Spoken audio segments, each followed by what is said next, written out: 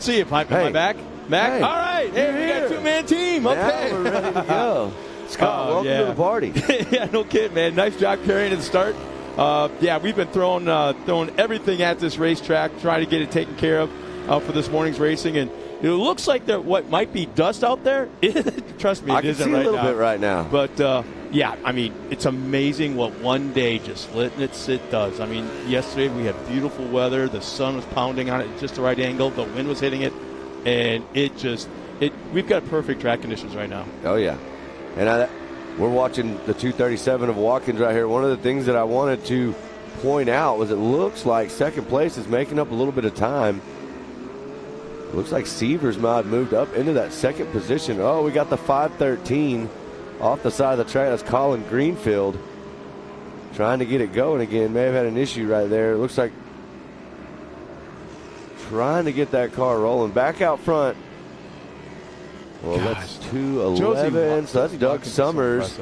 Doug Summers and Slinkard right there battling. There's the white flag coming out. One more lap. We'll see if Josie Watkins can hold on. There's your leader, the 237. Looking nice and clean out front. She's been so impressive this latter half of the season. And she's peaking at just the right time with 2 rounds of racing remaining. Yeah, this is where you got to push it super hard. I mean, this is, the ultimate round. You definitely want to try and win your championship. Some of those people are, like I said, in a very close battle, Scott. We talked about some of this. I mean, down to within 1 to 2 points, so critical for you to come out prepared this weekend and come out swinging and driving as fast as you can. But as we're seeing on the screen right here, Severs is on a mission. Severs has made up a ton of time. Severs actually the fastest on the track right now. Last lap around, Severs was a 151.5. Watkins was a 153.2. So that tells you something right there. Yeah, he's found the secret somewhere. But here's the interesting part. The fastest lap of the race is still Josie by 4 seconds. Yep. So that just tells me possibly that TJ probably got hung up someplace in traffic or something, or maybe kind of got loose or whatever it may be. But look at it right now. Well, there goes TJ. He's going to try to dive inside. She's going to have the momentum around the outside. This is a white flag lap as well. Keep that in mind. You got to make it happen right here. TJ is looking for that line. Right now, Josie's pushing a little bit harder. She might have woke up a little bit when she figured out how close he was.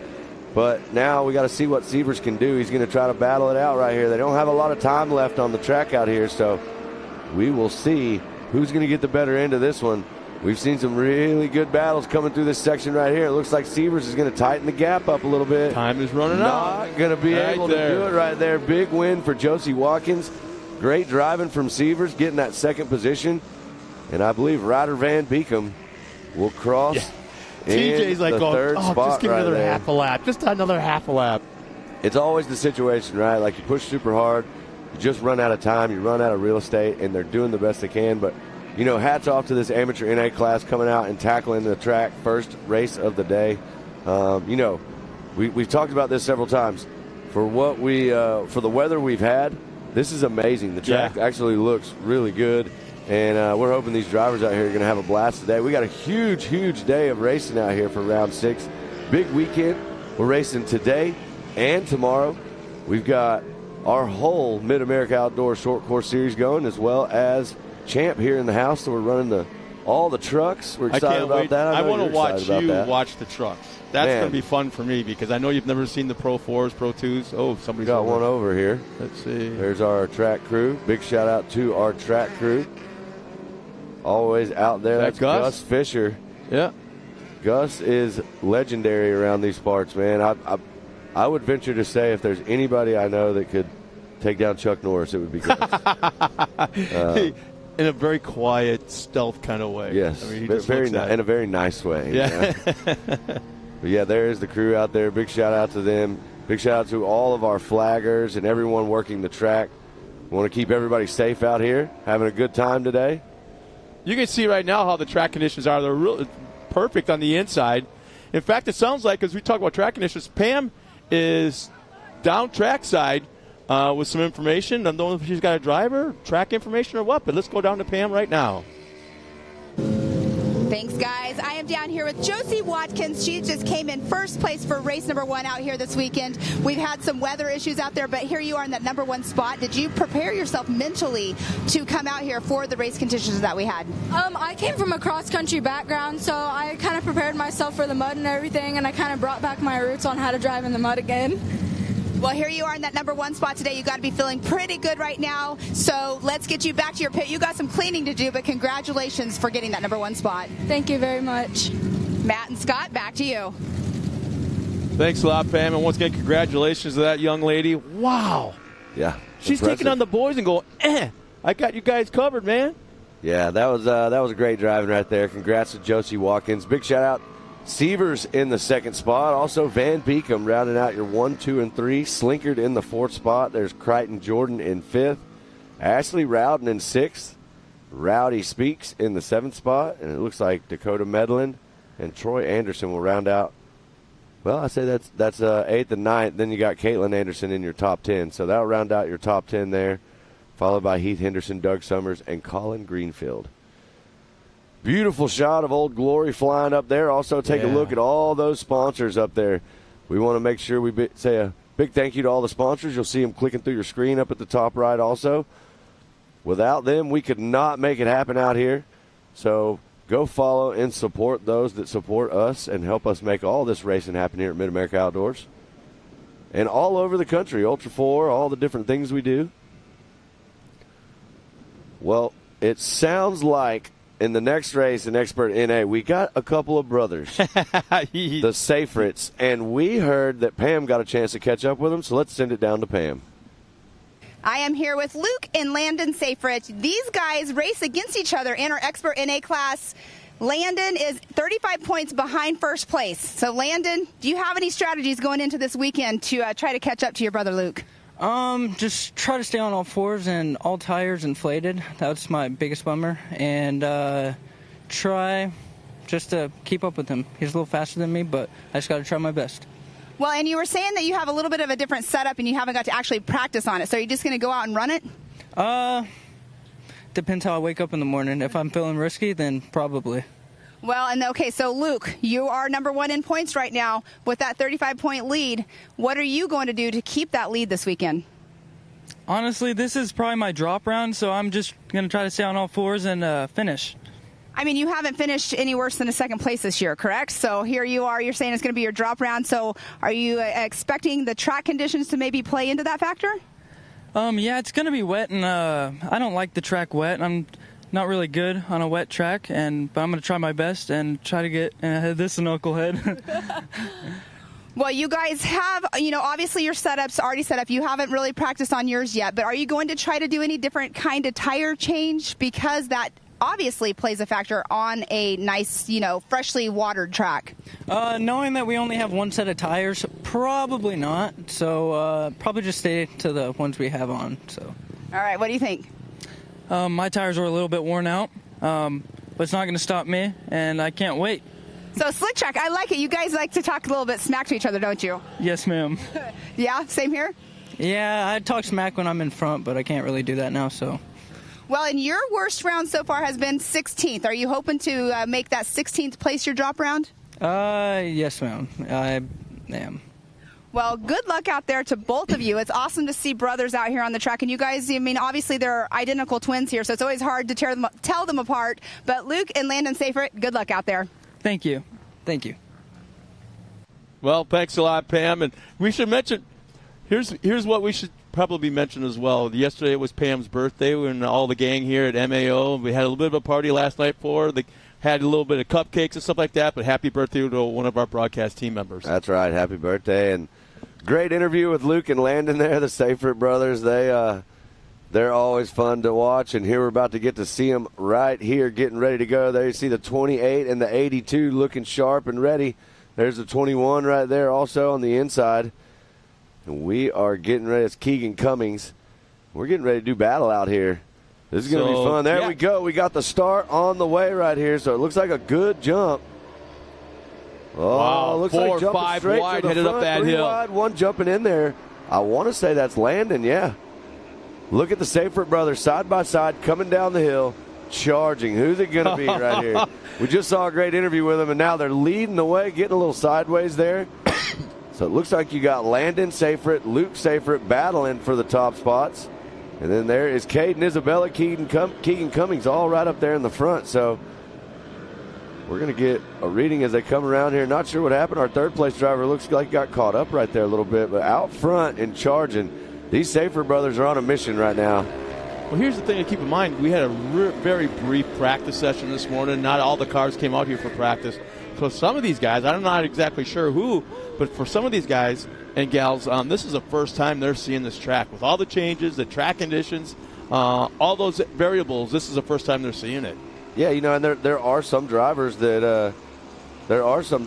opted maybe out of doing practice, you know. So there is some people out there probably that haven't seen the track yet.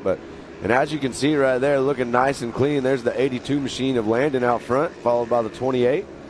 And then that looks like actually the 124. Oh, getting up on two wheels, saving it.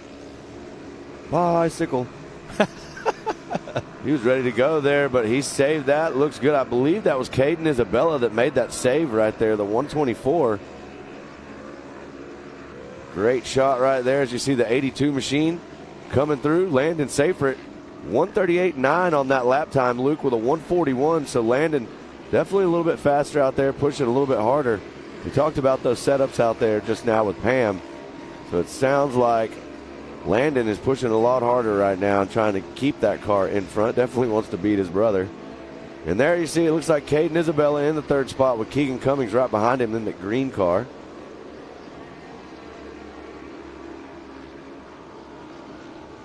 A little bit of a separation now from second on back, as 1 and 2 have now had pretty sizable gap, maybe a second between first and second. But yeah, these two cars are pulling away from everybody else. Yeah, this is a great race right here. That's what we were talking about earlier. Landon Seyfried been super consistent all season. And now he's showing us how he's trying to get it done at round 6. They talked about how, you might have heard them talk about how they have that drop round. Some of the riders throughout the season, if they have a bad race, they do have the option to take a drop round. Well, when you're super consistent, like they were saying in their interview, you can choose to take that drop round whenever you want. And so have finished no worse than second the entire year. Which race do you drop? Exactly. So we'll see how he finishes this out. But right now, Landon Seyfried leading the charge. Luke Seyfried in second, and Caden Isabella running in third. There's Keegan Cummings in fourth. Looks like Rinkmeyer in fifth. Bree Seek in sixth. Sean Philbin seventh.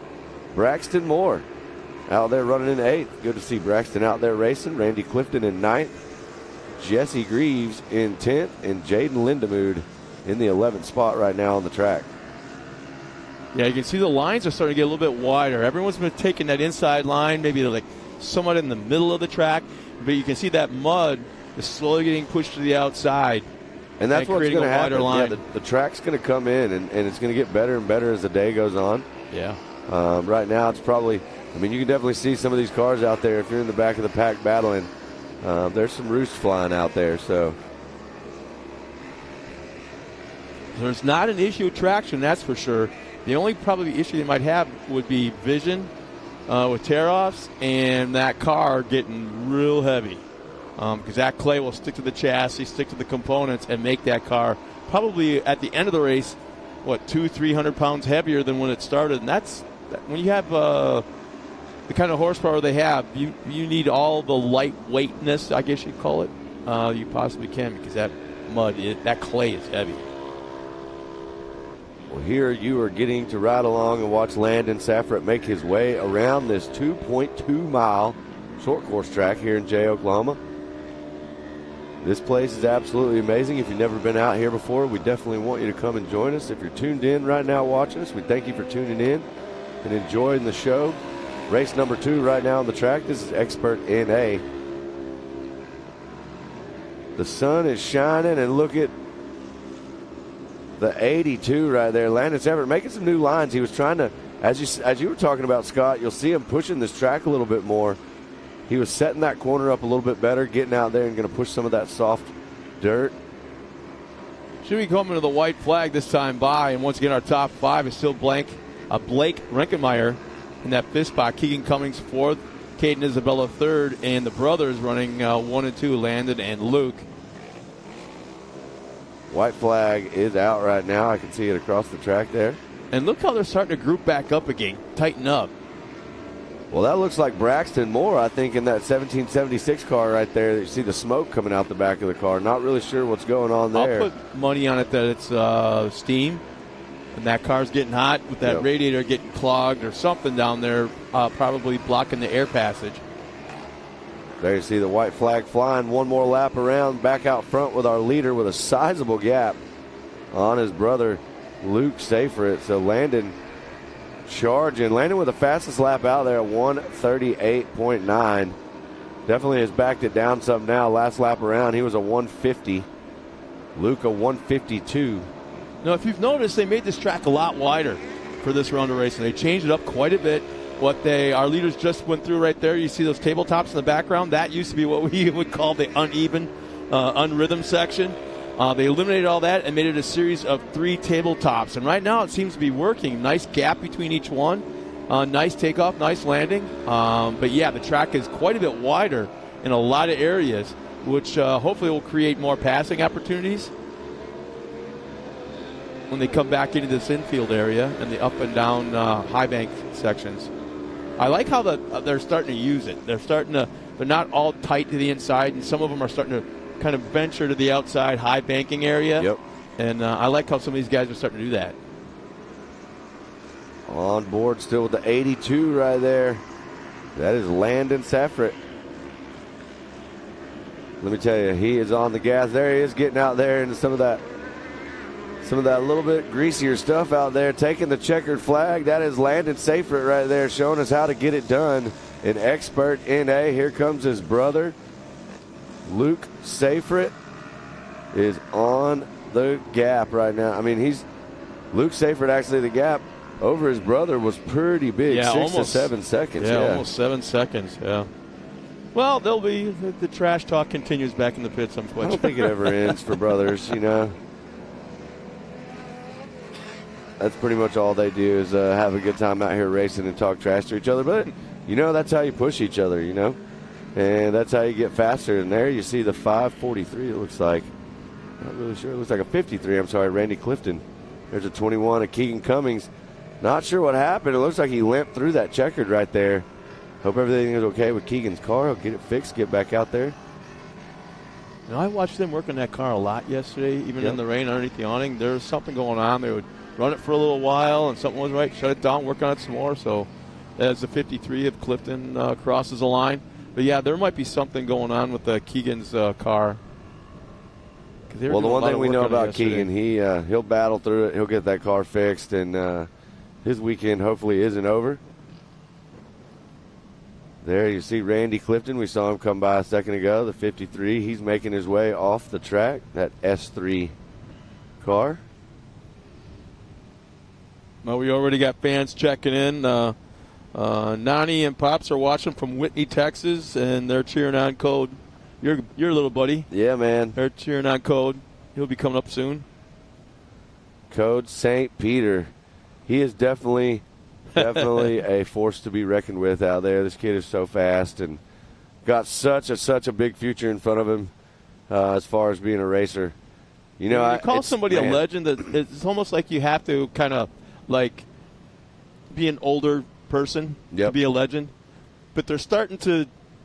He's a young legend. Oh yeah. Well, it sounds like we got Pam with our winner down trackside. Pam, take it away.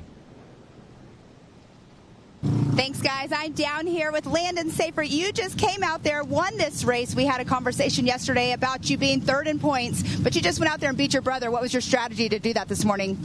Just try to get a good start and maintain my speed and prove a point, because the last 3 races have not been the best, so I want to come out here and do good.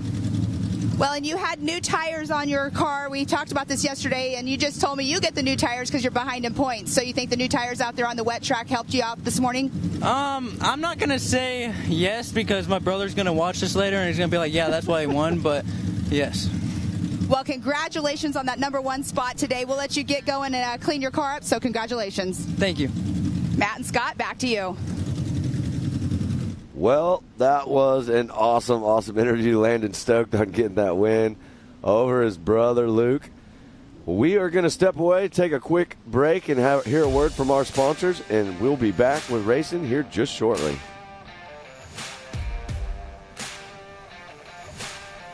AMSOIL runs on freedom and has since 1972. We punish our products firsthand in our world-class laboratories and beyond, because some things can't be learned from a test tube. Run with us.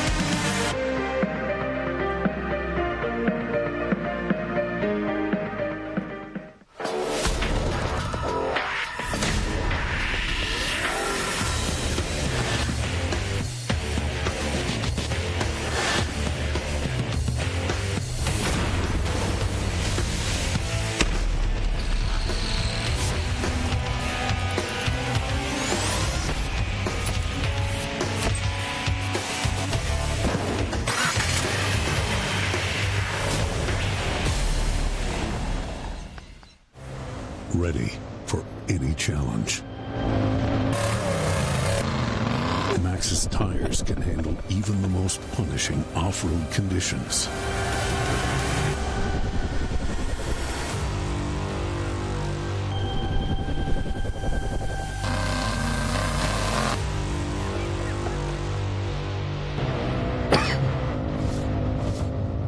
Maxxis tires. Tread victoriously. Speed Sport has been America's motorsports authority since 1934.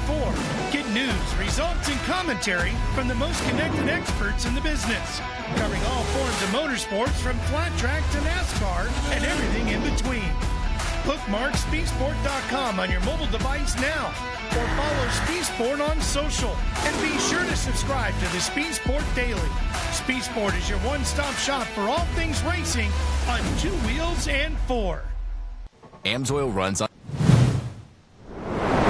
Welcome back, everybody, as we're getting ready for more race action. Getting ready now for the Youth 1000. That's right. And that's still, I know I've said this early in the season, 1000cc. This is a pretty big car for, like, younger drivers.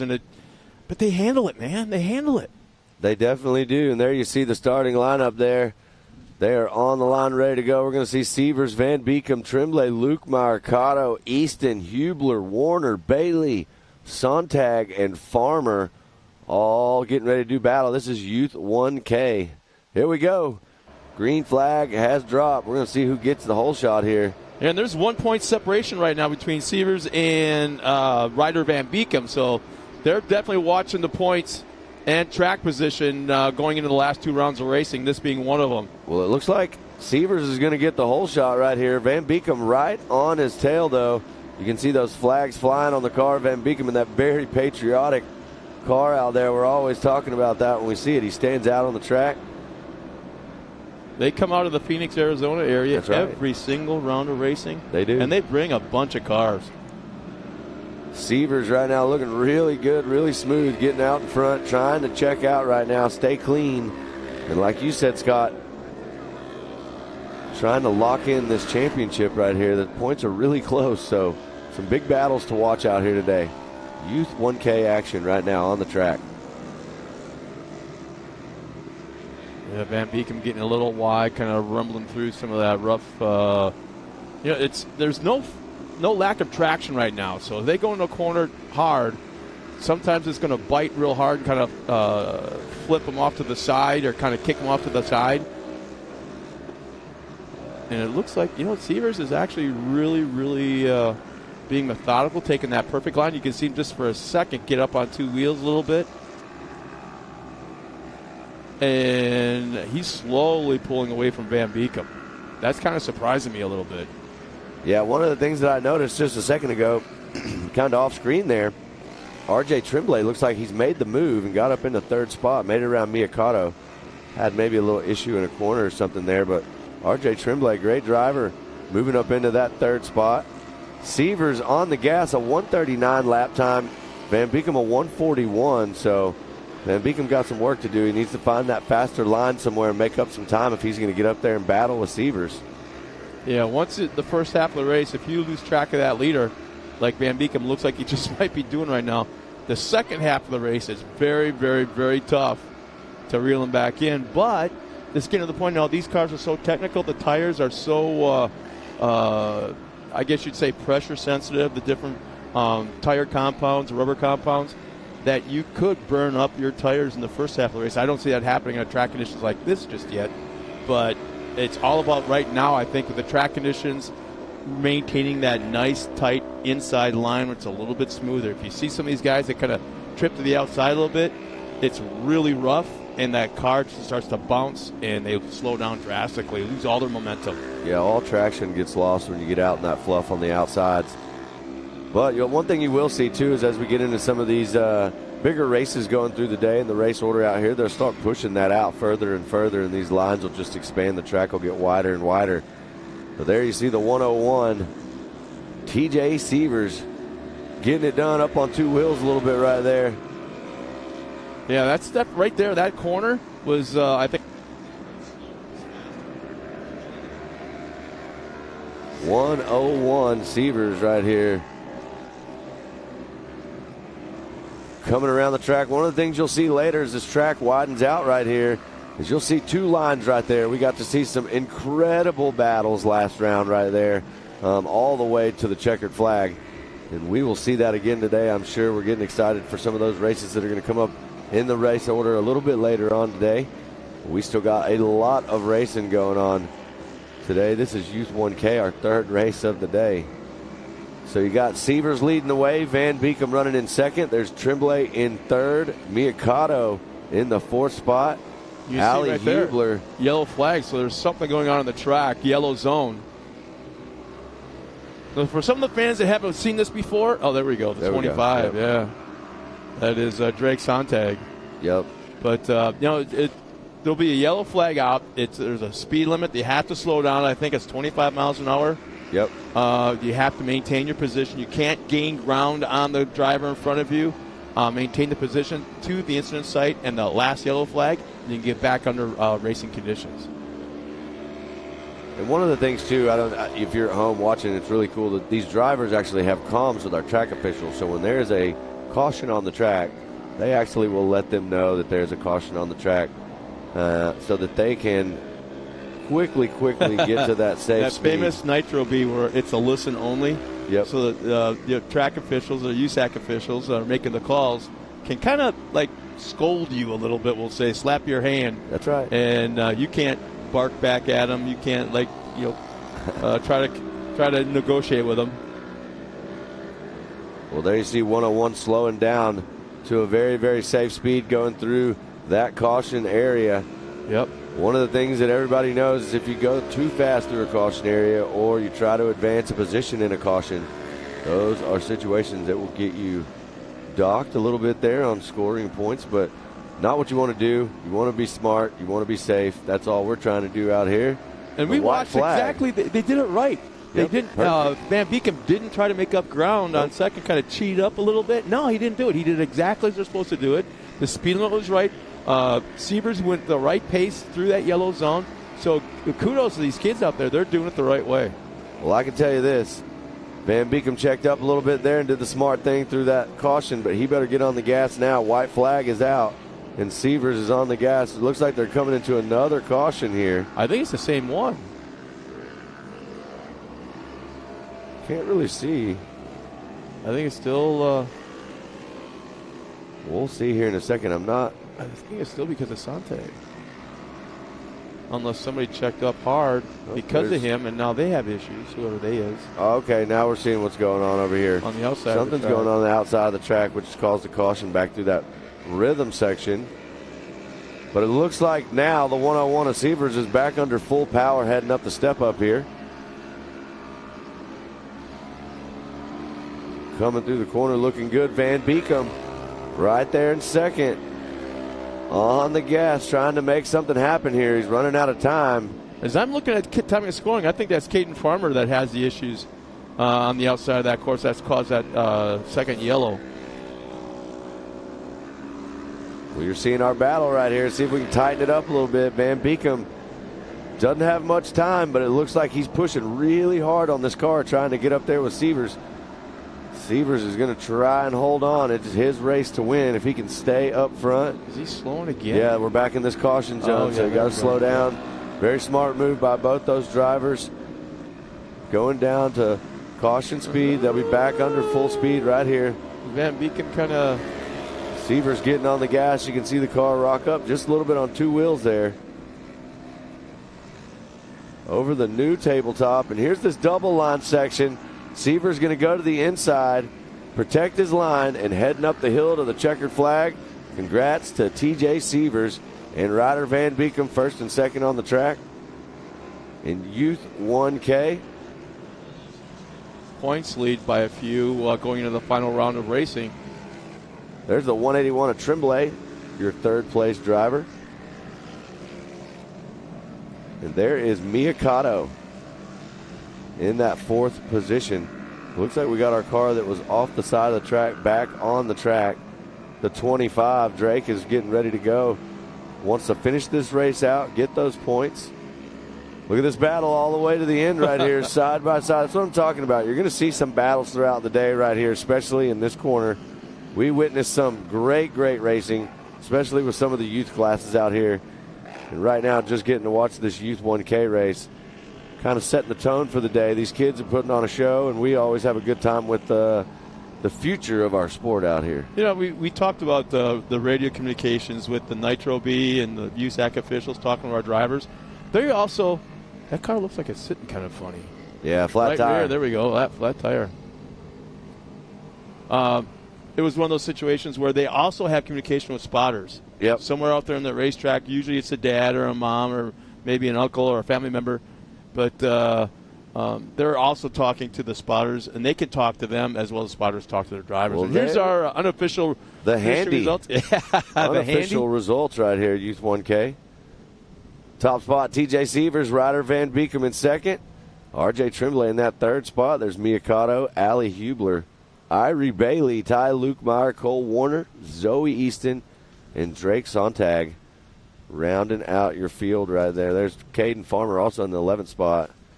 Sounds like we've got Miss Pam Hall trackside with an interview from our winner. Take it away, Pam. Thanks, guys. Down here with TJ Sievers, you are leader in points. You just came out. You won this race number 1. You're also the fastest lap on the track. A little bit muddy out there, but you have that smile on your face. Yes, I do, and I'm just excited to be here, and I can't believe I got fastest lap time. Well, it was a great race out there for you. Your car's muddy, but not too bad. So what are you going to do to prepare for race number 2 to keep that points lead and maybe get back up here in this top spot? What we're probably going to do is clean it off and just go through everything to make sure there's no broken bolts or nothing broken. Well, congratulations on this number 1 spot out there, and we'll see you later on. Thank you. All right, Matt and Scott, back to you. Well, awesome, thanks a lot, Pam. Yeah. There. You know, I look at these youth drivers and these cars, and I'm like, man, he can't even see over the steering wheel, but he's out there going so fast around this track. It's crazy. Well, it looks like we're going to step aside real quick for another word from our sponsors. We've got a lot more racing to go here from Mid-America Outdoors in Jay, Oklahoma. AMSOIL runs on freedom and has since 1972. The rest of the market has been trying to follow our lead ever since. But a head start is a head start. Run with us.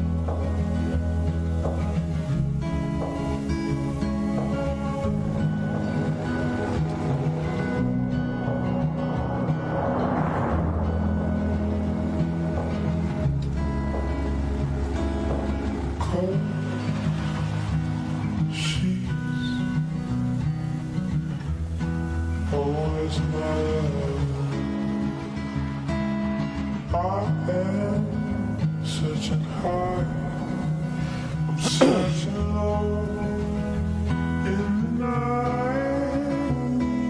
Ooh, does she know that we bleed the same?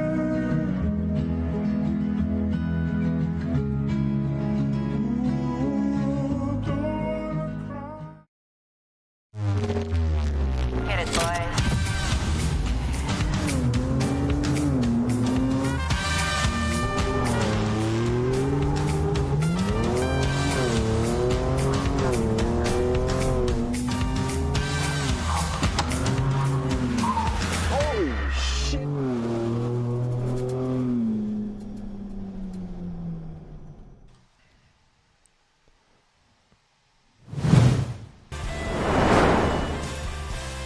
Welcome back once again, everybody. Like I said, we got a lot more racing to go. It's been fun watching the kids to start the day. Matt, what do you think of so far? The track conditions, the weather, the racing, the enthusiasm from the racers themselves. What do you think so far? Man, it's an awesome start to the day. There you see the U250 modified grid lineup presented by Ultimax, Coach St. Peter.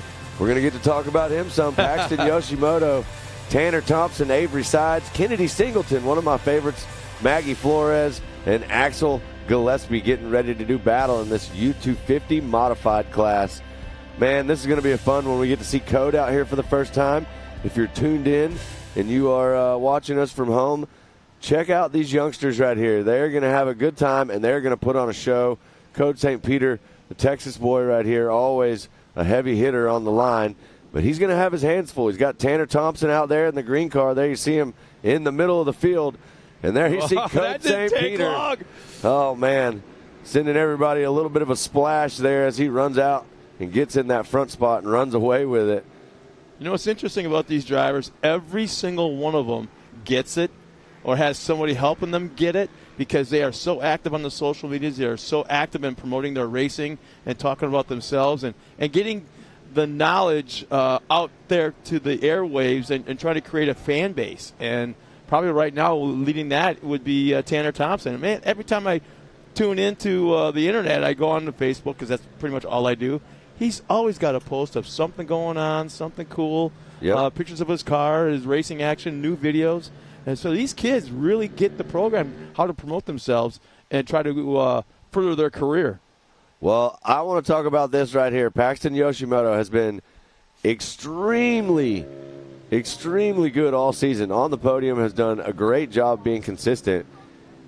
And we have seen Coach St. Peter also do the same thing. He has always had a big win streak out here. He's always been a great driver.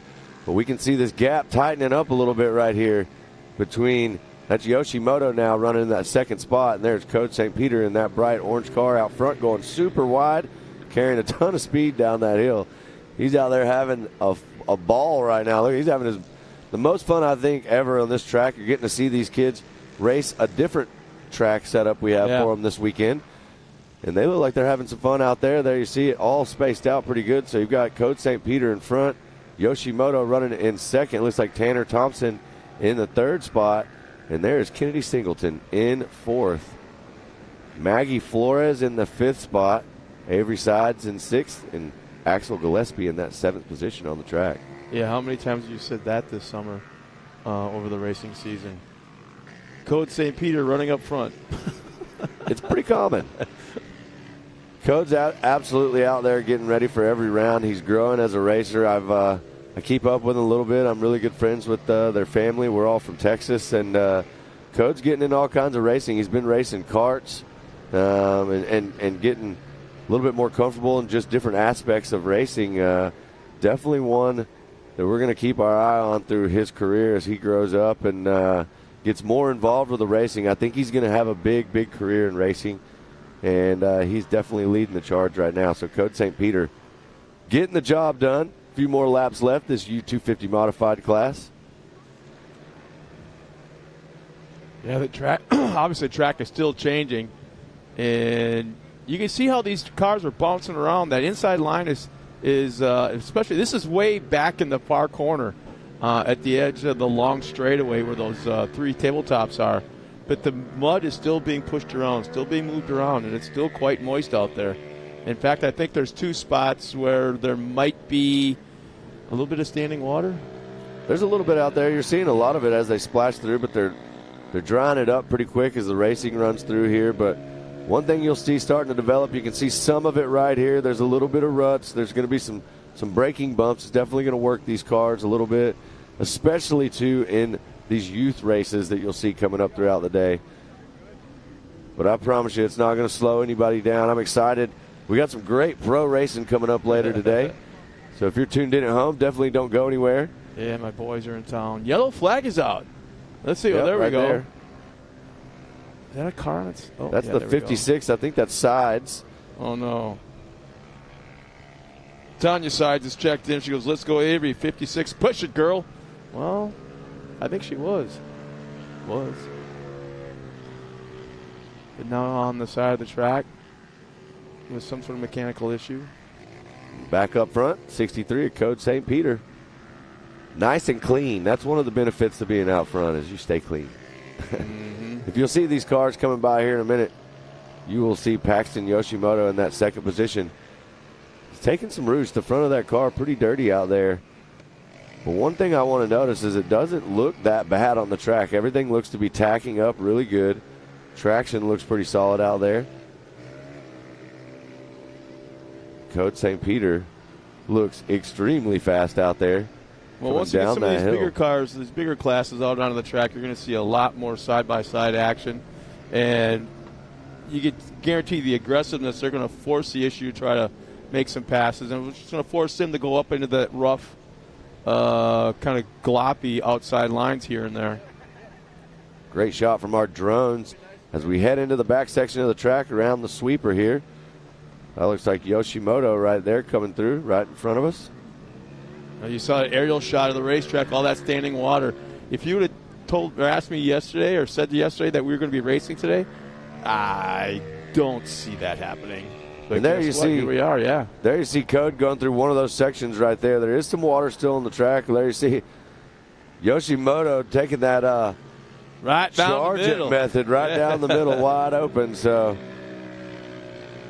oh, see, those are those ruts we're talking about right there.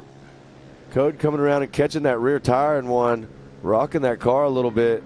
Those are the things that as this race goes on and as these things develop, you'll see those ruts. Those ruts will be things that drivers try to figure out where they are and dodge those because they can get that car up on 2 wheels. The other thing it could possibly do is mess you up on a tire or something like that. It looks like Code definitely found the mud. The whole side of the car right there is a new shade of brown.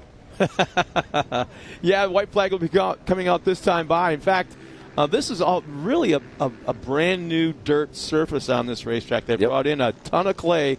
I think this is only the 3rd race on this clay, and clay needs to settle in. It needs to compact, and it usually takes a year or 2 years to really grip the ground underneath it. And so what you're seeing is that clay is still moving around. They'll work on it during the off season and pack it down and try to get it to grip and settle in. And next year you're going to see less and less and less of those grooves, or I should say ruts. Well, the track crews had their work cut out for them. We've been up here several weekends, and they've been up here working, and it has been quite the undertaking for them. Yeah. But white flag is out. Code St. Peter still leading the charge. There you see Kennedy Singleton taking the white flag right there, the 71 machine, running in 3rd position right now on the track. Looks like Paxton Yoshimoto may be having some problems on the track. You know what? Do you think that didn't even complete the last lap there? It started right after he went right down that middle of that big old water section. May not have been the way to do it there for Paxton Yoshimoto. Maybe something in the clutch, the belt, who knows when you go through water like that. Code St. Peter charging a 154.8 fastest lap right now for Code St. Peter out there. Last time around he was a 2:15. Oh, no. Code stopped on the side of the track. Not exactly sure what's going on. This is what we talked about. This is the leader, Tanner Thompson, is taking over the front spot. You don't Scott, you said it best right there. You don't see this happen very often. Not sure what happened right there. This is not what the St. Peter's wanted to have happen in their camp. Code is hopefully going to get that car started and be able to salvage this. Tanner Thompson capitalizing on the last lap. He raced it all the way to the end. The Code is still stopped on the track. That is the big story right now. Code St. Peter, someone that you never see in these situations, is sitting on the side of the track. Not sure what's going on right now with Code, but hopefully they can get that car going. I'm sure him and his dad are having a great conversation right now on the comms. But back up front, the Mid-America Outdoors Ambassador 21 machine of Tanner Thompson, capitalizing on the situation and moving straight up to the front of the pack. You ever see him get excited? Do what? You ever see him get excited? He's always just staring at you, calm, cool, collect. Well, I'm going to tell you this right now. I don't care how you do it. If you beat Code St. Peter, that's a pretty big feat, and he just took the white flag right here. So one more lap. Okay. One more lap around.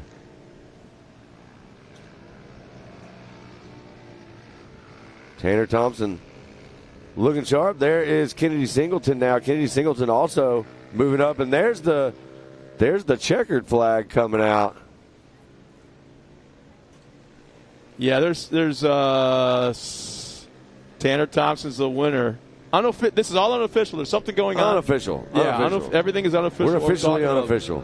But our call is that Tanner Thompson was the first one across the line.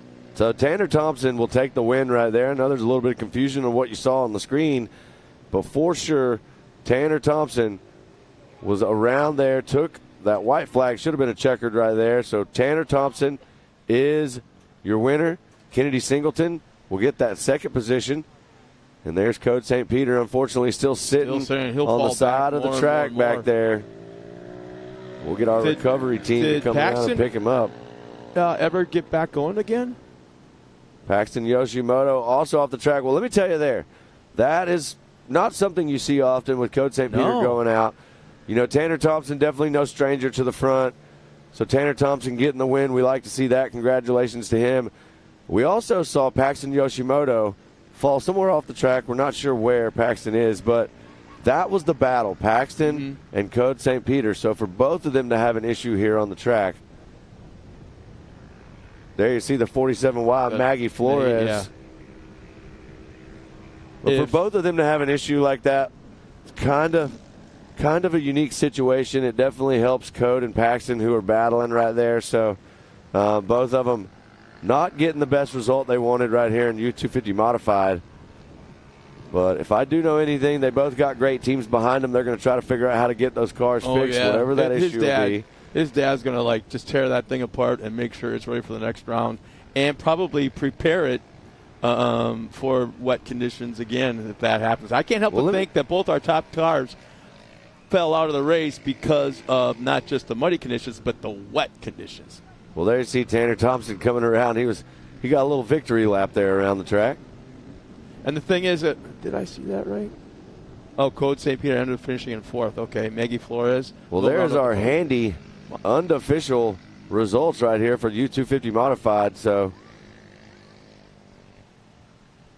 we may have a little bit of an issue on there, but Tanner Thompson, Kennedy Singleton for sure, 1 and 2. There's Maggie Flores, Code St. Peter, Paxton Yoshimoto, Avery Sides, and Axel Gillespie is the way your U250 Modified will unofficially end.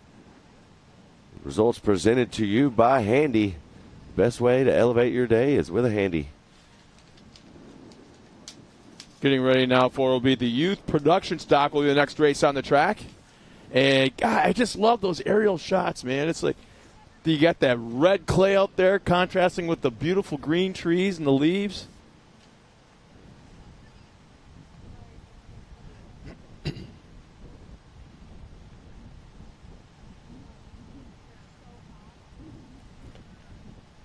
Well, it looks like as they're clearing the track with all these race cars, a little bit of track prep. We'll be right back with more racing action. Coming up next will be the youth production stock A-Main.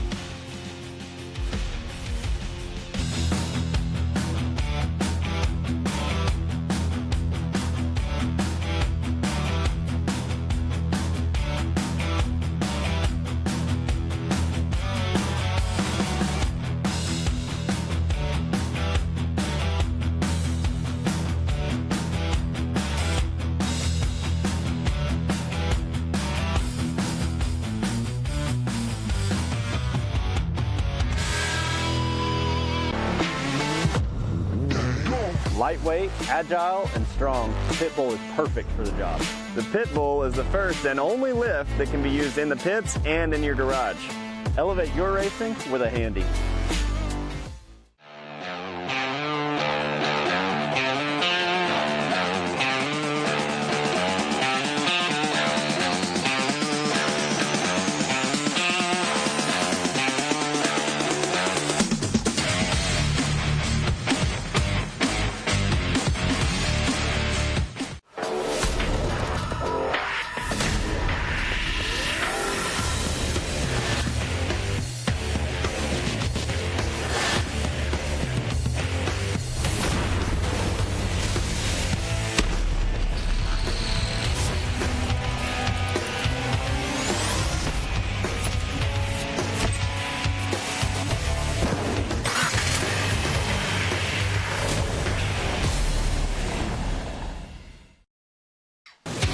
Watching Speed Sport 1, your home for great off-road racing from America and around the globe.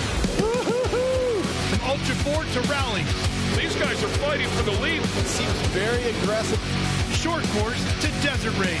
Great move there. He is so fast. Whether on 2 wheels or 4, Speed Sport 1 has the off-road action you crave.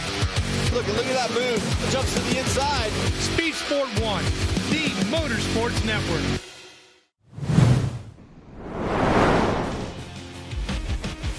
Welcome back. We are here, Mid-America Outdoors, MAO Racing, Speed Sport, bringing all the action to you at home. We hope you're tuned in with us. I'm sitting here with my man Scott Rain, and we're having a lot of fun, aren't we, Scott? Oh, yeah. I mean, I love the fact that the track is changing, and yet the drivers are adapting to it, and everyone is doing a hell of a job. And this is a brand new track for them because there's so many changes in the track structure itself. Well, let me tell you, Carson Hill is coming up in this race right here. This is my man. He is out of Broken Hill, Oklahoma, racing in that youth stock and limited class. Carson is no stranger to the spotlight. Got some of the coolest hair out there in the park, and he's also leading the charge in points right now. So big race for Carson coming up right here. He wants to further extend that lead and try to take this championship home. We've got round 6 today. Round 7 will be coming up, and that'll be the finals for these guys. So and they recognize it. They know there's only limited chances left for this championship. Yeah, they do, and they're going to give them a little sight lap if you're at home watching, trying to figure out exactly if this is the slowest race you've ever seen or what's going on screen. They're just giving them a sight lap. They're going to show them around. They run a little bit of a reduced course for some of these cars, and you'll see them line up. There's TW. He's going to get them all staged up and ready to go right there. This is going to be a youth 11 cars. This is going to be a large stock race. Yeah, this will be a big race right here. 2 rows. There you see them lining up.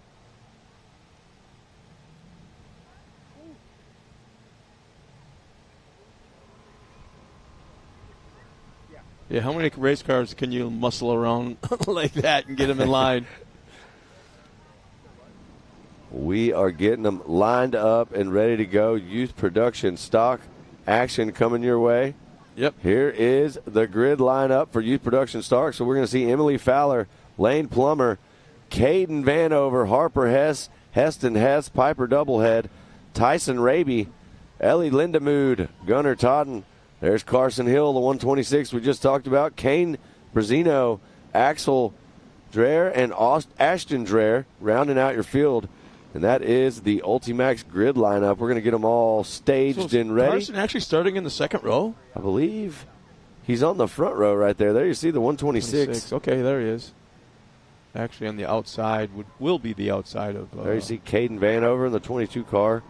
Looks like Caden's going to be potentially in a third row.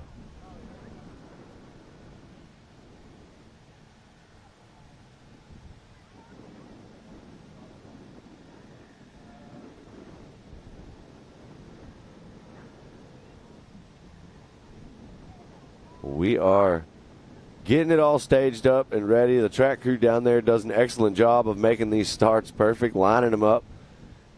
Nobody's in front of anybody. We're going to get everybody squared up side by side and kick off this youth production stock battle race number 1 for them today. Once again, a nice drone shot. Those guys are busy.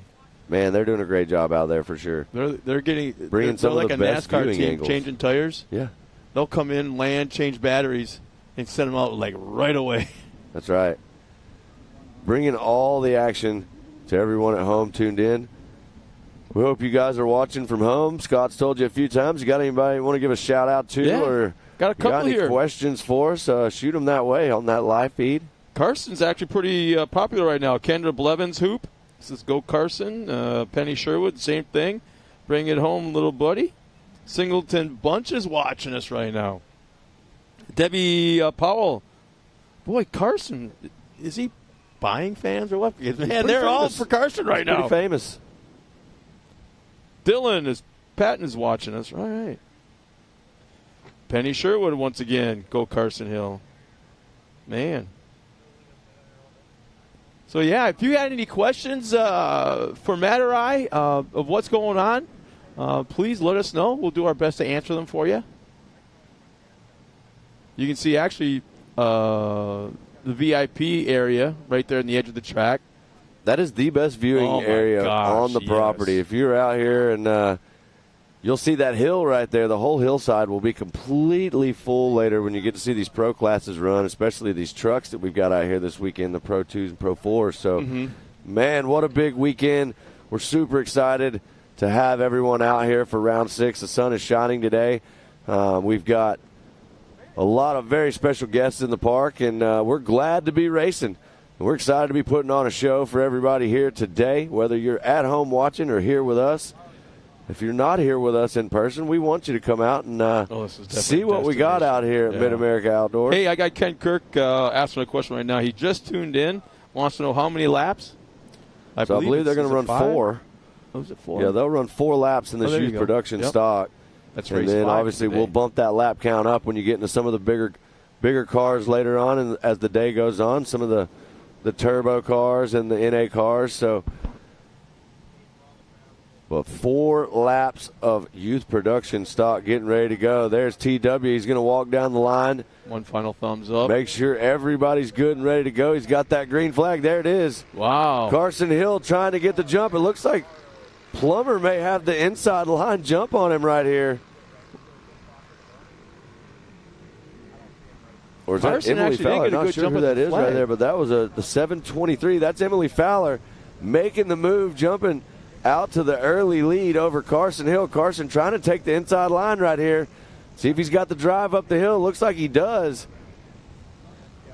Check him out. That's what we talked about. If you get outside of that main line and you get into that soft stuff on the edge, it's really hard, especially for these youth production stock cars right here. You saw some of them getting a little too wide there. And now you see the 126 taking back over the lead. That's Carson Hill, your points leader. And there is Emily Fowler in that second position. So we'll see if Carson's got what it takes to finish out this race strong and take home this win. A 50.13, I believe, right there. 3-1, actually, for Carson. And there you see our track crew guiding them around this abbreviated track for sure. Carson Hill on the gas. Emily Fowler. There's Harper Hess running in third on the track. Gunnar Totten in the fourth position. And then there's Heston Hess rounding out your top 5 right there. So Carson actually was first up the line, jumped the green really, really nice, timed it great. But going into that first turn, Emily was able to get around it before they got to turn 1. And then all of a sudden you got Carson Hill coming back to the front. And I want to let you know that Will Harris has checked in. Wants to know what's going on. How's Matt and Scott doing? We're doing great. Will, how are you doing? Yeah. Well, one thing I want to talk about right here, Scott, we're watching on the track. I want you guys to keep an eye on this yellow car, the 22 of Caden Vanover. Started on the 3rd row. Yeah, by himself. Has made his way all the way up into, looks like the 6th spot to battle with Heston Hess right in front. So we'll see how far Caden Vanover can make this drive and get up to the front of the pack, but he's doing a great job so far. Oh, look at there this. There you see him charging on the inside, making up a spot right there.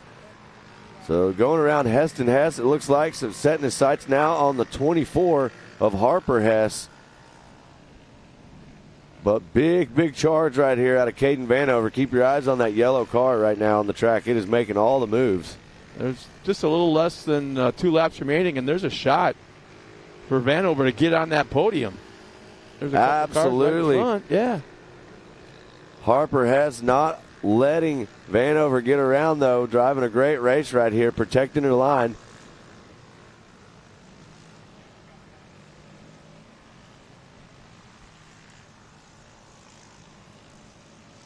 There's not a lot you can do with the production stock car. Nope. You can work on the clutch. You can work on the clutch springs, work on the shocks, that kind of thing. Who we got Unfortunately, here? that looks like the number 7, I believe. Not really sure. We'll see. And there is Carson Hill coming around, slowing down as he goes around that caution traffic right there on the track. We've got white flag coming out right now. And there you see, we'll see if Vanover trying to make another move right here. Going to be on the outside of the 24. There, he got it. Slid right in to that One more spot. spot for a podium. Caden Vanover's in 4th right now, so if he can catch up to Gunnar Totten, you'll see Caden Vanover go from the 3rd row to the 3rd spot. It's going to be a long way to go on the flag lap as we once again go back up front to Carson Hill. Gosh, I like to look at that car. The 126 looking nice and clean out front. Carson lost the lead for just 1 second there to Emily Fowler and jumped back out there, took it right back over and hasn't looked back. He's led the way all the way to this moment. Checkered flag for my man Carson Hill. We talked about him right before the race started. He showed us how to get it done right there. And now he got Emily Fowler coming across right there in the 2nd position. And it does look like, well, no, he didn't get it done there.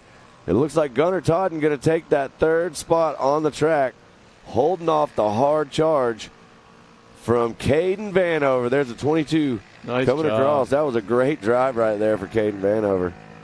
Really nice job. What a race right there. So we'll get some unofficial results as these drivers continue to make their way through the checkered flag right there, your youth production stock race. This was an incredible race. Carson Hill, another great showing for him, coming out, getting the job done, taking home that top spot. Did not let that pass at the very beginning of the race affect him at all. Yeah. But then again, I also like the fact, I really love the Emily Fowler's drive through this. She, had the lead momentarily, fell back to 2nd, and just hung on, fought back, and hung on to that thing the entire race. So nice job being in the 2nd spot on that podium, along with Gunnar Totten will round out that podium in 3rd spot. But right now, what if he started in the front row? Yep, exactly. Gosh darn it. I mean, I think we could definitely see some things change, and there you see the handy unofficial results. Carson Hill, top spot, like we've been talking about. Emily Fowler in that 2nd spot. And there is Gunnar Totten rounding out your top 3. Caden Vanover in 4th. Ashton Dreher, Harper Hess, Heston Hess, Axel Dreher, Lane Plummer, and Piper Doublehead. There's Tyson Raby, Kane Brazino, and Ellie Lindemood rounding out your field in the unofficial results of Youth Production Stock, presented to you by Handy. And there you see this beautiful, beautiful facility out here at Mid-America Outdoors. Well, it looks like, we got pro racing coming up next. We're going to step aside real quick, talk to some of our sponsors, show you who's behind us here at MAO. We'll be back with pros coming up next.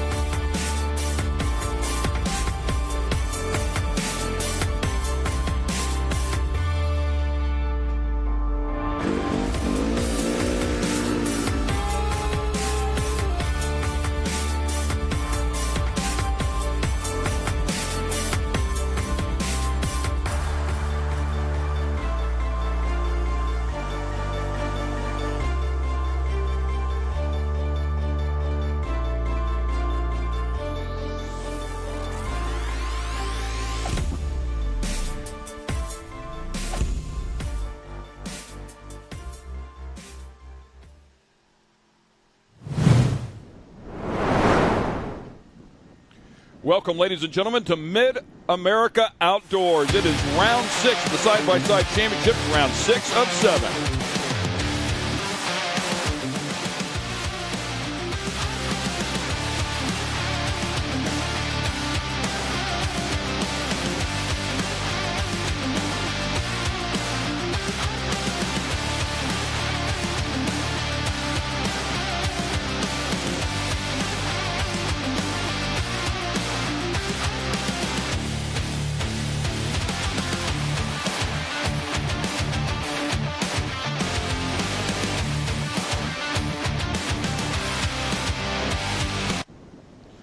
Welcome, ladies and gentlemen. We're in Jay, Oklahoma. Mid-America Outdoors, round 6 of the side-by-side championships. I'm Ken Stout. Pam Hall joins me here at the desk. And once again, we have a new configuration here for the racetrack. It's going to throw everybody something a little different here today, primarily because nobody has seen this track, Pam. Exactly, and they have changed our rhythm section, our non-rhythm section into tabletops. It's just a completely different track out there, and the conditions that we had yesterday, obviously nobody could go on it, but here we are. They're getting to see it for the first time. That is exactly right. You can see them trying to clear out some of the mud down there in the bottom. They will not be using that portion of the track, but we're going to show you what this track looks like. We're also excited here inside of the booth as well to see what this thing looks like. So nobody better to take us around there than one, Mr. Kanan Baker. Let's go for a ride around here.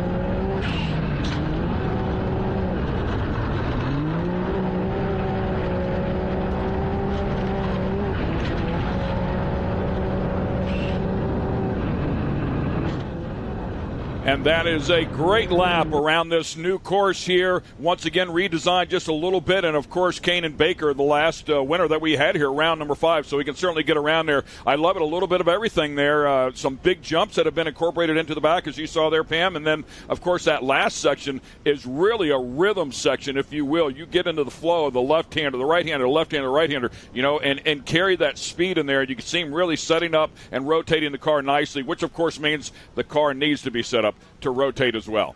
Yeah, it kind of felt like we were playing a video game there for just a moment, didn't it? Yeah, for sure. Okay. Well, a little bit earlier today, Pam was busy out there, and she had a chance to catch up with our points leader, Owen Van Eperen.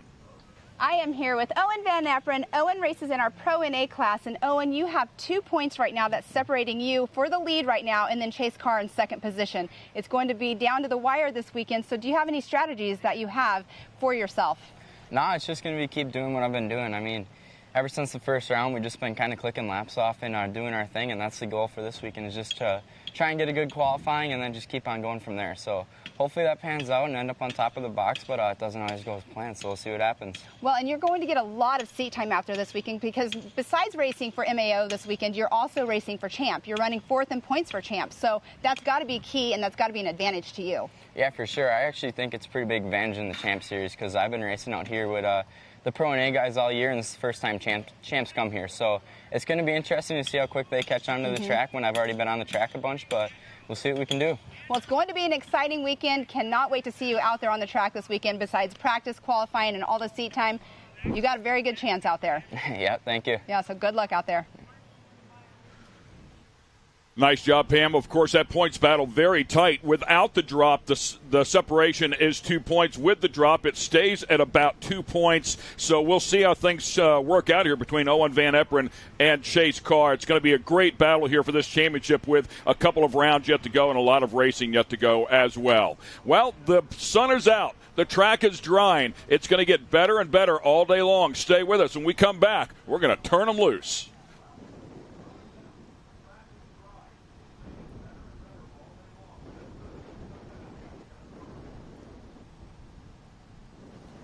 And once again, welcome back to Mid-America Outdoors. As you can see, a lot of fans out there looking on as well here this morning. It is a beautiful day here in Jay, Oklahoma. Ken Stout and Pam Hall sitting right alongside. And the third member of our team is going to be a longtime friend and a longtime broadcaster in the short course off-road industry. We welcome in Mr. Scott Rain. Scott, what you got, buddy? Hey guys, I've been up in the booth all morning long, been watching these track conditions, and right now I'm trackside. The track conditions are beautiful. The weather is fantastic. You've got the pro drivers up there right now ready to come down from staging, and I'm expecting a super, super exciting race, especially with Owen Van Eperen coming all the way from Green Bay, Wisconsin, our current points leader. We're going to see what he can do off the start with this race. This is going to be very cool. Thanks a lot, Scott. Yeah, appreciate that. As we talk about these cars, we call them Pro NA, and of course the naturally aspirated vehicles is what NA refers to, which means no power adders. You can't have turbochargers, superchargers, nitrous oxide, those types of power adders. So it is just all engine, if you will. They weigh in at 1,650 pounds. A lot of Polaris out here, of course. The Yamahas have infiltrated as well, and of course Owen Van Eperen on one of those Yamahas. So we'll keep an eye on that. Chase Carr in this battle as well. Cross Kirchmeier, third in the points. Sean Hess. We talked about Kanan Baker. Kanan Baker came out here and swept in round number 5, not just in Pro NA, but in Pro Turbo as well. I mean, he was absolutely on fire. Yes, something kicked up that weekend for him for sure, because he did have a rough start to the year, but coming out here that weekend, like you just said, and sweeping it was an awesome weekend for him. But like we were talking about earlier, it's a brand new track out there for everybody right now. But watching his onboard camera, you know, you can see that he was pushing the limits to see how hard he can actually take the new jumps that we have out there, because there are some kickers on them as well. They made them kind of more of a lip on some of those tabletops, and yeah, you got to definitely make sure you're practicing and learning how to take the speed, because that can definitely throw off your whole entire race. Yeah, no question. And you could see, obviously, the early morning practice laps. The track was really soggy, as Scott just referred to. It's drying out quickly here. Sun is out. Supposed to go to 90 degrees here today. The breeze is blowing as you take a look at the flag, so that will help dry things out there. A little track grooming going on. We will not be using the under part of that over-under right there, but they're doing some maintenance nonetheless to relieve some of the water. So we're looking forward to this race. No question about that, because as we saw Kanan running around this track with it being a little bit wet, he had to be careful not to turn that car sideways going off the face of a jump. So we'll see if he can square that thing up. I expect him to carry a lot more air once they get at speed and when they have some grip. All right, and once again, we will take a quick break right here. Stay with us. We're in Jay, Oklahoma, round 6 of the Mid-America Outdoors Side-by-Side Championship.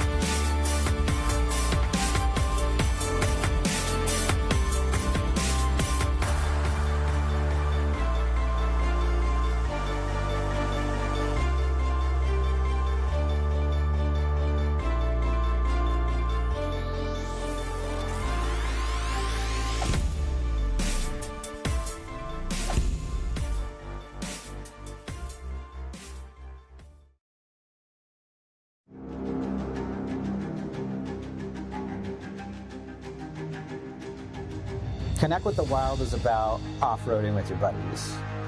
Connect with the Wild is about going to Moab and conquering new challenges that you didn't think were possible. Ultimately, Connect with the Wild is about enjoying the outdoors in your vehicle as best you can. We're treating it like we know it's something special that everyone will remember.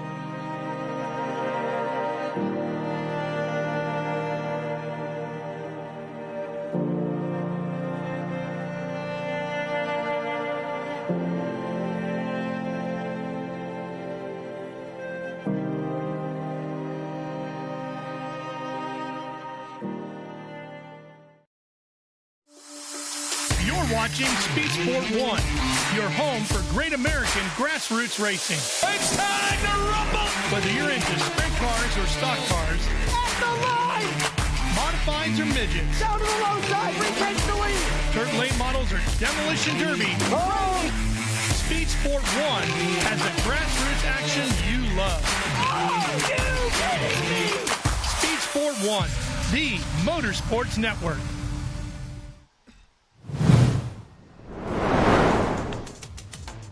Welcome back to Mid-America Outdoors. We are racing here, side-by-side championship, round number 6. Pro NA coming up here next. They are lined up and ready to make some noise here. As you can see, they're on the starting line. So we'll start them off side-by-side like we have done pretty much all year long. Bring them around here to the start-finish and turn them loose. So my guess is they are lining them up based on points since there was no practice or qualifying time. Yes, correct. We were discussing that this morning in driver's meeting. Because of the practice this morning, not everybody went out there. They couldn't go off of times for that. So they are doing the rolling start, which actually a lot of the drivers do prefer the rolling start. And I know we always have this discussion as well. But doing the rolling start for the pro classes is something different that we have done also from last year to this year. And it makes it very interesting. So as we take a look at our starting lineup here to give you the top 6, Owen Van Everett in the number 5, Yamaha. Right beside him is Chase Carr in the 913 out of Lake Elsinore, California. Cross Kirchmeier in the 75 is in the next row there, alongside the number 22 of Sean Hess out of Munster, Texas. Then the 21 of Kanan Baker, hot off of round number 5, and he'll line up next to Colin Truitt in number 17 car, who was really on fire earlier on the season. Of course, a former champion as well, stumbled a couple of times, but they've made some changes to that car. He showed some speed in the last round. Unfortunately, still had some trouble, so we'll see if he can get things turned around, but very fast as well. And yes, and then we do have in that number 7 spot, we have the 99 of Kyler Holcomb. And then in the 8th position, the number 43 of Tyler Rimreid. And Tyler Rimreid's getting a lot of seat time as well. He's racing in all different kinds of vehicles. And then we do have in the 9th position, Eddie Ensign in the number 95. And the one and only Mr. Carson Bell, our Mid-America ambassador, in the 999 in that 10th position. Yeah, we go on to see Chad Mayo back there, Aliana Baker. That is the sister of Kanan, Lake Edwards, Aaron Crevasse, Ray Barnes, Jeb Boodle, and Josh Baer. Jeb Boodle, by the way, you see him down there based on points, not very strong here, but he is a player. He is currently 3rd in the points in the Champ Series. Champ Series is here this weekend. We are running in conjunction with them, so we have a few crossovers, some pretty big players as well. So Jeb Boodle, one of those players, very fast. He's had 5 podium finishes, has yet to win, but he's finished 2nd 5 times over there with Champ. So very, very fast driver there in the back of the field. Yeah, so Jeb Boodle, speaking of him, he has been running the Champ Series all season long. In 2022, he was out here racing, so the track has completely changed since he has been here.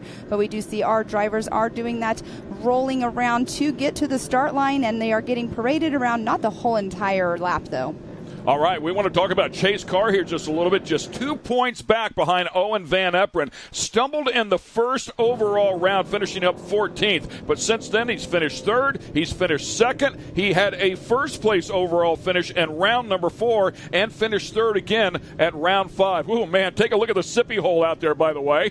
Oh, wow. Talk about a pond in the middle of the track. Good luck with that one. They better get them single file before they run through the sippy hole. That's going to be interesting. But Chase Carr is one of our featured drivers here. Yes, and that area that we were just looking at with all that water, when we were watching Kanan Baker's on board, I'm wondering if that's the section that he went through where he kind of turned it sideways and went over the jump and purposely went around that. So clearly saw it on his first lap. We were watching him on the second or third lap. But, that's a big obstacle, no doubt, as Mother Nature dealt us a pretty tough card one day ago. I'm telling you, there was a deluge of water that came down off and on all day long. And finally, about 3 o'clock, 3:30, the sun came out, and we've been dry ever since. But boy, oh boy, did we get a bunch of water. Producer Jared Sells, sitting in the truck next to us, just in our ears, said 6 inches of water in the last 2 days. So, and with talking to Jason Robinette, the gentleman who does not know, he is the owner of this whole facility that we're at.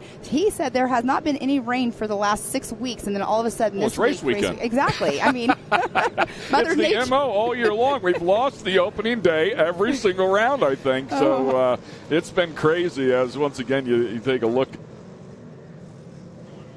Yes, it's been definitely very interesting this whole entire weekend, but it's been a great weekend. I mean, yesterday, let's talk about this for a minute before we take our start line.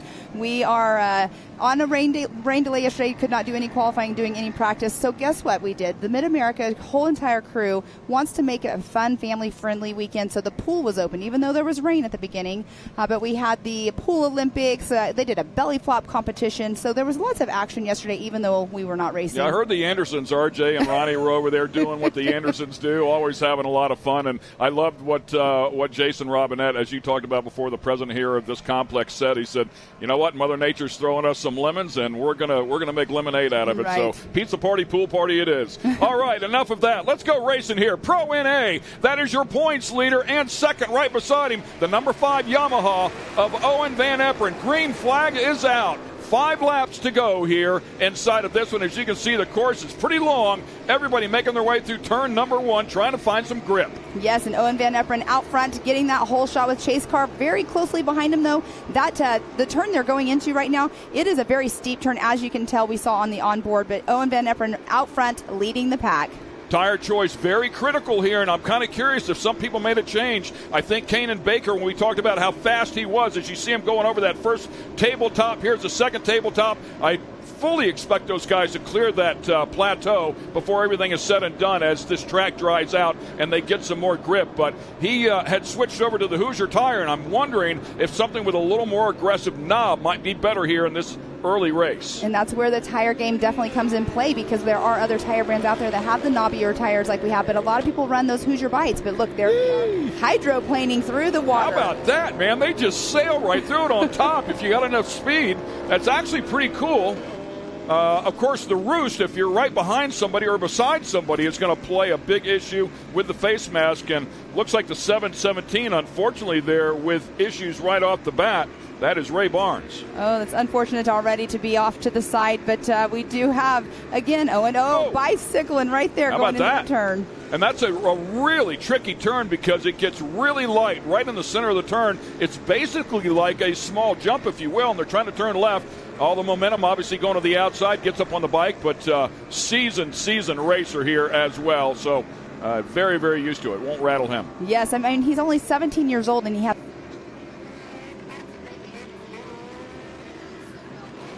lead as well. Yeah, he's also crossing over. He is running in both the NA class and the Turbo class with Champ. So busy weekend here for Owen Van Eperen. Kanan Baker. We see it looks like time and scoring has Kanan Baker up into second place. So nice run for him, starting off in the 5th position. Well, I wonder if he's going to continue on with his success from round 5 and try to catch up there with Owen Van Eperen, because now he is in that number 2 spot. His lap time was a 1:48.501, but Owen Van Eperen has the fastest lap so far of the race at a 1:46.278. Yeah, I just saw Kanan launch it up over that first jump there, kind of nose down a little bit. So you mentioned a kicker off that first one. It can be adjusted with dampers. It can also be adjusted with the driver's right foot and, of course, the left foot on the brake. So they'll have some options there. And he'll know if he had a good, clean run at it or not, too. Sometimes if you get off the throttle a little bit earlier, it'll nosedive on you. Yes, I can't quite make out who that is. I think that was Kanan Baker just now came off that jump going a little bit sideways, but there are some battles going out on race course right now. Looks like it will be between the number 6 and 7 car. That is Chase Carr and Colin Truitt right there going through our big Talladega turn. Yeah, and Colin Truitt right down a little bit shorter distance, did not use the banking. Colin Truitt, as we talked about before, very fast out here. Former champion, made a number of changes to the car and showing some speed here, much like he did in round number 5. But again, had a couple of mechanicals that bit him, but the car was fast. And Chase Carr looks like he's dropping back just a bit. It looks like he might have a right or a driver front flat going down. It kind of looked like to me, not quite sure, but he is dropping back just a little bit. See if we can keep an eye on the, that left front does look soft. Yeah, I agree 100% there. So that left front has gone flat, and horrible timing there for Chase Carr, of course, being in the thick of this championship. Very unfortunate for him. I mean, when you're running for the championship, you're pushing your driving as hard as you can, but you cannot help it when you get a flat tire. I mean, you can only push your car so far before it's done. And we have the 41. There's Boodle right there on the side. Yeah, and boy, I hope that's not the announcer's jinx, right? Talking about how good he is, and he really is very, very talented, but something clearly bit him there. You can see that heavy loam and mud up there at the top. Yes. So if he got up in there and had any angle in the car, it'll launch him. Well, and we did see Owen earlier bicycle just a little bit, but that was Gus Fisher making sure he was all good. I looked like I saw a thumbs up. So Gus Fisher, big part of this park out here, making sure all of our drivers are safe out on race course. Owen Van Eperen still out front here so far. Kanan Baker trying to track him down. And here we are. Let's just talk about Gus for just a moment. He came out here this morning at 6:30 in the morning to come out and look at the track, and he was surprised, actually talking to him down by the start line earlier, that the track was actually as good as it was. So he is the one who actually made the main call for us to be out on course today. Oh, and here we have Owen Van Eperen just slowing down for the caution flag. Yeah, so a local caution right there through that turn. And they'll get back underway here. Talking about Owen Van Eperen as we take a look at our leader here, won the opening round and won round number 2, and then a big stumble in round number 3. They hurt an engine. He finished 18th in the first race and 8th in the second race with basically a stock engine. Mandatory caution coming out here. We'll bunch them all back up. But he finished 13th overall. That opened up the door for Chase Carr, who had finished 14th overall in the opening round and rebounded with a third, a second, and a first. So that's why the points were separated by just 2 coming in here. It's been a great battle between the 2 cars. But as you documented a little bit earlier, Chase Carr struggling here with that flat tire, and Kanan Baker still very, very fast, much like he was in round number 5 and now in the back bumper of Owen. Exactly, and right before that mandatory caution just now, or the competition yellow came out, Kanan was actually closing the gap quite a bit on Owen. So, Kanan right now is very thankful for having this caution flag. And it looked like that was Colin Truitt, looked like pulling off to the side just now. So that will be very unfortunate as well for Colin Truitt. And he has just been snake bit this year. Yes. Despite his best efforts, and sometimes it just goes that way. 2 drastically different combinations here in first and second as we take a look at them. Of course, the Yamaha for Owen Van Eperen is manually shifted, and then the car right behind him, that's going to be a CVT-style clutch. No shifting whatsoever. Stand on the throttle, and it takes care of itself. Chase Carr, from what we're being told, has decided not to pit. Of course, would lose a lot of track position there if he did so. Man, I just don't know. This is all about strategy. Tough call, right? Tough call because, he could, if he can hang and hold that spot that he is in right now in that 3rd position, which I don't foresee that with having the flat tire going down on that driver front, because we have so many tight corners on here. Having those, tires going flat in the front is not an advantage whatsoever, because it'll make it obviously harder to make their turns. Yeah, Kyler Holcomb right behind him, 24 years of age, out of Texas, and finished up on the podium in round number 1. He's finished 4th overall. He's finished 6th overall. So, I mean, he's no slouch. Point being is, if there's any weakness there in front of him, he's going to take full advantage of it. Sean Hess right behind him. So a couple of players there that will certainly love to make him pay. And let's look at this. We have Carson Bell, who's moved up into that number 6 spot. He's had a tough year as well. I mean, he's usually one out there. He moved up into the Pro NA class this year, but he has had a very rough year, and he was questioning coming out here and racing, but here he is out here more than likely having a blast. But look at the cars right now, all the mud that's on them. Lots of cleaning to go on before they have to put them back in their race trailers after this weekend. Well, of course, typically we would run 2 races in the same day. With this schedule that we have, with Champ being running their series as well in conjunction this weekend, they will have that luxury tonight to clean the car, get things prepped and ready to go out here for tomorrow's race. It'd be interesting to see how much teardown the pro classes are going to do, because the pro guys, obviously, that's why they're a pro. They do 100% teardown usually between races, and it'd be interesting to see in the pits tonight if people are actually going to be doing any of that. Yeah, it's at least in years gone by, whenever we competed on a 2-day format, which is really what it was typically, there's some maintenance that has to be done, but certainly not 100% teardown like you were saying. But there are the critical items that need to be looked at after every single race that they will go in, and of course cleaning the car is really important as well. It'll take them a number of hours. If everything is perfect, they'll have a good 5-6 hours worth of work to get those things ready to go for tomorrow. And that's when you're hoping you have a lot of people in your pit area to help wrench on the car. Or sometimes when racers actually end up out of the race for any kind of reason, if they know that they cannot get their car back together after working on it, they'll go and they'll help their other players that they're against normally out on racetrack. But it's pretty cool to see teams do come together like that. But there we do, Kanan Baker in that number 2 spot. Let's talk about Kanan Baker for just a minute. He races in the Pro NA class. He races in the Pro Turbo class. But outside of Mid-America Outdoors, he also races in the Nitro Cross. He started doing that this year. He's been doing very, very well at that. He also races in the Pro Lights as well. He raced our series this year, our new series. And then he also will be racing in the Pro Light later on with Champ, just because, they're here. Why not? We're talking about crossover. And he's going to run the side-by-sides of Champ as well. Exactly. So he's excited about running in the, what they call it, Pro Stock over there, which is, there's a good look at Chase Carr's flat left front, by the way. But they call it Pro Stock over there. There is a big difference between the Pro Stock class over there and our Pro NA class here. You're allowed a built-in motor here. They can alter the internals inside. They can't make the engine any bigger, still 1,000 cc's, but they can alter pistons and stuff like that inside of these things to make some more power. Over there, they are not. They have to run a stock one. So here we go. Recon lap here. Once our mandatory caution lap, I should say, complete. Once again, we will hand the field over to the number 5 Yamaha backed machine of Owen Van Epperen. Kanan on the back bumper. Green flag is out. Chase Carr right there on the throttle as well, trying to keep pace with that flat left front tire. And already sticking a nose inside of Kanan Baker. Wow, that was amazing to see. And I was wondering, he knows he's limping his car around this racetrack, but he is not letting up whatsoever. I was wondering if he would move over and let the drivers go by, but I guess when you're in race mode, you are not ever going to let cars go by. Clearly he is going to fight for every inch that he can get out here in the hunt for the championship. Decided not to make the change. A lot of left-hand turns out here. It's really the right-handers that would affect him, but this track is predominantly left-hand turns, so he can still carry a lot of speed, and if he can finish up inside of the top 5, maybe the day isn't so bad. Maybe it's a good decision. Could he scrap from last up to the top 5 in 2 laps? That's a tough call. Yeah, very tough call for sure. He looks like he has already been passed by Kyler Holcomb. I believe that is who it was. So here we are, a race for 1 and 2, and then we have a race for 3rd and 4th. But going through that right there, you were saying earlier, you do not want to be the person in the roost in that water, because you hopefully have a lot of tear-offs on your visor if you are in behind somebody. Yeah, Kanan Baker just ate a bunch of it. He tried to get to the outside, but was still right there in the splash.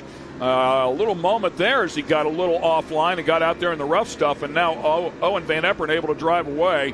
Talked about the manually shifted car there for the Yamaha, so Owen's a good bit busier in there with his hands. Again, riding up on the bike just a little bit. That's all you can get out of one right there when they're doing that. Yes, and it definitely will kill your lap time just a little bit, but Kanan Baker is still closing the gap once he got back in rhythm. Now right here, normally we have 3 of those S-turns on the backstretch. We have cut one of those out, and when they come out of the second one, we do have a tabletop jump. But here we do have the white flag out. 1 lap yet to go. That is the battle for the lead right there. Kanan Baker trying to make it 3 in a row here, 3 race wins in a row here in the Pro NA category. It would effectively be his 5th since he won both in the Pro Turbo as well last time we were out here. But Owen Van Eperen looking to break that streak up right here, and he's got a good run in the Yamaha. Wow, what a big run there down the hill. Yes, he does. He has had the fastest lap of the time today at 1:44.420. We were talking earlier about lap times, and we were guesstimating they were going to be about 150 because the laps, are decent size lengthwise. But here he is pulling a 144. I mean, the pro guys are going to definitely turn it up, and the track conditions are getting better and better, except for the little pond area coming up here in just a moment. Yeah, we didn't have a chance to go out there and really measure the track, but we're estimating somewhere between 1.3 and 1.5 to 6 miles long. It's a long course. Again, sailing through that big sippy hole, if you will, and Owen Van Eperen, again, with a nice lead here, although when they get to the tight stuff here in the back, this is where Kanan starts to shine, but I see a little smoke out of the back of Kanan's car, maybe just hoping he can survive to the finish line here. I mean, he's just got to get just a little bit longer. He's about halfway around, maybe a little less than halfway around to get that checkered flag, but he's already, he right here in the turns, S-turns right here, he actually seems to be closing the gap every single time, but maybe that comes down to, like you're saying, Owen Van Eperen has more of a, he's busier with his hands. Well, and also I think the wheelbase is a little bit different there for Kanan's cars. You can see just a little bit smaller, so it might rotate through that tight stuff a little bit better than the Yamaha is doing there, but it's one thing to catch him, it's another thing to pass him. And Owen Van Eperen puts together a perfect race here in the Pro NA to kick off his weekend in hopes of that championship, of course. So nice job for him. Kanan Baker started off 5th, jumps up into 2nd, and Kyler Holcomb with a nice effort here as well.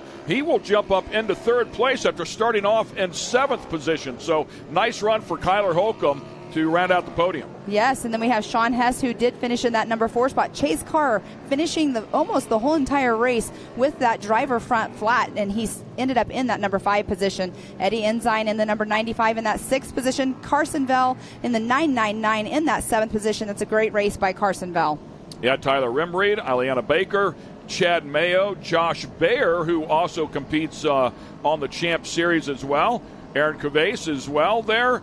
A little bit deeper in the pack in 12th position. So Chase Carr, I think he made a good decision given the tough predicament that he was in, but he ends up inside of the top 5, and he'll still have a shot at this thing, of course, in race number 2 tomorrow. Definitely a good call, like you just said, for sure on that.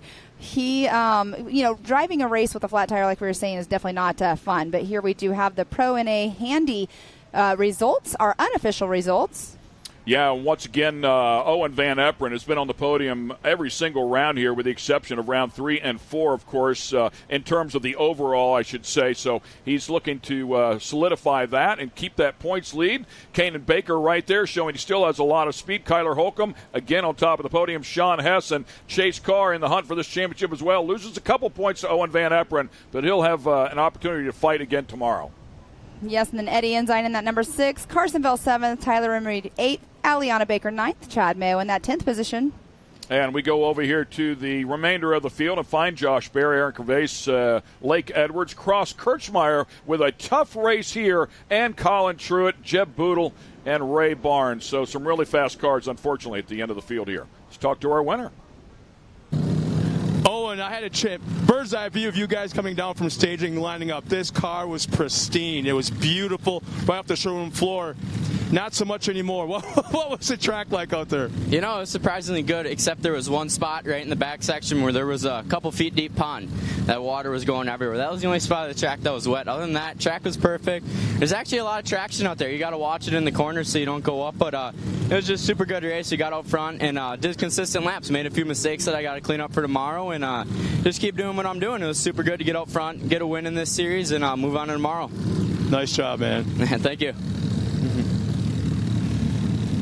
Excellent stuff there. Congrats to Owen Van Eperen here. Once again, solid race. Very solid race. Very good kid. Over in his pit, getting to know him just a little bit more. I know I had to apologize because at the beginning of the year I had never met him, and I was 100% announcing his name wrong and everything. With your experience and knowing him, you corrected me. So that's all good.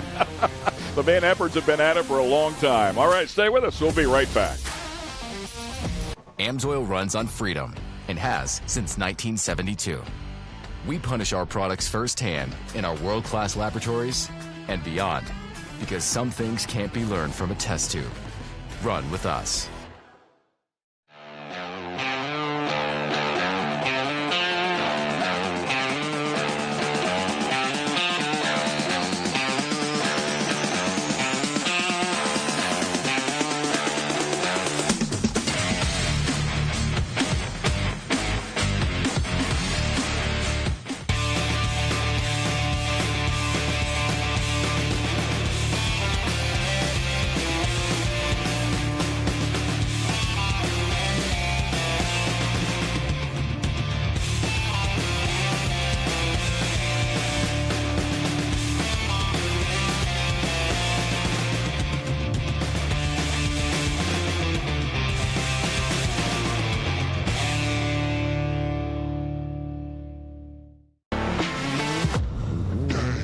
Lightweight, agile, and strong, the Pit Bull is perfect for the job. The Pit Bull is the first and only lift that can be used in the pits and in your garage. Elevate your racing with a Handy.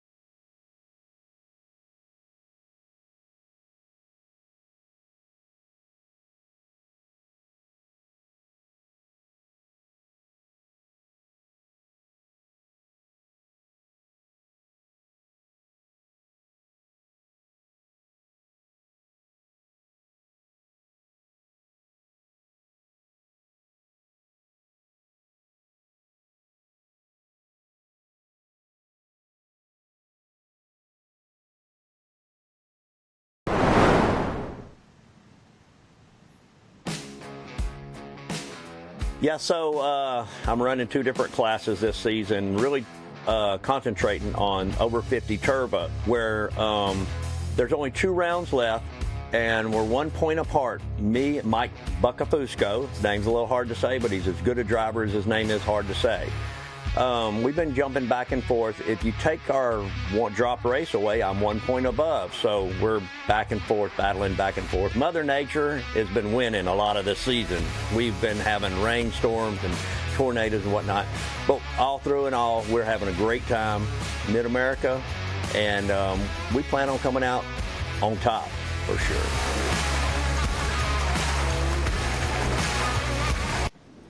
And we welcome you back to Mid-America Outdoors. Rusty Pipes, just saw a little piece on him. Matt has joined me here in the booth, just covering until Scott Rain can get back in here. But Rusty Pipes is one of those personalities here at the park, man. He's a great dude. He is a character. I mean, we enjoy all of these guys out here, but Rusty Pipes definitely stands out.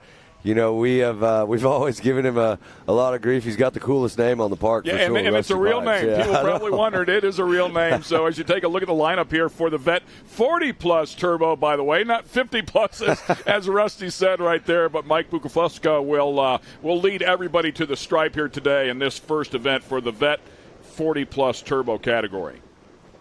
Yeah, we've got, there you see, Mike Bucafusco, Rusty Pipes, Kevin Hall, Jeff Johnson, Sean Murphy, Matt Hecker, Mike Pritchard, Pablo Jimenez. There's our man Lee Knowles, Brandon Jessen, all out there. And then the second part of our group, Kendra Hoop, one of the fastest ladies out here on the property. She's running in this women's turbo division, and I'm telling you right now, she will battle it out with the guys out here. Question. She will beat them. So Vanover, Biarski, Watkins, Smith, and Chapman rounding out the ladies in women's turbo. And Mia Chapman, great to have her here. She comes out of Arizona, has some experience, but first time I believe we've seen her all year long, so wishing the best for Mia. Glad they made the trip. Yeah, and if you're at home watching, you're probably seeing this. This is a Vet 40-plus turbo and a women's turbo double gate, so we're going to start Vet 40-plus turbo first. Oh. Hey, Rusty, you got to put it in the other gear. And it's so easy to do. Put it in reverse if you're trying to get yourself sorted there on the starting line and forget you're in reverse. So good thing he did that and got himself sorted out. The other thing you want to do is pull up on that steering wheel and make sure it's locked in. That's right. That would be a bad situation on the start to lose that thing. So, but we're getting ready to send them right here, Vet 40-plus turbo, and then women's turbo. You see them right behind them there. And here's Land rush the started. jump. Problems there for one of them at the front of the line and held up row 2. Yeah, it sure looks like, too, that Rusty Pipes getting the jump right here. We'll see what scoring timing comes around with here if we see him. But there you see the battle we were just talking about with Mike Buckafusco and Rusty Pipes shaking up right here. Early leader pulling off to the left-hand side just a little bit. Clearly having a mechanical there as Scott Rain will work his way back into the booth. Yeah, we see the car off the side of the track right here. Here comes the second wave. The ladies taking off. Kendra Hoop with the big jump, charging out to the front. We got to make sure the ladies in this second group right here get all the attention out here. But they are on the gas and on the way. There you see that big pond in the back section of the track back there. That's claimed a few drivers, and we see the 41. That's Lee Knowles. He's getting a little squirrely out there. He just went off the side of the track, got a little bucked off the top there, and now back out front with our leader, Rusty Pipes, doing the thing there. 31, that's Matt Hecker. Got off the side of the track there. He'll try to get back on. Looks like we got another car off the side of the track right up there. But out in front for the ladies, Kendra Hoop making it happen.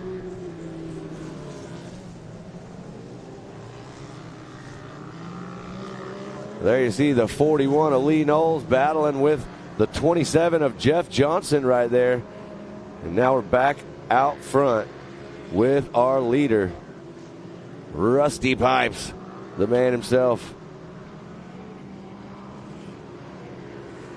Scott, I'm not sure if you heard it when he first got out here. We did a little interview with Rusty Pipes, and you know, this is the Vet 40 Plus Turbo class, and I know these guys are getting up there in age, but he got a little confused and said it was the Vet 50 Plus Turbo class. So, we got a big rollover right here. We'll see who that is. There is the caution coming out. Can't see who that is. Car's on its side right there. But from where we're sitting, Rusty Pipes leading the way. Sean Murphy, Mike Buckafusco, 1, 2, and 3 in your Vet 40 Plus Turbo. And then you've got Kendra Hoop, Josie Watkins, and it looks like Mia Chapman running in your top 3 in your women's class. So the ladies are out here doing work. They're back over the top of the 41 of Lee Knowles right here. Lee's had some issues out here on the track earlier. We saw him go off. Now he's back on, looking smooth.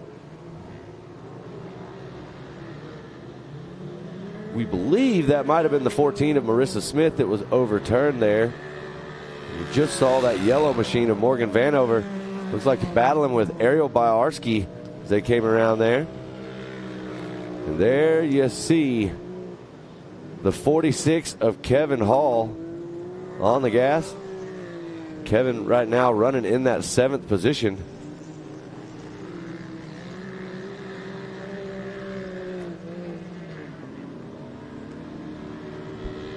Well, there you see the 41, and I do believe that might be Mike Buckafusco right in front of Lee Knowles. They're battling out. There you see the caution out there. Everybody coming through nice and smooth. It is.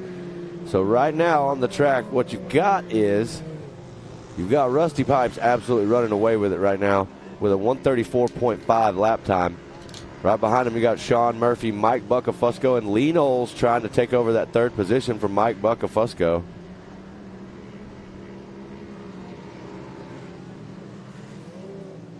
There you see our women's leader coming through, Kendra Hoop. So back out front, here's Lee Knowles, the 41, trying to find the inside line right here to make the move around Mike Buckafusco, the 901. And it looks like he's not going to be able to make it do. There it is. He jumps into that 3rd spot. Made it stick right there. There's a really tight point situation going on. Obviously, you probably mentioned it or not. I don't know, between Rusty Pipes and Buckafusco. And we talked about that for a while yesterday, and 1 point separation right now with Buckafusco up front. If they drop the race, it's going to be a 1 point advantage for Rusty. So it's that tight. Well, and I can tell you right now, this is working out well for Rusty. I don't know, Rusty's looking like he's having some problems up here at the front. Car slowing down right there. That's going to allow Murphy to catch up substantially there. We'll see if he can get it back going. It looks like he does. Rusty Pipes having a little bit of an issue there. Looks like recovered. No problem. Gear, but they don't have gears. So. Well, then we look over here, and you see the ladies coming into play. You see Kendra Hoop making her way through the field. We've talked about this. Kendra Hoop, one of the Mid-America Outdoor ambassadors up here. Extremely fast and talented female driver out here. and she will get out here and battle and show these guys how to get it done, and the ladies too in the women's classes. So Kendra looking sharp. We did confirm that is Marissa Smith. You see on the screen right there that rolled, and we did get radio confirmation that she is okay. Everything is all good. There you see the 917 of Kendra Hoop. Man, we love having these rugged radios. They sure do help us out here. Oh, you have no idea. Yeah, and the range, that's the thing. Yep.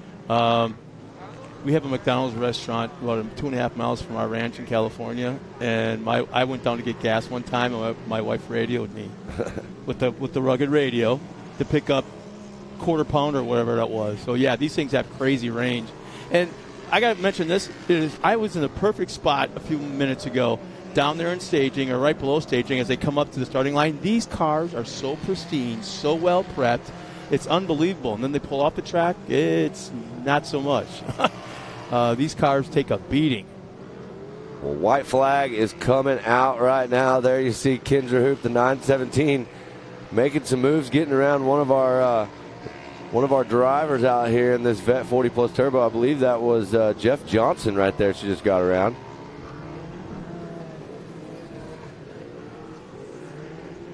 So 2 more laps for Kendra Hoop. Right now leading the way over Josie Watkins and Morgan Vanover. 1, 2, and 3 in the women's turbo class. Ariel Baarski in the 4th spot. Mia Chapman, Marissa Smith, we saw that rollover earlier. All good, but not in the race anymore. And then you've got Rusty Pipes leading the way. Sean Murphy running in 2nd. We saw Lee Knowles. Move into that 3rd position. We're going to see if Rusty Pipes there, the 47. The man we just got to hear from in the interview. Those ruts are getting deep down there. Yeah, they're kicking these cars all over the place. And the scary part is if they weren't running what's called bead locks, these tires would be ripped right off these rims without an issue. But they're running those specially prepared off-road wheels. That's right. That basically pinch the sidewalls of the tires onto the wheels. So very just cool. A few more corners. Yeah. For my man Rusty Pipes. There he is, the 4-7. He's on a Sunday cruise. Okay, Saturday cruise right now. He's taking it easy. He's got this in the bag. He knows that. He's going to try to save that car a little bit. He can cruise right up here, take this checkered flag, and take the win right there. Yeah, a little over in your Vet 40 Plus Turbo. So great drive right there for Rusty Pipes. We got to see an awesome interview with him, and incredible race for him. Way to start the weekend. There you see the 917 Kendra Hoop looking sharp, taking that checkered flag in your women's turbo.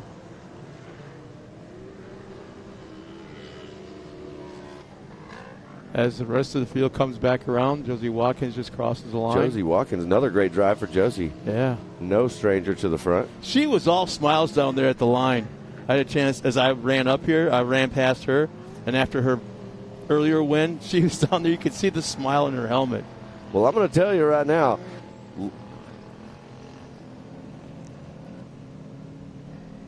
let me tell you something that we're hearing right now in these statistics. I told you guys that Kendra Hoop was incredibly fast and talented female driver out here.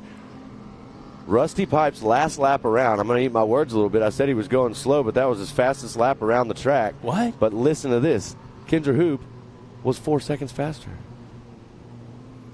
I'm glad you were saying that because I ain't going to walk past Rusty Pipes pit area after he hears that. Should I be worried? Well, there you see track crew dealing with it looks like the 707.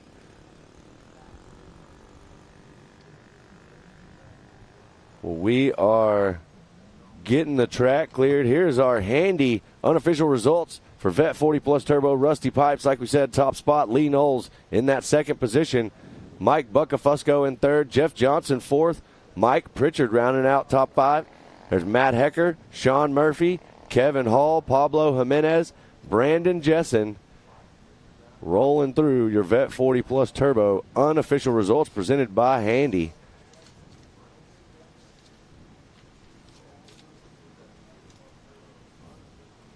And there is the Handy unofficial women's results. Also, the ladies out there doing battle. Kendra Hoop getting way up in the mix there, winning it. The 917 top spot, Josie Watkins, 237, that 2nd position. And there's Ariel Bawarski, Morgan Vanover, Mia Chapman, Marissa Smith rounding out the field. Miss Pam Hall has Kendra Smith trackside. Kendra Hoop. I am down here with Kendra Hoop. Kendra Hoop, you're leading the points in your class. You just now had the fastest lap time of the race, but the last lap you threw it down even more and even picked up your time. How do you feel right now being number one in this spot? I feel pretty good, but we're just going to try to hold on to that and do the best we can. I need to thank George at Double E Shocks. I don't know if I'd be racing this weekend if he hadn't loaned them to me, so thank you. We're just going to hope for the best on the next race. Well, you did amazing out there. Obviously, you're in the number one spot. Your car doesn't look too bad out there, so the track conditions were really coming through towards the end of your race. Yes, it's fast. A little tippy in the turns, but it was good. I liked it. Well, congratulations on this number one spot right now. Of course, everything's unofficial, but you also, I mean, you can't take away the fastest lap time. No, I'm happy about that. Awesome. Well, good luck later on. Thank you. All right, we are now going to move right on over here to Mr. Rusty Pipes. He won in his Vet 40-plus class. Rusty Pipes, here you are. You are pumped.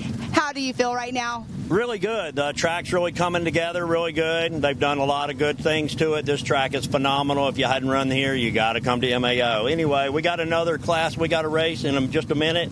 But a couple wet spots, a lot of caution flags. I guess one person overjumped the jump. Anyway, Pipes Auto Sales, Hoosier Tires is doing great. Maxxis Tires, I swap them in and out on different races. Raceline Wheels and S3 Motorsports put this car back together. It was totally obliterated last time. S3 Motorsports, fantastic job. They take care of everything. Well, congratulations being out here. We're going to let you get going to go get to your next race, so congratulations. Thank y'all. Thank y'all very much. God bless y'all. All right, back to the booth. Thanks a lot, Pam. And it's always exciting. It's always really cool when somebody that's 40-plus vet is that excited as if he was running one of those kids in the lesser classes. But with more racing action to come, we've got a full day of it, full afternoon. We'll be right back after this with all that racing action next. AMSOIL runs on freedom and has since 1972. We punish our products firsthand in our world-class laboratories and beyond, because some things can't be learned from a test tube. Run with us.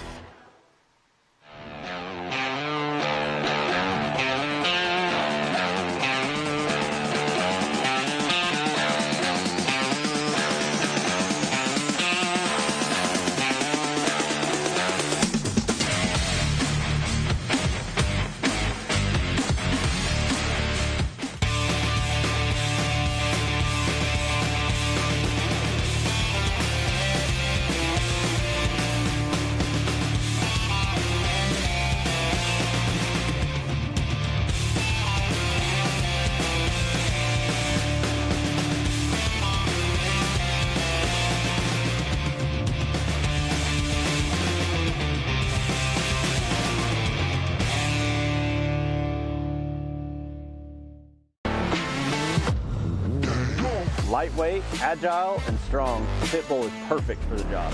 The Pit Bull is the first and only lift that can be used in the pits and in your garage. Elevate your racing with a Handy.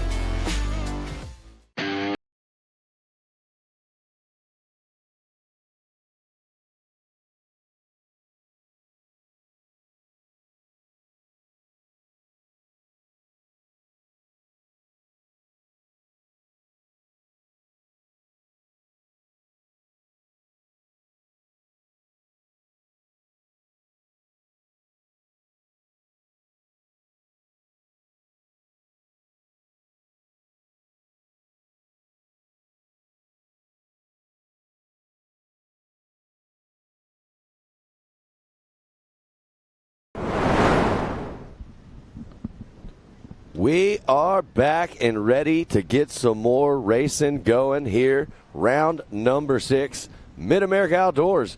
There you see it. Everybody's getting on the hill, getting lined up. That VIP viewing area down there, the best spot in the house if you want to look and see this whole entire track right in front of you.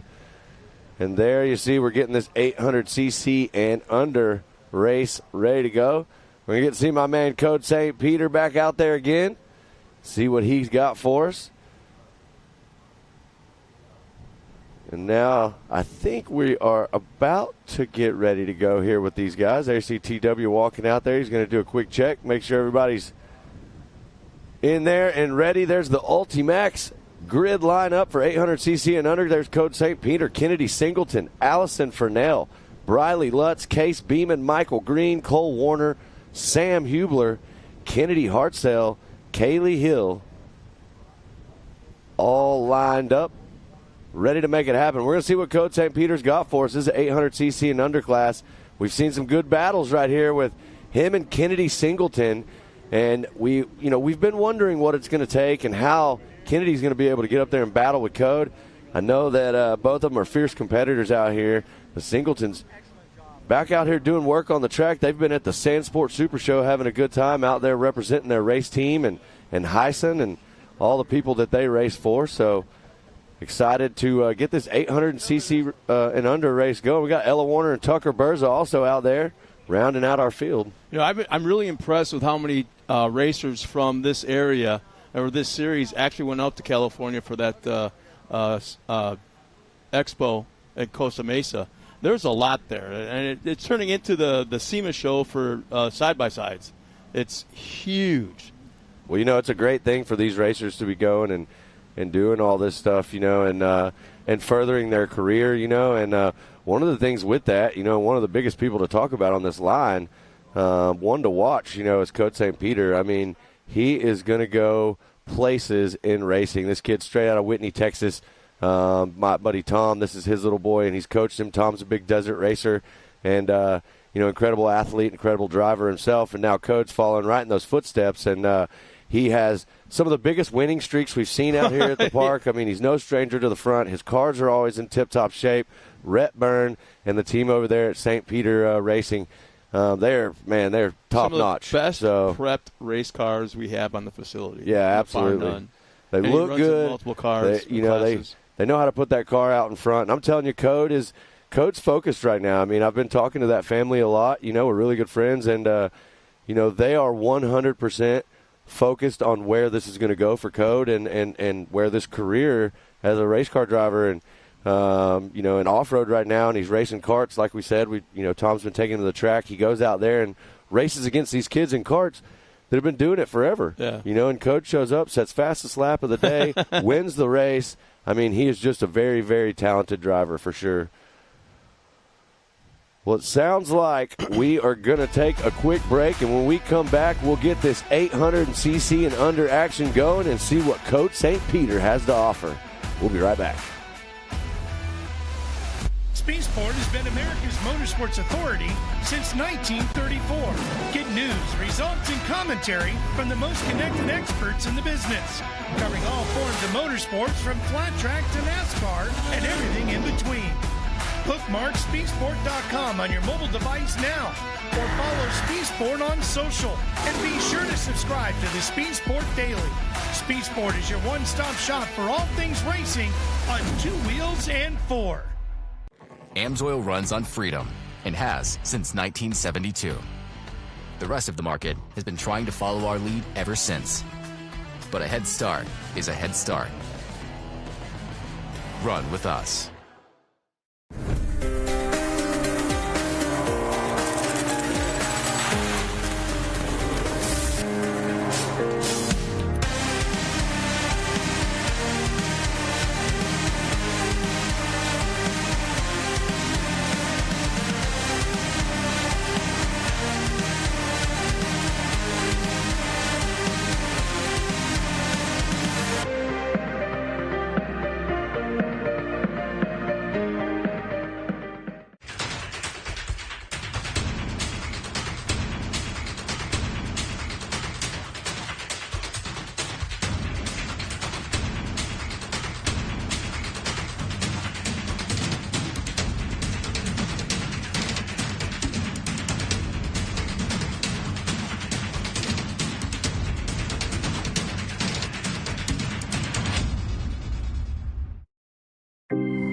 At 360 Wraps, we've been working hard to transform the vehicle wrap industry.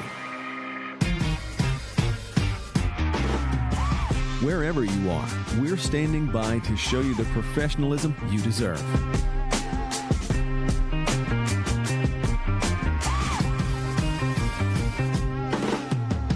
dedicated account manager, you'll always feel confident and in control the entire time. Providing nationwide service to the top brands in the industry, our team will confidently handle any project you give them.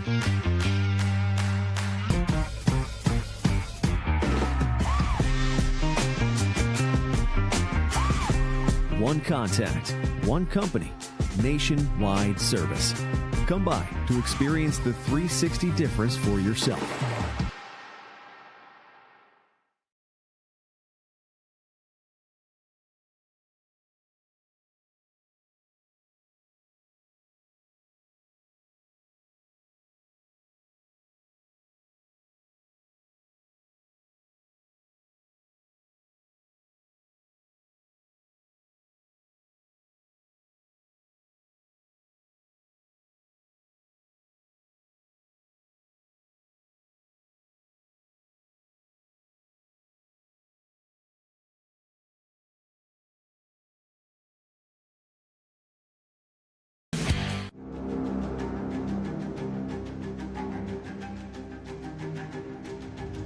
Connect with the Wild is about off-roading with your buddies.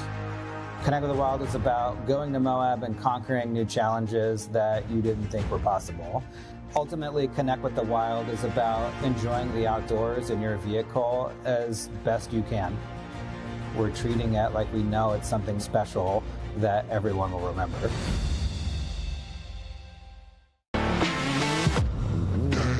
Lightweight, agile, and strong, the Pit Bull is perfect for the job. The Pit Bull is the first and only lift that can be used in the pits and in your garage. Elevate your racing with a Handy.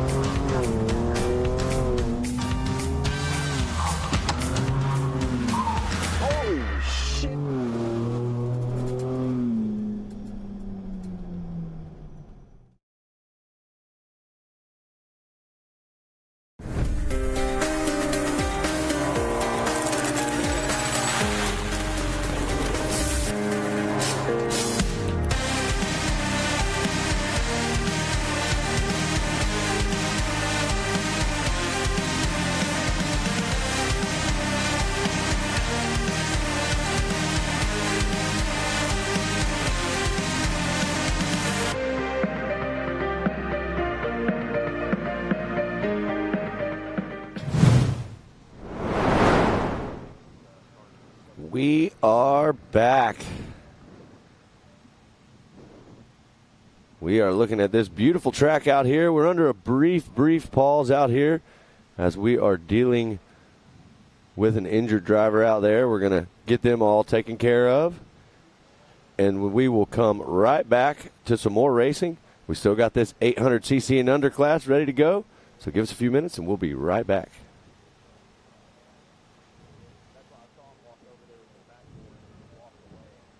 AMSOIL runs on freedom and has since 1972.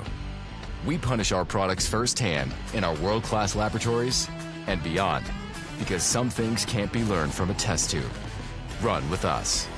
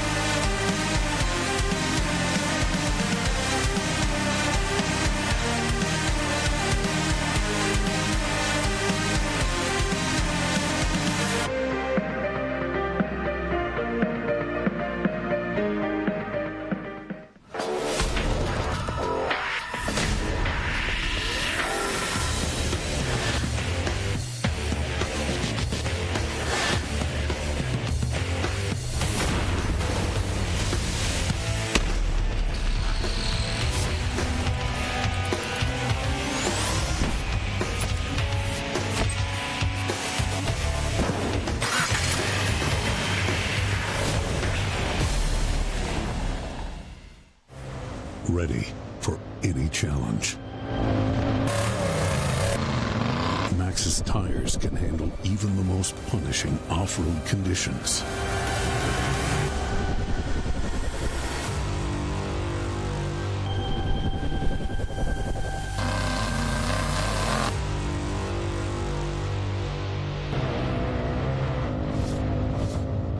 Maxxis tires. Tread victoriously. Speedsport has been America's motorsports authority since 1934. Get news, results, and commentary from the most connected experts in the business, covering all forms of motorsports from flat track to NASCAR and everything in between.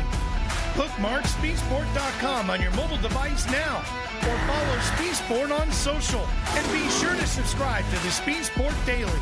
Speedsport is your one-stop shop for all things racing on 2 wheels and 4.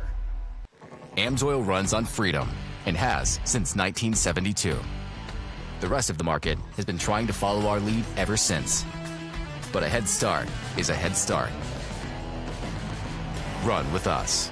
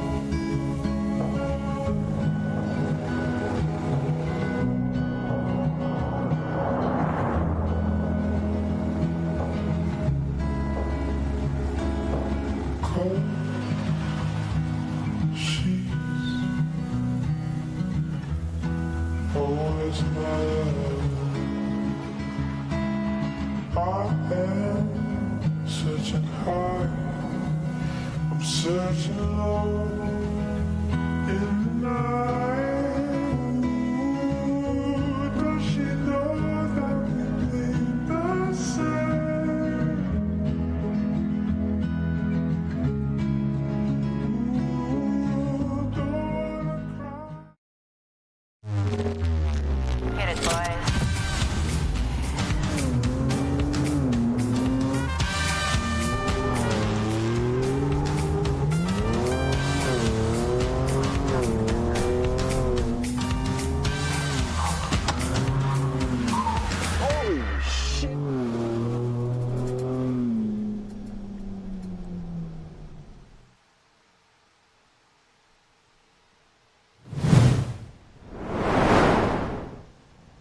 We are back, getting ready to go here with 800cc and under.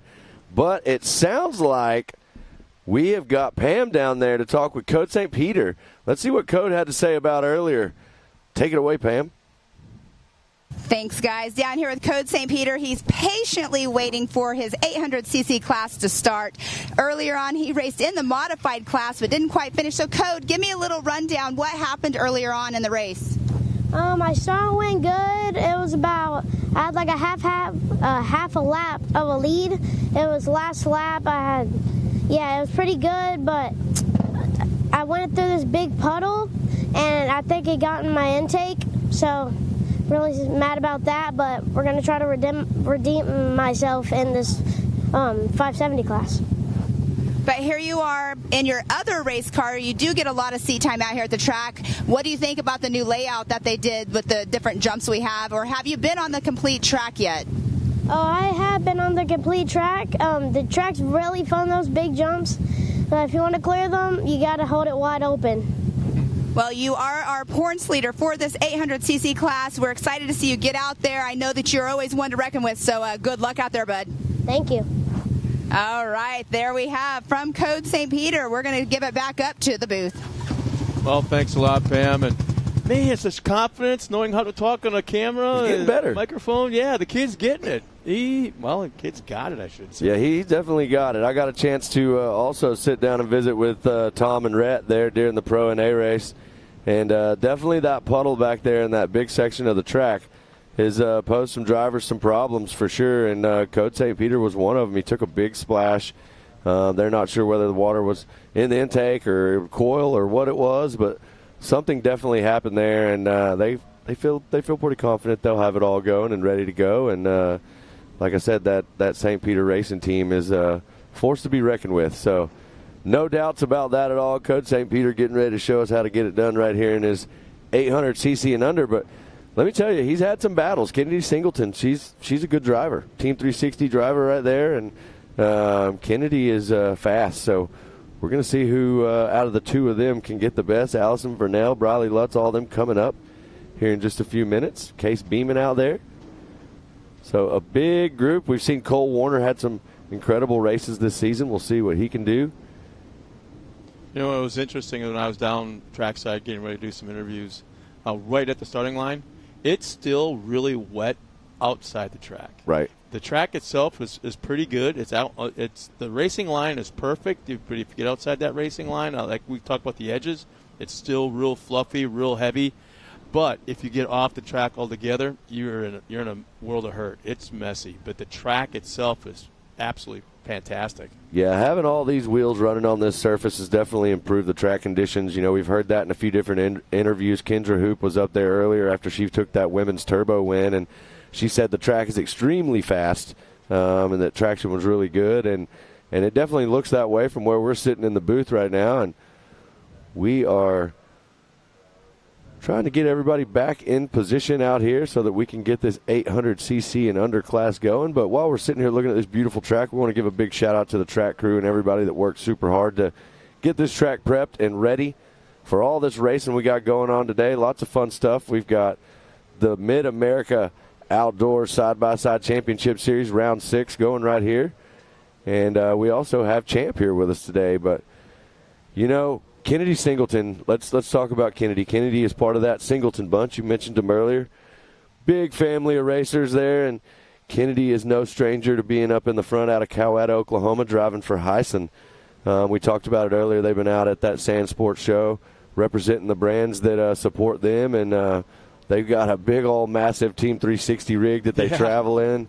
And, man, they put together great performances every time they come out here, you know, whether it's any of the Singleton bunch that's on the track. You know, John and Misty, awesome parents, keeping these kids out here having a good time. And you know what? They're great sportsmen, too. They are ambassadors for the track out here at Mid-America Outdoors. And there you see the Ultimax 800cc and under starting grid.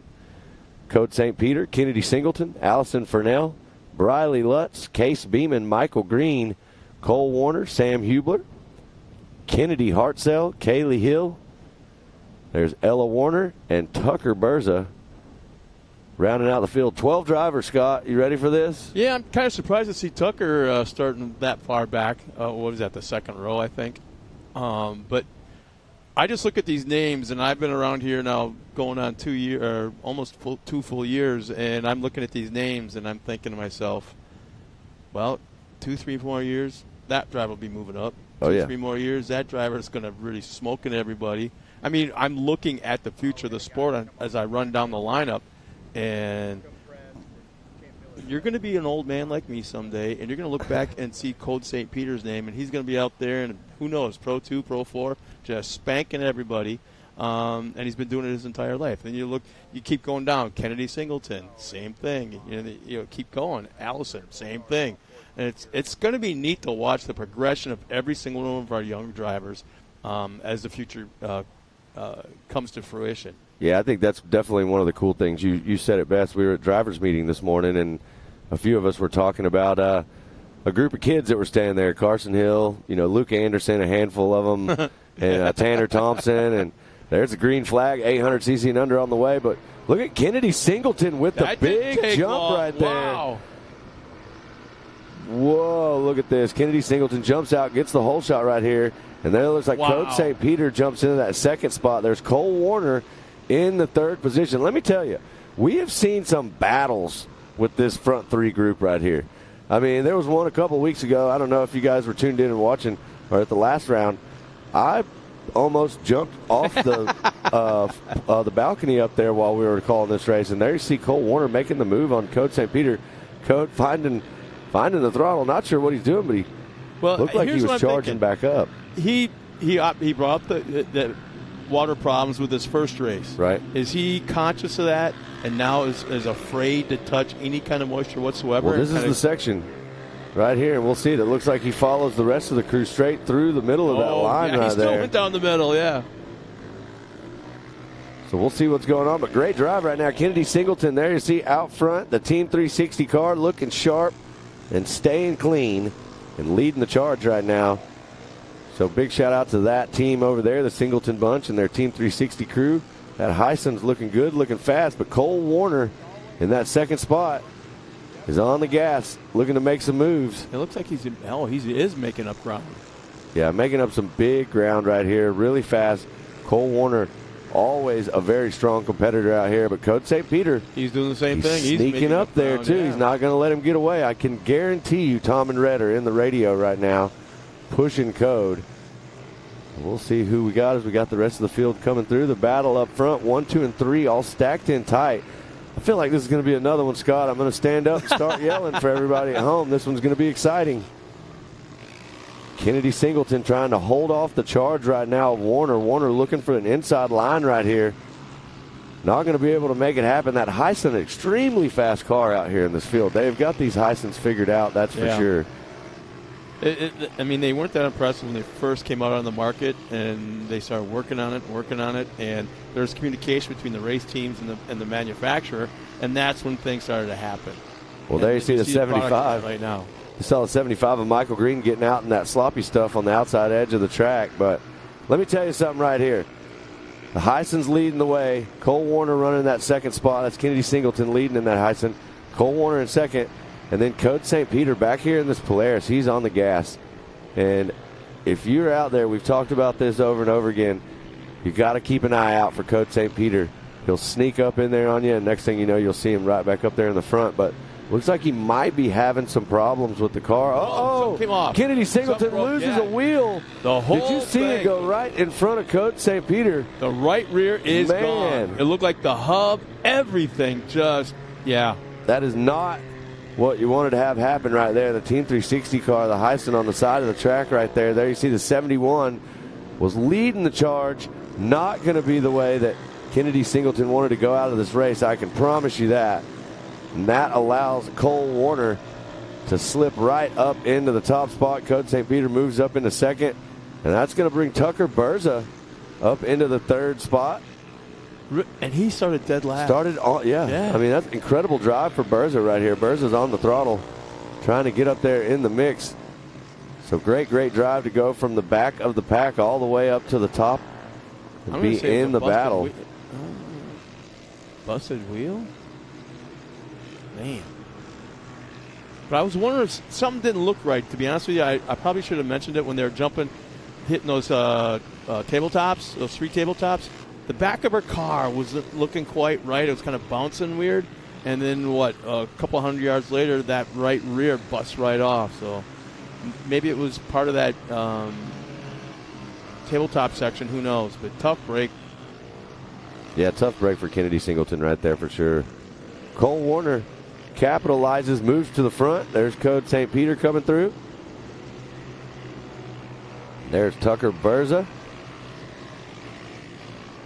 It looks like we got Ella Warner in 4th right now. Sam Hubler in 5th.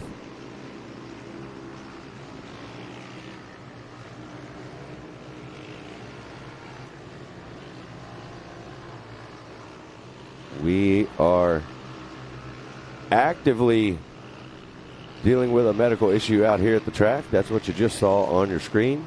We have the best medical response team possible out here at racing.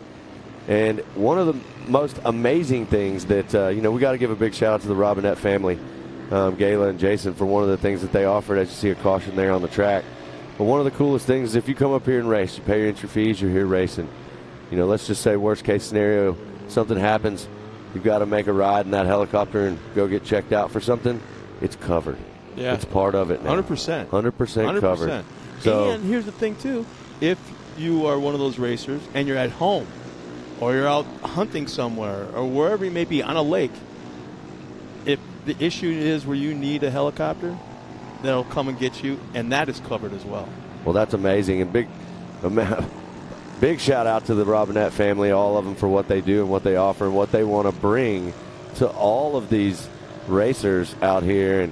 And the goal for everything out here at the park is to help, further their careers and get them the most exposure they can for these sponsors that are out here representing them. And Cole Warner sponsors are definitely happy right now because he's out in front and leading the way. St. Peter's still running in second, Berza in third, and there's that white flag. So last lap, we'll see if Coach St. Peter's got anything left in the tank to run him down and try to battle with the leader up there. Back. Is that what I'm seeing? Yeah, 0.4 of a second faster around the track that last time for Cole Warner.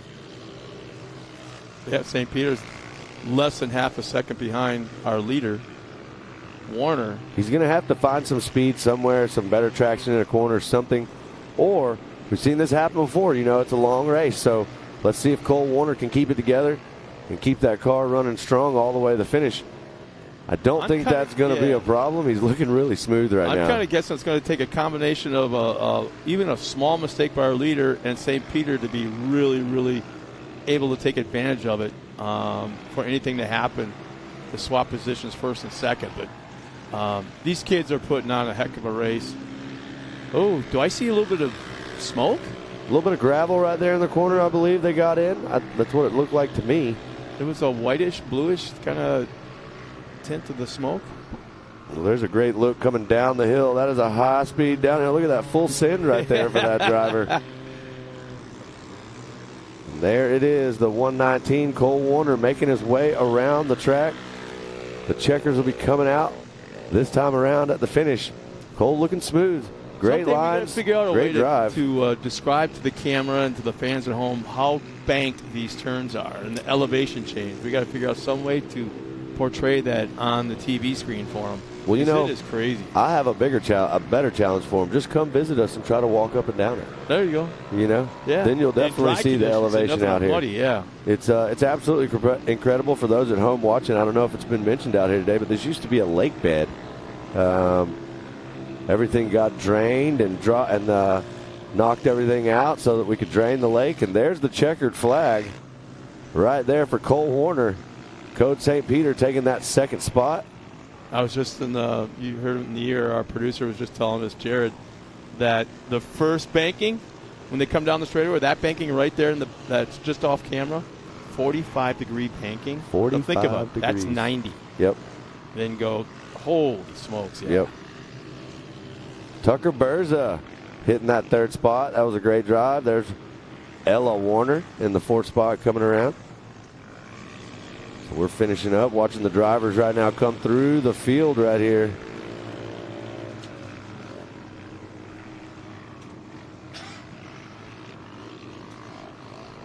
So we still got Sam Hubler coming through. And there's Allison Fernell. And it looks like moving up through the field, we got Briley Lutz, Kennedy Hartzell, Case Beeman, all packed in together for the checkered flag right here to get across the line, the AMSOIL finish line. Michael Green.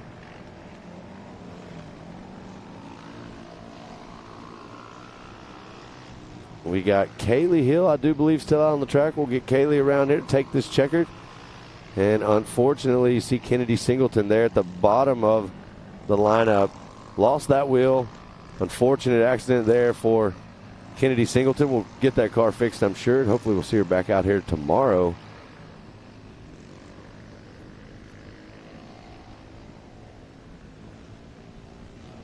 Man, what a drive. Cole Warner impresses me every single time. You talk about it earlier. And, one of the most rewarding things for us in getting to call these races is, like you said, in a few years we're going to watch these youngsters get in these pros and the pro divisions and race. There's a checkered flag for Hill. But we're going to get to see him, racing other things later. So this is always a very rewarding thing for me, getting to call these races, because I like watching these kids. And there you see the the handy unofficial results for 800cc and under. Cole Warner with the top spot. Code St. Peter in second. Tucker Berza moving up into that third spot. There's Ella Warner fourth, and Sam Hubler rounding out your top five. Fernell, Lutz, Hartzell, Beeman, and Green rounding out your top 10 right there. And it sounds like we got Miss Pam Hall trackside with an interview from our winner, Cole Warner. Thanks, guys. Down here with Cole Warner. You just came out here. You're running 8th in points out here, but you just came out here, got first place in your race. How do you feel right now? Very good. So you just went out there, raced on not a completely different track, but there was a little bit of changes from previous race. Did you have fun out there? Did you like the changes? Yeah, the 3 tabletops were fun. One's a little bit of a kicker, but it's fine. So which one was the kicker for you? The first one. Yeah, the first one's a little bit shorter. The second one has a little bit of a kicker at the beginning of it. But you're out here number 1 in this spot unofficially. You got to be feeling pretty good. Yeah, really good. Awesome. Well, congratulations on being unofficially in this number 1 spot. So we'll see you out there again tomorrow. Maybe. If it rains, then no. We'll all keep our fingers crossed that it doesn't. Yeah. Awesome. Well, congratulations, Cole Warner. Back to you guys up in the booth. What a great interview right there. I'm going to tell you, Cole, I don't know what those words are you said at the end. I have no idea what you're talking about. We're not getting any of that stuff. If you're referring to the misters that we turn on at Coconut, they're probably on right now. So the pool's open. The sun is shining. We're having an awesome day out here, and we are getting ready for our next class, the Vet 40 Plus NA and Women's NA. There's a Vet 40 Plus NA starting grid from Ultimax: Terry Lackey, Austin Sides, Todd Rimmery, Jeff Johnson, Mitch Truitt, Justin Moore, Edward Mangus, and Troy Anderson. And we cannot forget about the ladies. Women's NA, you're going to see Josie Watkins back out there, Leslie Yoshimoto, Brooklyn Singleton, Crystal Rowden, Irie Bailey, and Caitlin Anderson. So here we go down to the starting line, and we are getting ready for our 9th race of the day. Vet 40 Plus NA, Women's NA. And we're going to take it off from the line right here with our Vet 40 Plus NA first. And we're going to see what Terry Lackey, Austin Sides, Todd Rimmereed. We got some battle, some heavy hitters out here in this thing. There it is. Whoa. Who's that in the middle? Looked like was that Todd Rimmery getting a good jump right there, but I think he's running in 3rd right now as we see him coming right up over the top of the hill right there. So Terry Lackey looking sharp, jumping out to the lead. Whoa, Terry. Big cinder right there.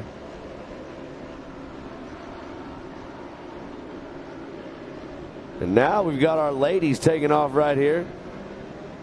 And it looks like no stranger to the front. Josie Watkins is going to jump out there and get the early lead in the women's class. But here we are. Back up front, Vet 40 Plus NA. Terry Lackey looking sharp and on the gas, leading the way right now over Austin Sides and Todd Rimmery. It looks like there in the women's class, someone is dragging some body panels. Yeah, left a little panel right there on the track. Not sure what happened right there, but so your Vet 40 Plus NA and Women's NA. If you're asking, if you're at home and you're not familiar with what this means, it means these are naturally aspirated cars. So NA, non-turbos. And Terry Lackey's got it figured out, and he is flying right now. He wants this win. I think a lot of people, you heard earlier in that interview, Cole Warner was talking about the rain. You know, looking at the forecast, I think we're going to be okay and have another great day of racing tomorrow. But I can tell you the mindset of a lot of people is that we got to capitalize today while we have this beautiful sunset. Let's pack them in. Let's get the races running. Bam, bam, bam. And the nice thing about this, all the rain we got yesterday that canceled everything, is providing us a racetrack that we don't have to water today. We don't have to groom today because the track is staying with it. We're staying on top of the track, and it's like really almost advantageous to have everything canceled yesterday because we got a pristine conditions today. Doesn't take a lot of babysitting, so to speak. Yeah, for sure. I mean, like I said, we're 9 races through the day. We haven't thrown any water on the track at all. Normally, we water quite frequently out here on the track. But Vet 40 Plus NA, Terry Lackey getting it done. still leading the charge. Mitch Truitt running that second spot. There's Todd Rimmereed moved up into third. There's Austin Sides in fourth. Edward Mangus running in fifth. Justin Moore in sixth. Jeff Johnson in seventh. And Troy Anderson. Not sure if he's somebody's maybe not having it, not on the course right there. So moving up to the ladies, Josie Watkins leading the way. Leslie Yoshimoto in the mix. There's Brooklyn Singleton, Kennedy Singleton's sister. Oh, left front damage right there in that car. That looks like the 80, 82 maybe, of Justin Moore right there. Yeah, I believe that's who that is. Oh, it's Troy Anderson. Troy Anderson, the 88X right there, actually. Terry Lackey hitting those big bank turns, going a little bit high on it, carry a lot of speed through that dry line. You can see it on the track. The really lighter color is the line you want to stay in. If you see that darker stuff on the outside, that's where you get in. You lose all traction, and you just start spinning. So everybody's choosing to stay in that drier line you see, which is the smart move for sure. Terry Lackey's got his lines figured out. That makes me wonder if they're like sprint cars. If you've been to a sprint car race, they take that right rear and they actually ride that little berm, that almost like a curb, and they ride that around the turns. I wonder if we're getting to a point where these guys are doing that as well. Because there's berms out there. Yeah, there's definitely some ruts in some of these corners. You're seeing them develop down low, and you'll see some of these cars get into that bicycle, rock up on two wheels as they come down these big, these big hills with this big grade elevation, and making moves right there. Coming up through the pack, Josie Watkins is flying. So Josie Watkins has already been out here today and put on some incredible performances right now, leading this women's NA race. Josie is so fast.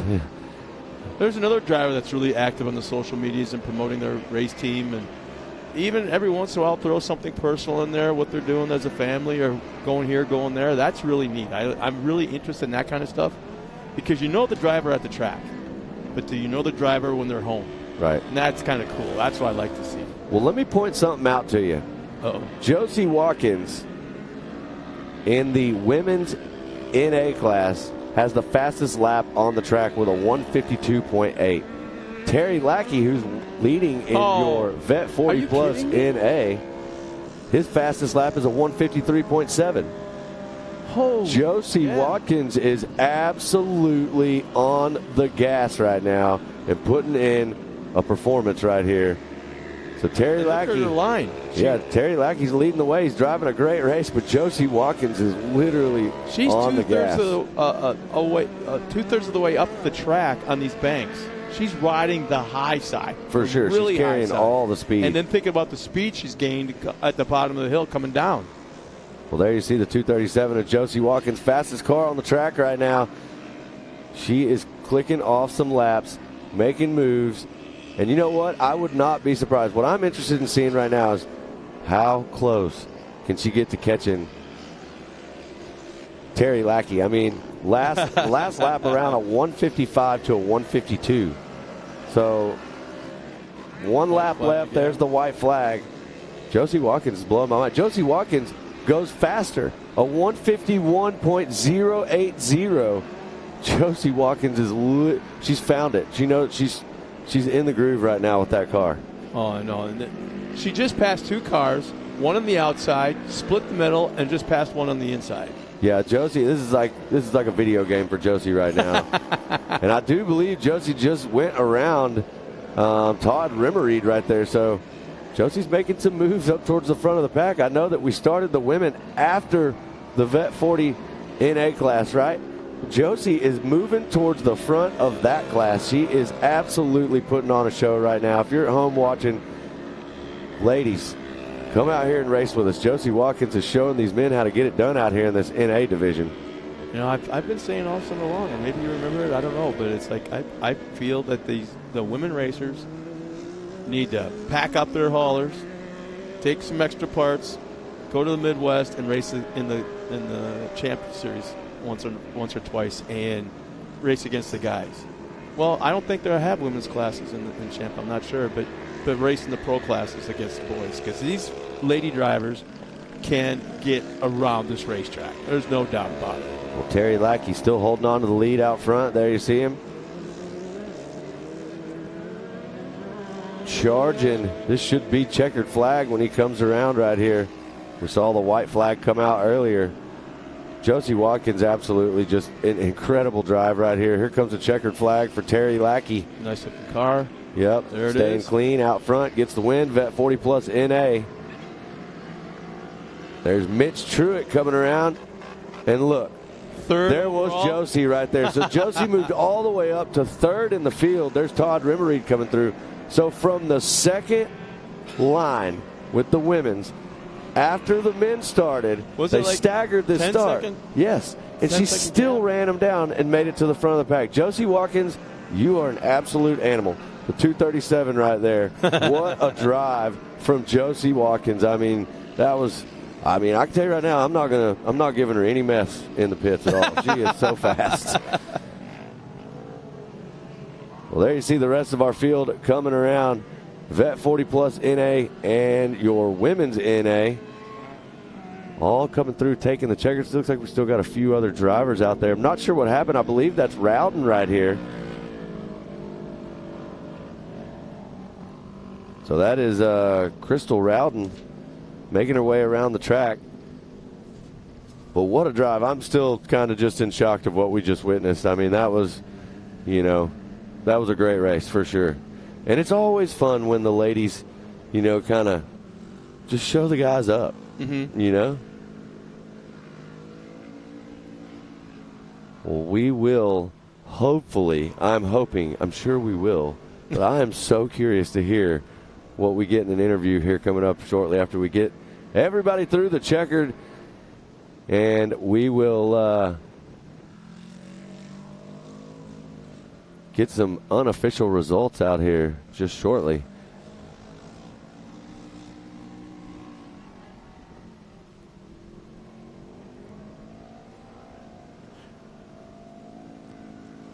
And she's...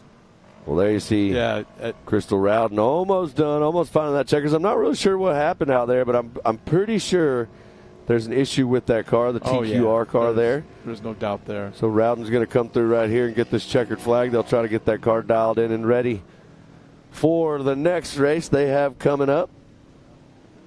Looks like we've got all of our Vet 40 Plus NA and women's NA drivers off the track now. There's our Ultimax Women's NA unofficial results. Look at that. Josie Watkins up top. Leslie Yoshimoto in second. Brooklyn Singleton in third. Caitlin Anderson, Crystal Rowden, and Irie Bailey. Josie Watkins is with Pam. I'm curious to hear this. Pam, what you got? Down here with Josie Watkins, you are the star of this show. You just came out. You had the fastest lap overall of the race. You also, on a staggered start, ended up third overall. You caught up to all those vet NAs. How do you feel about your race right now? I feel pretty good about my race. I felt pretty confident going into this race. I had P1 in my amateur class and P2 in my women's turbo class, and I just felt like I had my head on straight and really confident for this race. I mean, you had seat time from earlier on. Here you are. These guys haven't been on the track yet, but you did. You came out here. You just killed it out on that race course. An amazing job by you today. Thank you very much. Well, I'm going to let you go because you got some cleaning to do, but you're done for the day. You can go enjoy the pool and watch the rest of the racing. So congratulations, Josie Watkins. We're going to go right on down here to Terry Lackey. He is out of his car and ready to go. So Terry Lackey is our points leader in our vet NA class. Terry Lackey, you just finished first in your class. You're our points leader. Amazing race out there. What do you think of that new track layout? Oh, the new track layout's great. I mean, it's fun. It flows. All the rain actually, I think, kind of helped the track. The track is pretty epic right now. I mean, it's fast. I mean, we were all worried about it being way too muddy out there, and the drivers are saying exactly what you said, that they think that it helped the track. So it's pretty fun out there today. Yeah, it was fast. I got the whole shot again, and I saw that I had a good lead, so I really didn't push it that hard. Matter of fact, the puddle in the back, I was actually almost coming to a stop going through it, so I wouldn't wash the motor. Well, you did an amazing job out there. Like you just said, you got the whole shot, stayed out front. Josie was gunning for your position, though. Josie was faster than me today. I'll admit it. I know, but being third in the vet NA, if you look at the way she finished out, that's pretty cool. She's a young lady out there reckoning with. She's definitely cooking. Well, congratulations out there on that number 1 spot, being our points leader. It's just going to take you into our round number 7 here, in about a month? We got one more month, and I'm pretty close. It would be an act of God for me not to finish it out. Well, congratulations. I'll let you get going, clean your car up, and enjoy the rest of the day. Thank you, Pam, and thank y'all. Thank you, Terry. Good job to everybody out there today. We're going to go back up to the booth to Matt and Scott. Well, thanks a lot, Pam. Great interviews. Yeah, great interviews. There's no cookie cutter interview going on right there because he's getting ready. You know what? We got more racing to come, but we're gonna step aside real quick and come back with all that racing action and then some right after this.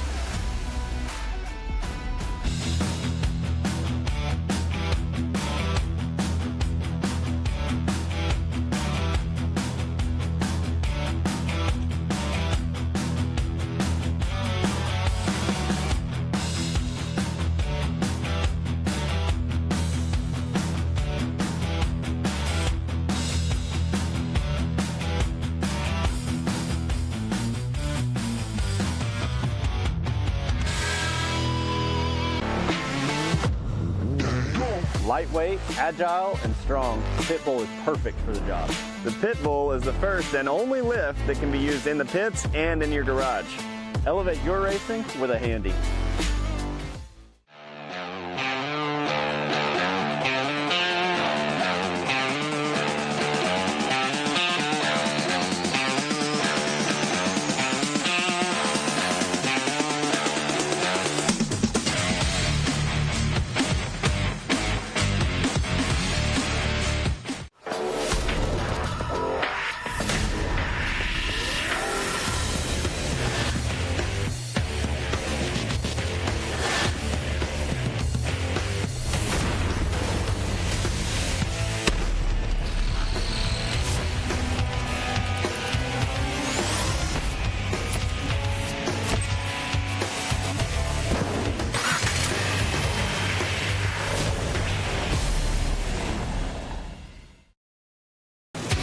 Watching Speed Sport 1, your home for great off-road racing from America and around the globe.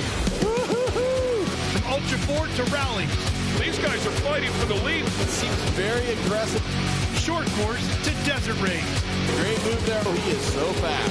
Whether on 2 wheels or 4, Speed Sport 1 has the off-road action you crave. Look at that move. It jumps to the inside. Speed Sport 1, the Motorsports Network.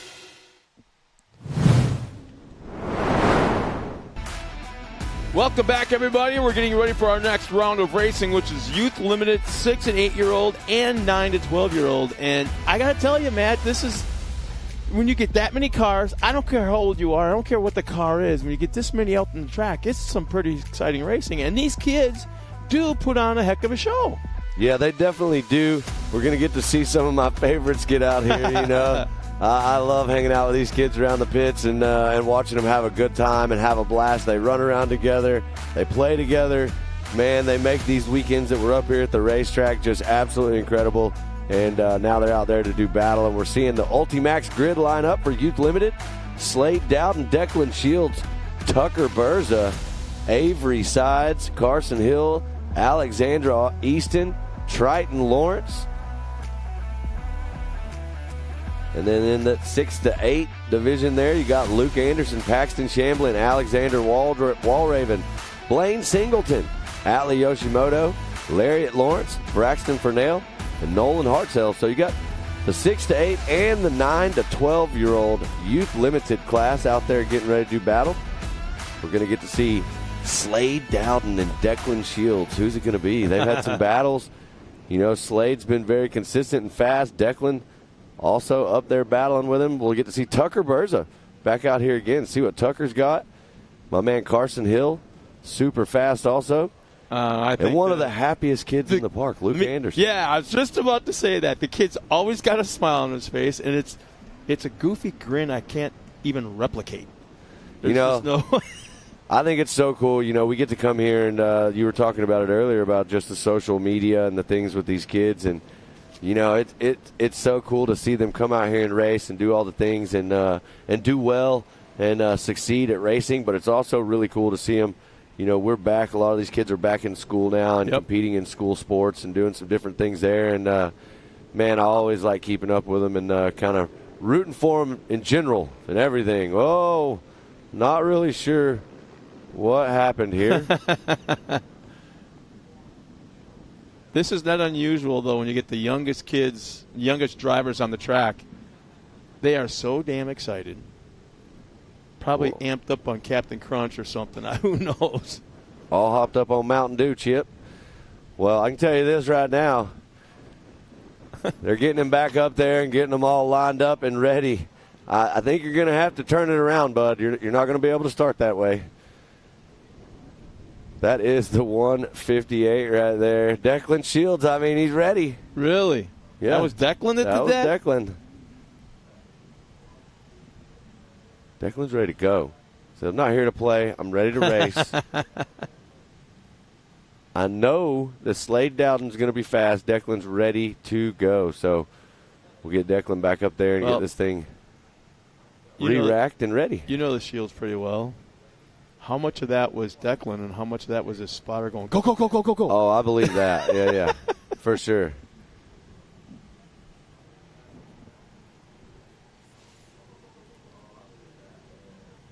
Yeah, you have to go all the way around and drive up there. You're not going to get anybody to pick you up and turn you around.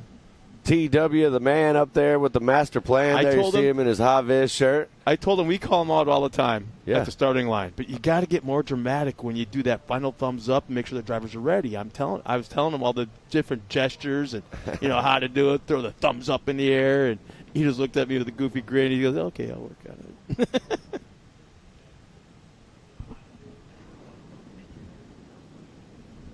Man, look at that racetrack in the background. Beautiful, got a beautiful couple of facility out here. If you can see the grandstands up on the hill, it looks like we got a few Old Glory flying up there. Champ people watching. I'm really getting anxious to see the last race this afternoon for us will be the Pro Turbo. How are those cars going to handle this track? Man, I'm excited to see that too. I think we're going to have to. It's going to be a battle. I think the one thing about the track is definitely getting better and better, and it's really kind of priming up perfect for them at the end of the day. And that is going to be a stacked field. I mean, you've got Corey Willis and you've got Kanan Baker going to be back out there. Kanan absolutely blew us away last round. Had a great Pro and A race earlier, and Kanan is just incredibly fast. And he did the unthinkable last time, and he beat the Miller brothers, and he unseated their run and their stand at the top of the podium, and that was crazy. Kanan was literally on rails around this track, so we're going to get to see if he can do that again. They got a big day out there, so excited to see the Millers, Kyle Chaney. Out of the last 6 races, and just to I'm sorry for interrupting, but out of the last 6 races, I want to say Kanan. Now I'm actually including Nitro Cross. Out of the last 6 races, he has not finished any worse than second. Yeah, Kanan, I heard it talked about earlier when Ken was in here, and Kanan running that Pro and A class. Kanan is also going to be racing. He's been racing Nitro Cross, and I'm going to tell you something. I really get the feeling sometimes that the Nitro Cross people didn't really know what they were taking when they brought him over there, because not only him, but Tyler Rimmereed. Yeah. They have absolutely just put on an incredible show for the Nitro Cross. That's an entirely separate thing from what MAO has, and that's a traveling series. Yep, absolutely.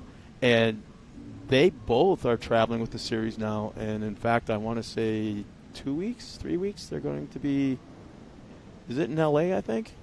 Yeah, I believe they were just in Utah. Yep. I want to say is where they just got done running, and.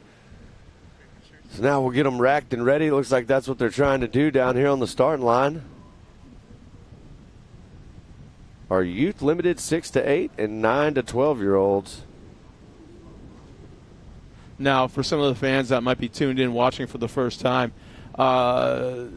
these are small cars, limited to what they can do as far as suspension and motor work and things along that line.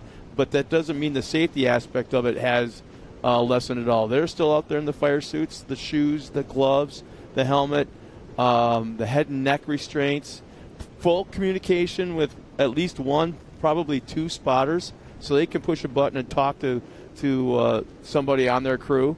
And there, we talked about the Nitro B, which is a small little radio, almost the size of a Zippo lighter. And where the race officials can keep a handle on the young drivers. The young drivers can't talk back to USAC officials, but they have to listen. So they're out there, and they are actually safer than if they were playing Pee Wee football. I mean, they are just belted in, so tight, so safe. I'd have no problem if I was a young dad, soon to be with a racer on the track. I'd have no problem with. I'm ready. My young He's here right now. Yeah, he's roaming the pits. He's ready. I mean, we're going to get ready and dive into this racing thing. That is so in the cool next to hear. year and see how much fun he can have doing it. Like we've talked about a million times, this facility is more than just racing. It's we're about outdoor events and kind of doing it all, whether it be here on the property and we're doing Barbie Jeeps or concerts or. We just got done hosting one of the biggest events we've had here at Mid-Americas with Lifted Truck Nationals. That was an incredible event out here and absolutely packed. But it looks like we're getting ready to go right here. Sounds like what we're hearing is we had a car on the line that may have had a flat tire, trying to figure out what exactly we were going to do with that. But TW is telling them right now, if you're on that back row, you are going to stay. The front 2 rows will go. Don't get confused. And there he is. He's going to give everybody the thumbs up, make sure they're good. And we are going to get a green flag right now.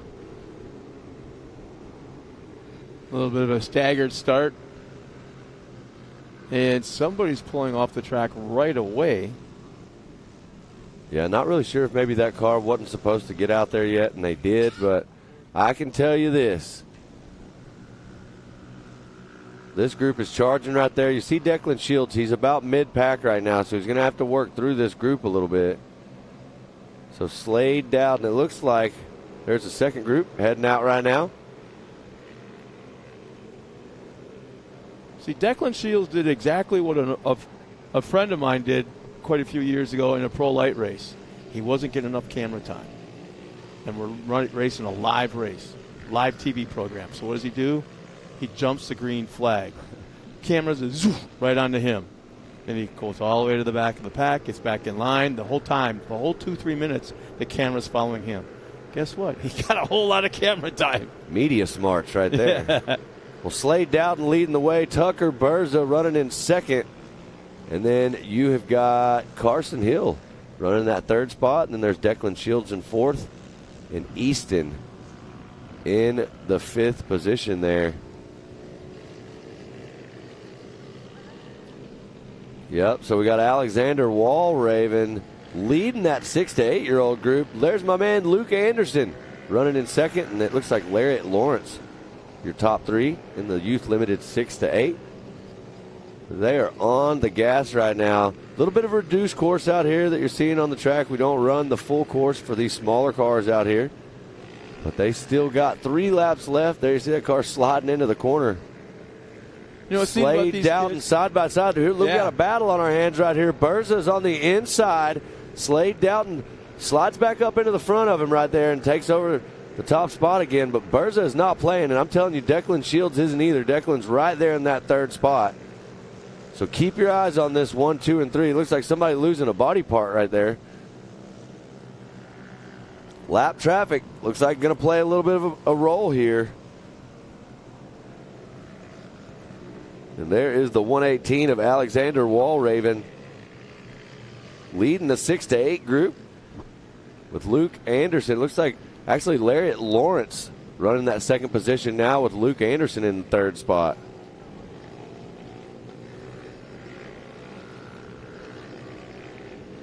So white flag is out.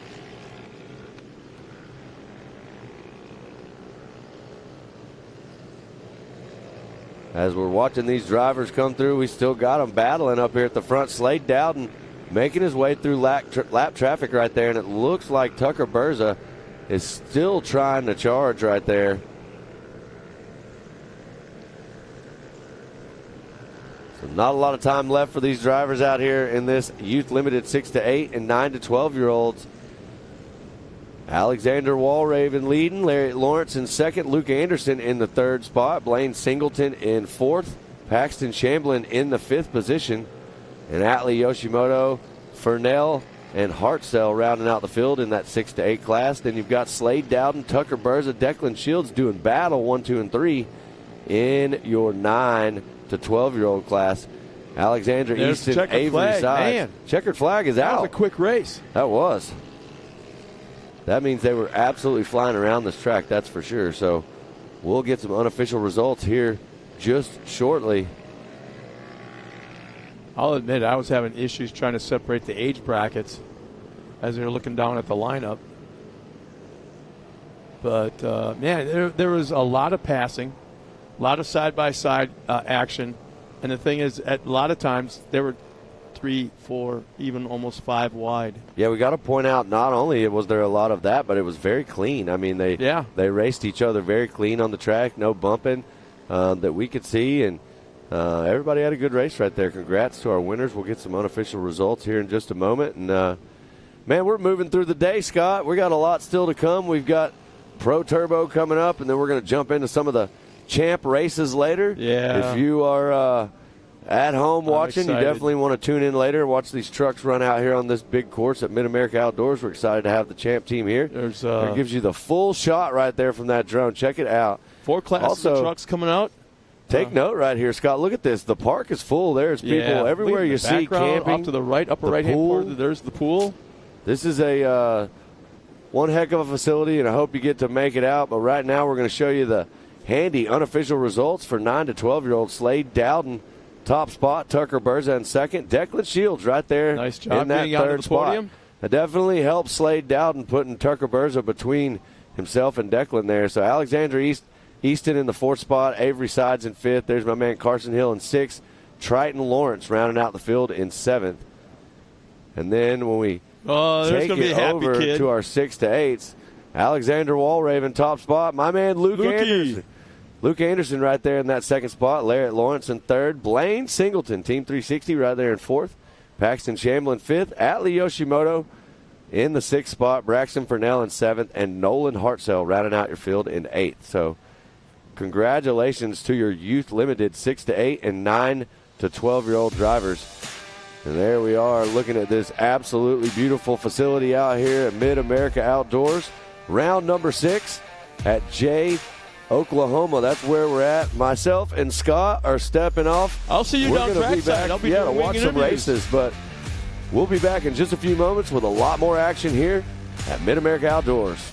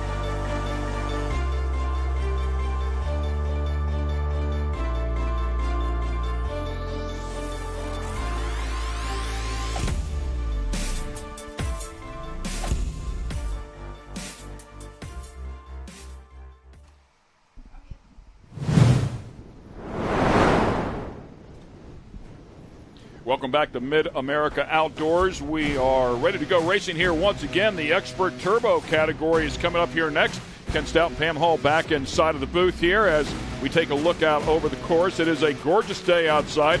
Working its way up to 90 degrees. Nice breeze out there. Humidity feels like it's very low. It's warm, but I think, are we still officially in summer? No, I think last Sunday was the first day of fall, if I'm not mistaken. So, but nonetheless, we had a bunch of rain a day ago. Today it is absolutely gorgeous, and we are ready to go racing here with our next category. I think we have 4 more to go here today. Yes. Expert Turbo, Expert NA, and then we will end things up with the Pro Turbo category.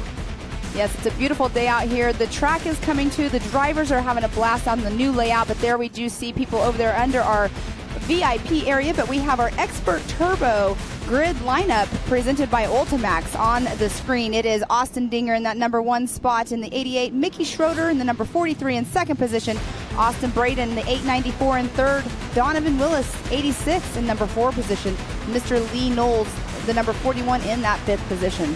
Yeah, Chase Kemp will be back there in row number 3 as well. Jake Frederick, Jason Roper, John Caligaroo has had a couple of bright moments here this year, and Grant Stephen will round out the top 10 inside of this category. We'll go to page 2 here and take a look at Bree Seek, Chris Adelot, Kyle Arkenau, and Kendra Hoop, of course, one of our ambassadors here. Yes, and Kendra Hoop, she just threw down the fastest lap when she was out there racing in the Vet 40 Plus in the women's turbo class. She did an amazing job, the fastest lap of the whole entire race. And then we do have in that number 15 position, Reese Fullman, 16th position, Randy Clifton, Rusty Pipes, fresh off the race course himself in that 17th position. And then in the 18th to round out our drivers are Braxton Moore. So we do have a full lineup taking the race course. They will do the rolling start as we have been doing in our expert and our pro classes. And there they are getting paraded around by our pace car. Yeah, they call it a recon lap, and they'll take the full lap here. It gives the drivers a chance to look at the course, find any potential ruts, any soft spots, any wet spots, whatever the case may be. And we know there's one big puddle here at least a couple of races ago. Can't imagine it's gone now. So a couple of things that they'll be able to take note of on their recon lap, and when they come back around start-finish, of course, they'll throw the green flag. Something new here are these jumps is triple, if you will. You can't triple it. It's too far apart, but first one's a nice jump, then a tabletop, land it, stand on the throttle, and a little bit larger tabletop there is a good look at it from the backside. And there's the sippy hole that we were talking about earlier. I think one of the drivers referred to it, might have been Owen Van Epperen, as the pond. So whatever you'd like to call it, but they were sailing through that a little bit earlier. Visually, it was pretty cool to watch. Yes, for sure. But, we do have Austin Dinger that is in our number 1 position in points, and that is how we are starting the race because we were unable to do any kind of qualifying due to Mother Nature yesterday. So Austin Dinger, he will be the one starting the pace as soon as that green flag drops. Yeah, we take a look at that in the points. 168 points coming in without the drop, 158 for Mickey Schroeder. Mickey Schroeder under the number of 43 here today as well. And Schroeder, his tough round, he finished up in 7th. Dinger's tough round finished up in 12th. If you count the drop race, at least I did some gorilla math here. It looks like they're separated by just 6 points. 10 points without the drop, with the drop. 6 points. So it is tight here in terms of the championship as you watch them make their way through the sippy hole. Yeah, we definitely if can't you're not familiar with the sippy hole, that is that's stuff that goes on down there in Naples. That's what I was wondering. You kept calling it a sippy hole. Well, it's swamp buggies. Swamp buggy racing, and they do it down in Naples, Florida. It's a huge thing. It's a long tradition, 50, 60 years old, and one of the most common referred to swamp buggies is DATS one, D-A-T-S, and DATS another one. So they were a 2-car team. But, yeah, they've been doing it forever down there, and the fans absolutely love it. But they have what they call the sippy hole, where it gets really the entire course is underwater to a degree, but then there's 2 areas where it gets really deep, and they call it a sippy hole. Now I know the backstory of that, because I was wondering, why is he calling that a sippy hole? And I didn't ask more you. Useless information from my my career in motorsports. Well, we definitely can't call it a puddle, because it's definitely not a puddle. I mean, we could put fish in there and probably live for a few days until that actually seeps down into the ground. Yeah, pond was a good description. Yeah, it could for sure be a pond. And they went sailing across it a little bit earlier. Nice size field here, by the way, in the Expert Turbo category. We talked about Austin Dinger and Mickey Schroeder being at the top of the points, and Donovan Willis also having some great moments here as well. Finished as high as 4th overall. Going back a couple of rounds, Austin Braden inside of this one. Lee Knowles, as you talked about here, an ambassador. So, yeah, it's a great category for sure. And you win the championship, good news, bad news. You win the championship is cool. Bad news is you get to go to the pros. Right, exactly. So, you can't hang out here anymore. Exactly. And speaking of, Lee Knowles was our champion last year in our amateur turbo class, so he respectfully moved up now into this expert class. Same with Kyle Arkenau. I mean, we've had a few people that have moved up. John Calgary was another one that was in our amateur class as well last year. And he, like you were saying earlier, he really stepped it up a few races ago and did an amazing job. And we know that everybody wants that number one spot. And it definitely shows when we're getting up into these expert and these pro classes how hard they actually change in their driving. Yeah, starting off on points here. No practice time, no qualifying time a day ago, courtesy of Mother Nature. They throw the green flag, so our points leader, Austin Dinger, will lead them to the stripe here. You talked about John Calligaroo. He had a big moment here already, right at the start of this race. We'll see if we can get a number here for you. Number 40 involved, number 57 involved. Roper. Is that number 11? It's Jason Roper, yes. Number 40, you can see he's trying to move, and he is not able to. He took quite a large tumble right off the start. But right there, whenever you take the jump, I mean, you're in the air, and this is open wheel racing, and anything can happen, and that's so unfortunate. So Jason Roper we did see, but we are on our backstretch going through our triple, and that was a nice nosedive right there. Yeah, really kicked the back end up there. Did stick the landing, though, and was able to drive out of it. So a nice move there, and made a pass in the process. I can't quite tell who that was, but it's a white car, but I mean, can't see the number quite yet. Down through the sippy hole there, we're hearing that was Austin Braden. Yeah, if you're the first car there, you're okay. You're the second or third car, and I promise you can't see anything for a couple of seconds there. And reach up, pull a tear off. Yeah, the car going off the track there, can't see where they're going. Yeah, I mean, that's where you're hoping you have many, many tear-offs. I mean, people probably were going over and buying a lot of extra after Mother Nature hit. But we do have Lee Knowles going through our horseshoe turn. That is our 45-degree angle. That's how steep that turn is. We got a little contact going on. Yeah, and of course the inside there launches a car up. It gets pretty light, so it's easy to swap lanes. And if you're in the outside lane, that means some contact. Yes, Austin Dinger right there out front. Yeah, a big moment right there. Mickey Schroeder. Oh, goodness and up gracious. on the bike there, second in the points, and finds himself on his lid. You know what I'm hoping? I hope I didn't jinx this race just now, because it's talking about, how hard they start pushing it.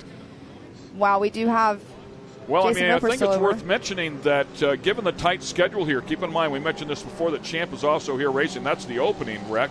And he was out of the car. He was sitting on the wall, so that's good to see that he's actually out of the car. But we've not had groom time. They've not been able to groom this track. So they've been racing on it here all morning long, up into the afternoon. Consequently, there's a lot of ruts here. So when you stand on the throttle and you get after this thing in anger, if you're not ready for those ruts, it'll bite you quickly. And let's talk about this as well. So this track last year, we would have never had any major issues, because last year we had a race course where the water would drain. It was a rocky lake bottom, right? So they brought in the clay because drivers were wanting a non-rocky course. So here we have brought in tons and tons of clay, and you just can't. You have to get that packed in, and it just has been unfortunate with Mother Nature. They've been out here for 2 weeks before we got here trying to groom the track as much as they can, and they just could only do so much before the rain hit.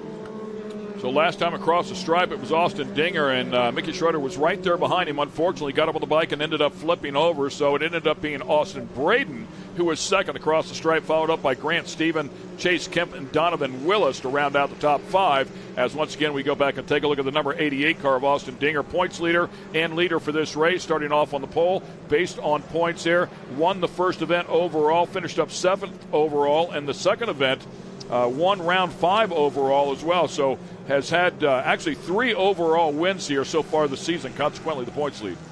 Yes, and you can see he's just out front running his own race right now. He just really needs to be cautious so he doesn't make any mistakes like what has happened already on course. You can see he's going through right there. That is a local caution. That is actually our finish line as well. So they have to slow down to 25 miles per hour through a local caution. They are unable to make any passes as well. So that's where they have to be really cautious when they're actually in battle really close with another racer. Yeah, great description there. Of course, we have the luxury of a nice view courtesy of that drone camera. But whenever you're in the car and you're coming up to that jump, that's blind on the backside. You can't see that all that safety equipment is there. Of course, they're going to rely on their spotters as well. Important to keep them safe there, but that's why they throw the caution before that jump there. They don't want those drivers sailing over the jump, hoping everything's clear. Yes, and speaking of the spotter stands is right up there where they can see that area as well. And here we are now. Remember, we were always calling this our non-rhythm section. Now it's kind of a skill set of driving. I'm not sure how to even explain the triple tabletop section now. Yeah, and I think it's a car setup Yes. thing now for sure. I mean, the damper program needs to be on point here. Otherwise, it's going to kick the back end up. You'll land nose down. So you might have to check up. You might have to use the brakes. You've got to learn how to drive the car, figure out what it wants. A lot of drivers, if they want to stand on the throttle and just launch it off the top, it's the fastest way to go, but the car has to work. Yes, and that was Donovan Willis. I'm not sure exactly who he is battling with right now, but they are battling for position. It looks like they spread out just a little bit more. But again, here is Austin Dinger out front. Again, running his own race right now. He has a 1:55.664. He has the fastest lap of the race right now. So he's getting really, he's getting to see the view without having to worry about actually racing hard against somebody. But the white flag just came out earlier. Not sure. Yeah, white with a yellow. I'm with you. 2 laps remaining here, it says. And not sure if they're giving these guys this category, I should say, a mandatory caution, like the Pro NA and the Pro Turbos get. A lot of this course under caution here with a couple of crashes located around it. Yes, that's not quite sure exactly what's going on there, because normally whenever they go under the competition yellow, it's a red and a yellow. Timing and scoring says 1 lap to go, courtesy of Optima Batteries, and of course that is that finish line jump as you were talking about. So they want to make sure they're checked up there because of that incident down there.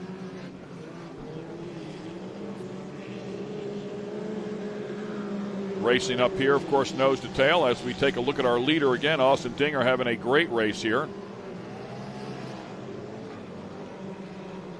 And we can see on the timing loop that we do have of Optima Batteries, Kendra Hoop is out on course. She's seen this race course quite a bit today as well. And Austin Dinger, though, I mean, this is his race right now. Yeah, chasing that championship. By the way, Grant Stephen across the stripe in second after that last moment coming to the white flag. So Austin Braden has fallen back a spot. Grant Stephen looking to finish up second here on the opening day. And if you look at the lap times right now, Austin Dinger has not taken the fastest lap now. He has picked up his lap time to a 1:48.746, but Grant Stephen has now taken over the fastest lap of this race so far at a 1:48.294. So you can tell that he's really picked up his speed and his pace during this race. Yeah, going back to round 3, Grant Stephen finished third overall, so second would be a season best for him to kick off this weekend. 2-race format, of course. Austin Dinger coming through the final turns here, looking to pick up yet another win. Has done a great job here this season.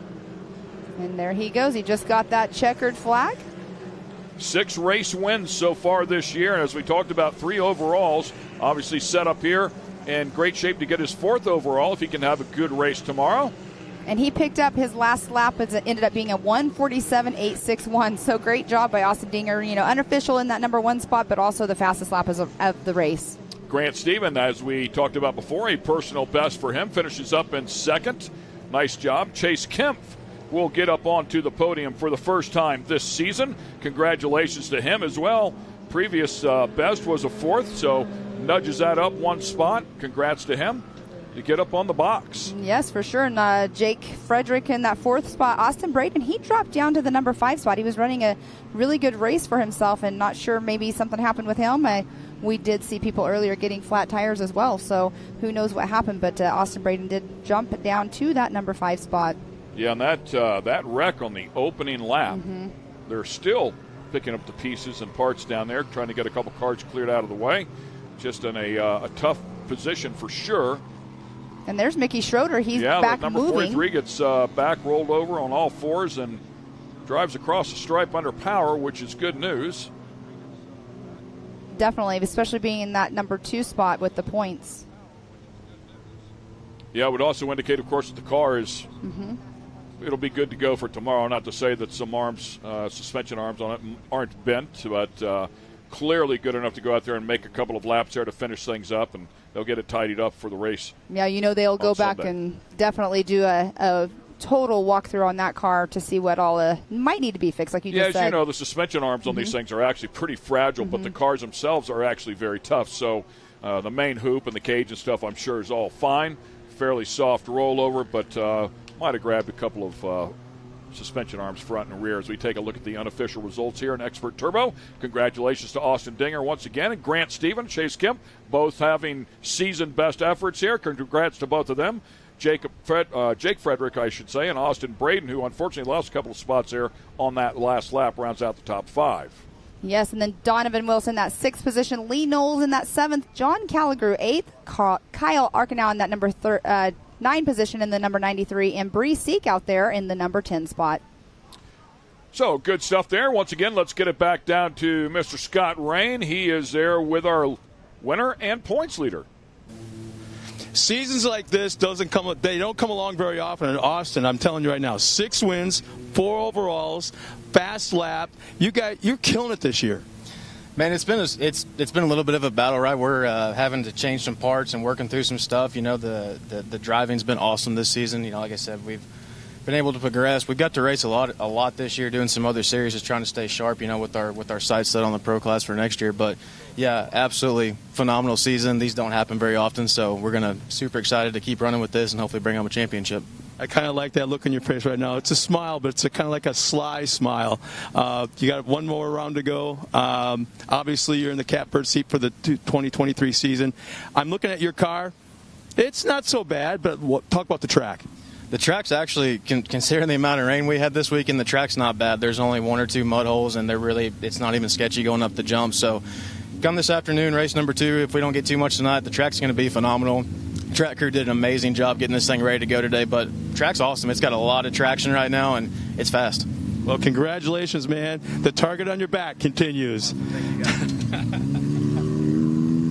Good stuff. Yeah, great job there for Austin, of course, and not so fortunate for a couple of other cars. We will take a quick break, and when we come back, it will be Amateur Turbo, which is the feeder class for the Expert Turbo class that we just saw. So stay with us. When we come back, we'll go racing once again here at Mid-America Outdoors.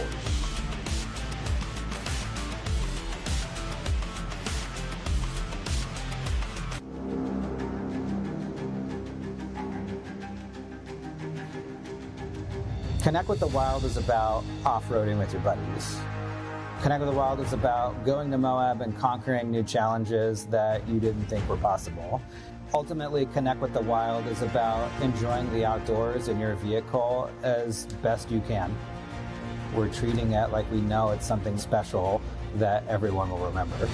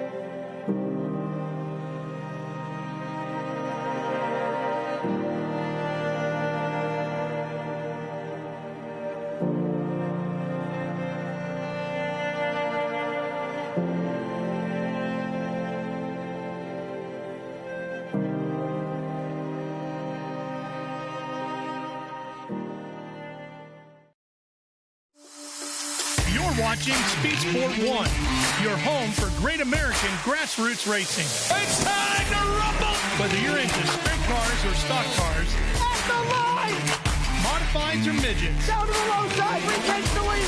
Turf lane models or demolition derby. Oh! Speed Sport 1 has the grassroots action you love. Speed Sport 1, the Motorsports Network.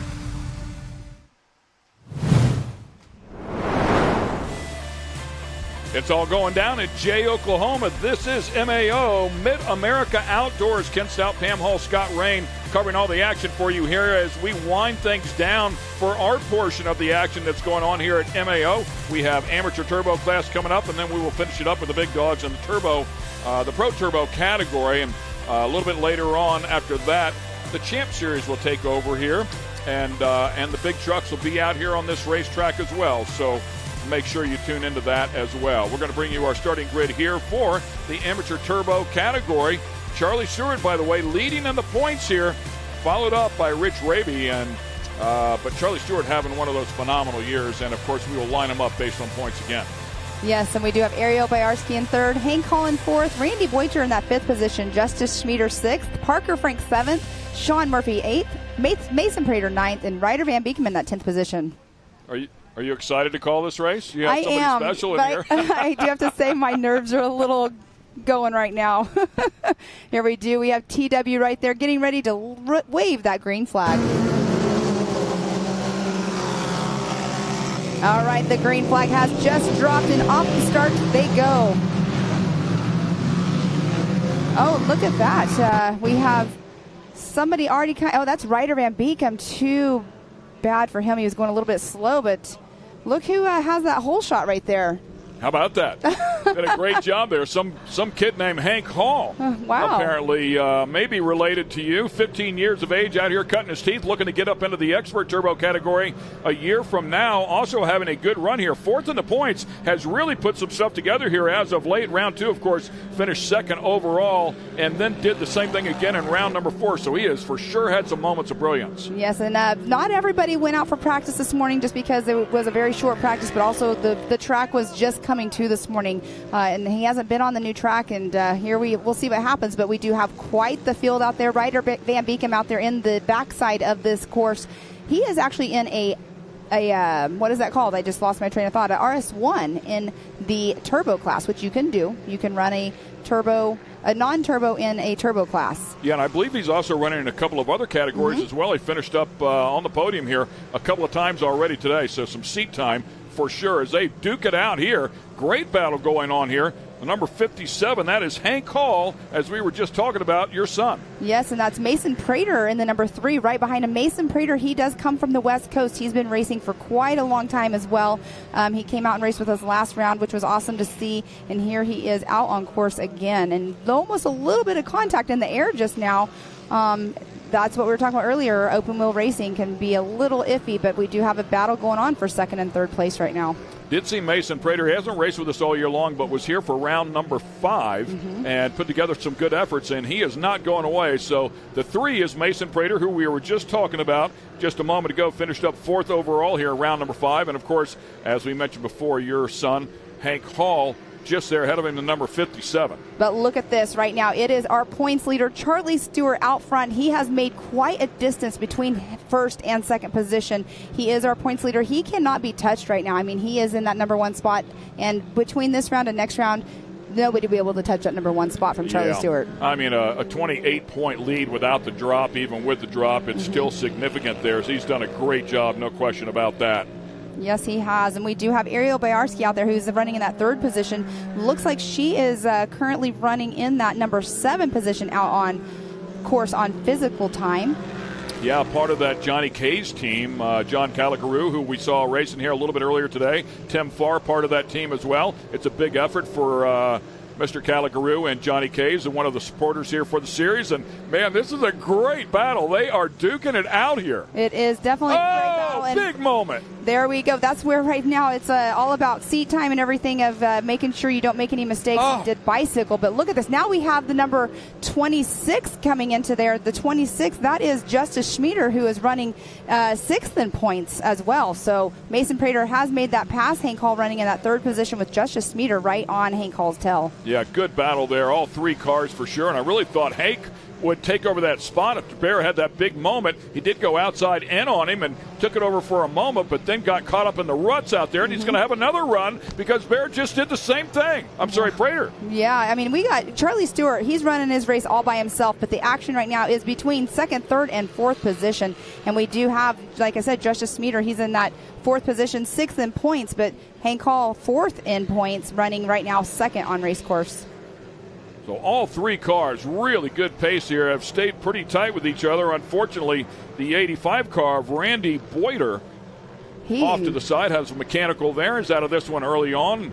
Yes, and he's having actually a pretty decent season, really. Exactly. Last race, he ended up, though, in, I think it was Rusty Pipes' car, and ended up with a gnarly crash, and that's Rusty Pipes had to have his car basically rebuilt. He was talking about that earlier. S3 Power Sports rebuilt his car for him. Yeah, I kind of remember that. Boyder comes in here top 5 in the points, but today will certainly not help him out in that situation. Again, all three of these cars still nose to tail. Great battle going on here. Exactly, and we do have Charlie Stewart has the fastest lap of the race so far at a 1:32.203. We know the lap times are picking it up.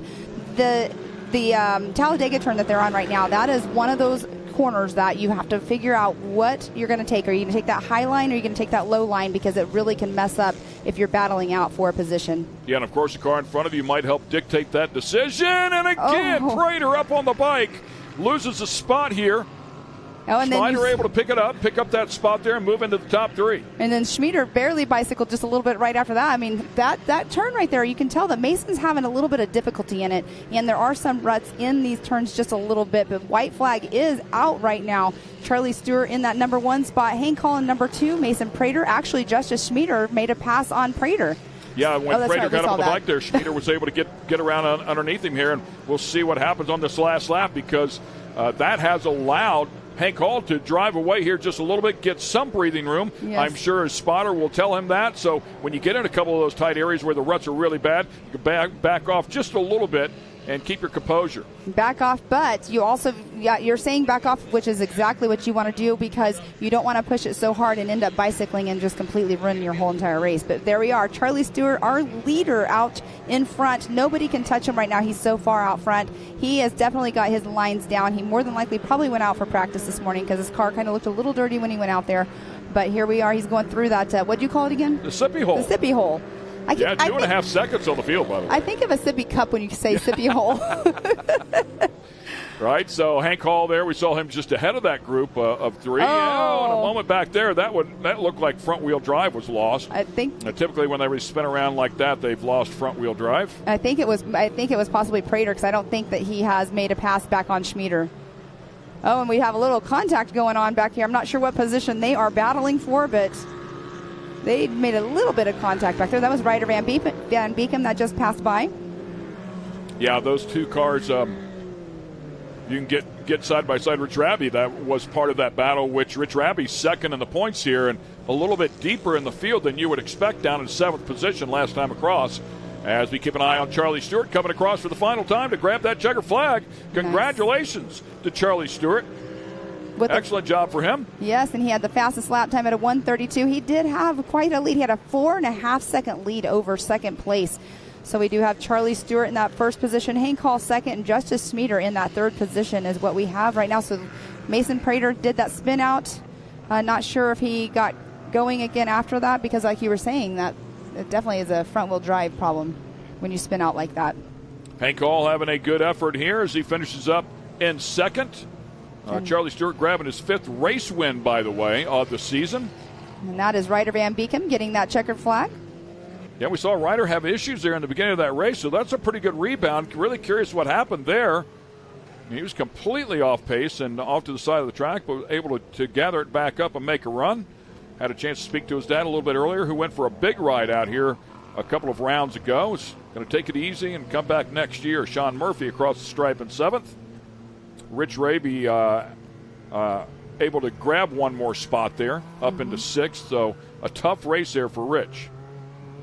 I see a name up there, Mia Chapman. I did not see 937. Oh, she actually raced earlier on, I believe, and had a little incident. So she had a big incident, actually. So I heard she is okay, which is great news. As Charlie Stewart up top, Hank Hall right there in second place, looking to work his way up into the top 3 in the points. Came in here 4th in the points. Justice Schmieder, as you were talking about before, had that great battle. Hall, Schmieder, and Prater, all three of them back and forth at one point or another. Ryder Van Beekem having a good comeback as well inside of the top 5. Yes, and Rich Raby in that number 6 position. Sean Murphy in 7th. Ariel Bayarski, she is actually our 3rd place in points right now. She is back in that 8th position.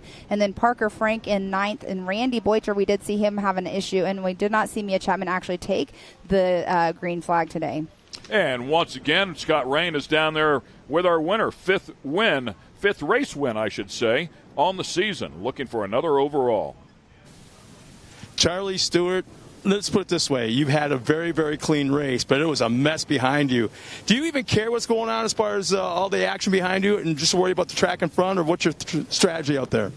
With the track today, I just tried to focus on the stuff in front of me, not behind me, especially with that big pond and before that jump. Got a little sketchy sometimes, but came out with the win, and I'm happy with this weekend. Well, you figured out well enough they had the fastest lap of the race as well, but talk about that track. It was great. Got rough in some spots, but that new tabletop jump I really like. Just really smooth race. Well, congratulations to this man right here, Charlie Stewart, another win. Nice job. Thank you. And once again, congratulations to him. Great effort there as he continues to dominate that category and chase that championship. Of course, he'll be able to bump up to the Expert Turbo category when that is said and done after the next round. Stay with us. We have the Pro Turbo cars firing up, ready to go battle. AMSOIL runs on freedom and has since 1972. We punish our products firsthand in our world-class laboratories and beyond, because some things can't be learned from a test tube. Run with us.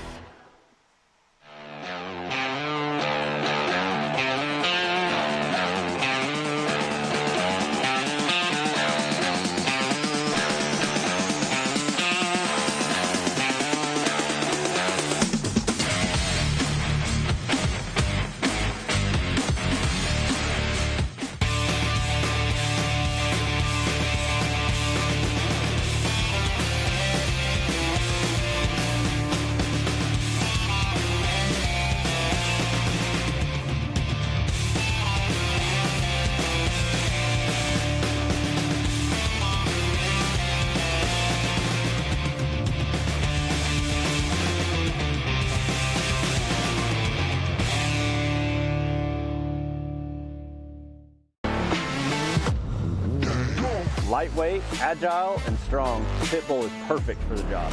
The Pitbull is the first and only lift that can be used in the pits and in your garage. Elevate your racing with a Handy.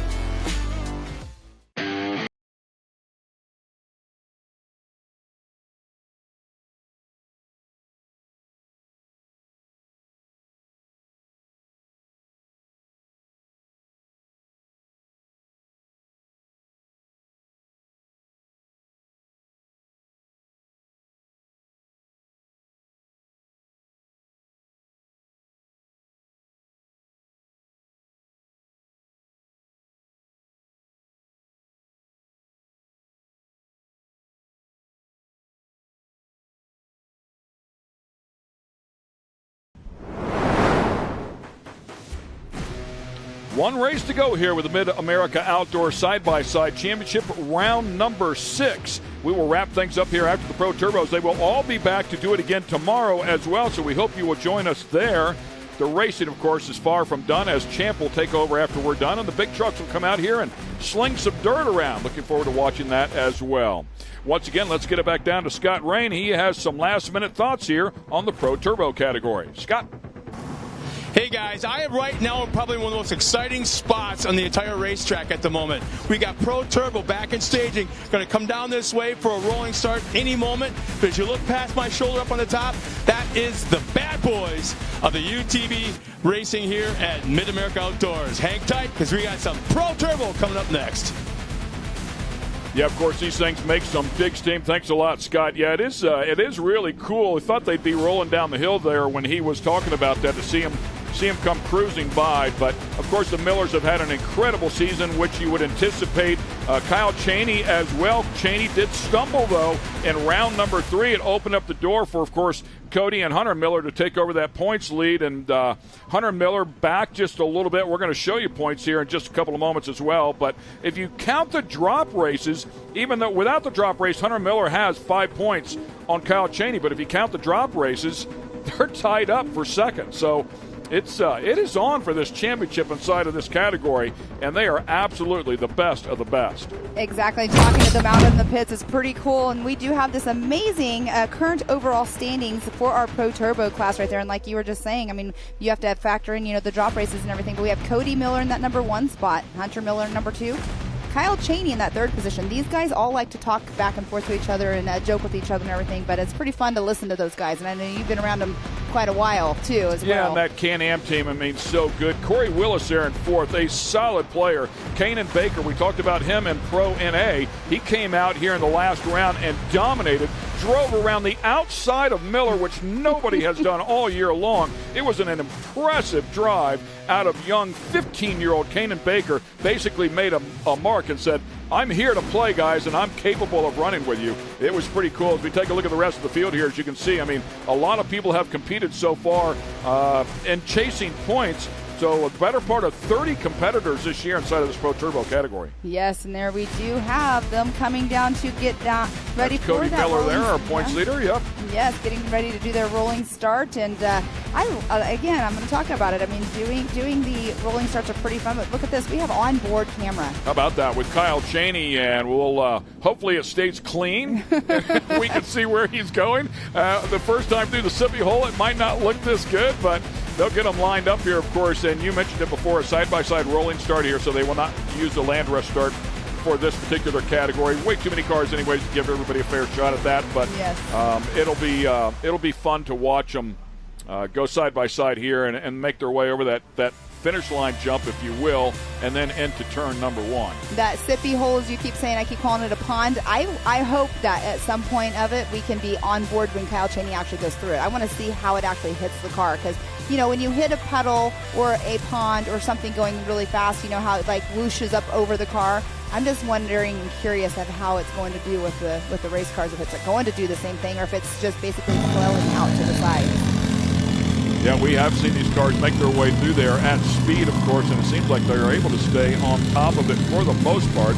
They certainly don't sink down half-wheel deep, which, as we watch them on this recon lap, we've seen them a couple of times, that it's way deeper than appears whenever they're racing. So they've got them lined up side by side here, and again, worth repeating that they had no practice time, they had no qualifying time, so they are lined up here based on points. I believe this will be a 5-lap race, if I'm not mistaken, and they should see a mandatory caution as well, which will bunch them back up there in the middle of the race.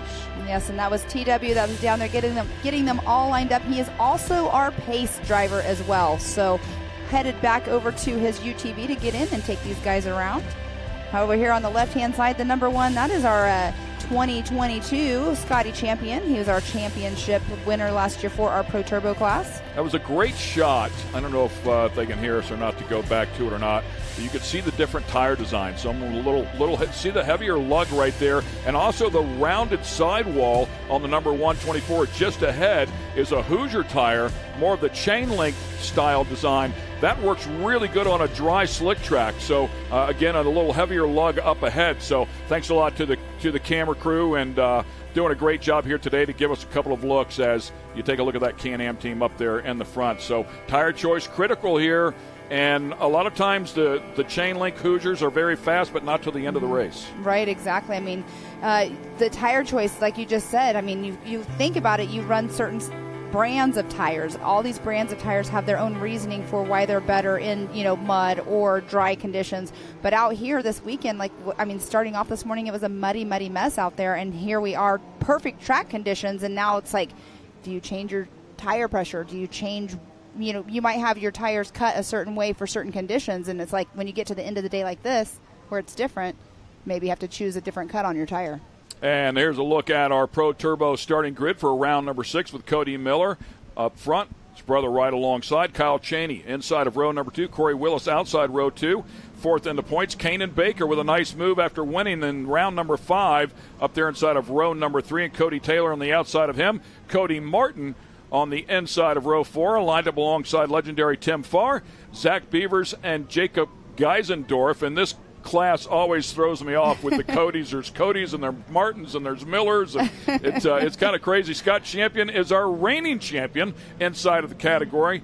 Mitchell Huddleston, of course, Chad Deutsch, and Austin Vanover. Mickey Thomas, and I was not able to verify if it's the Mickey Thomas, but I think it's Mickey Thomas, who's currently chasing a championship in the Champ Series in Pro 2, formerly drove in side-by-sides, was very, very fast. In fact, I want to say championship year for Robert Stout on the Lucas Oil Series. Mickey Thomas filled in for one of those races up in Reno. So very, very talented no matter what he gets into. He eventually went into, of course, Pro Light and now into the Pro 2. So be interesting if it's Mickey Thomas, and I believe it is, coming from the back of the field there because he's not chased points. First time we've had his name on the list here. See how he does there from the back. But when you think about it, I mean, why wouldn't you? If you have a car that will race in our Pro Turbo class here, even though he doesn't normally race in it, why wouldn't you go out there? Because this is basically like a pre-run for him. Oh, it's right? seat time on this track. Exactly. No question about that. And it doesn't matter what you're in, it's going to make a difference. By the way, looking at that, what we've been referring to as the pond or the sippy hole, it does not have as much water in it. I think with all the racing, they've blown a bunch of water out of it, but it is still very, very wet in there, and will be a tricky obstacle for them to navigate through. The best in the business here, ladies and gentlemen. I mean, we are talking about the fastest drivers in side-by-side UTVs out here. Of course, Champ has, we're missing people like C.J. Greaves. Would love to have Greaves out here. But it's the rule set is a little bit different, and they're changing their own championships as well over there. Right. But Mickey Thomas, like we were saying, if he ends up, having their own, if they're having their own UTV that can race, then here he is out here again, seat time. But here we have a stacked field. They're getting ready to finish up their recon lap to take that green flag, and this is where I would love to talk to these drivers. I sometimes ask them, how are you actually feeling when you're getting ready to take that green flag? Is your heart pumping, or are you calm and cool? Like, some people are super nervous, and even though they've been doing it for years. The Millers, I mean, they race all the time. They've been doing it for so long. It's one of those things where I'm going to have to go and chat with them about how they actually feel when they're starting side by side, because they're brothers, but they're also racers on race course. Speaking of the Millers, looking at them there, of course, maybe a last minute conversation with your spotter, something that you want them to look out for, keep an eye on. Some of that stuff going on, settling in. Typically, these guys with all this experience, put the helmet on, get the car started, they get out on the track, and they get a sense of calm that comes over them. They know what's going to happen here as we take a look at it. By the way, we need to talk about these cars. They weigh in. They're 100. Were they bumping a little bit, brotherly love? 1,750 pounds, so they're 100 pounds more than the NA cars. These things producing upwards of 300 plus horsepower.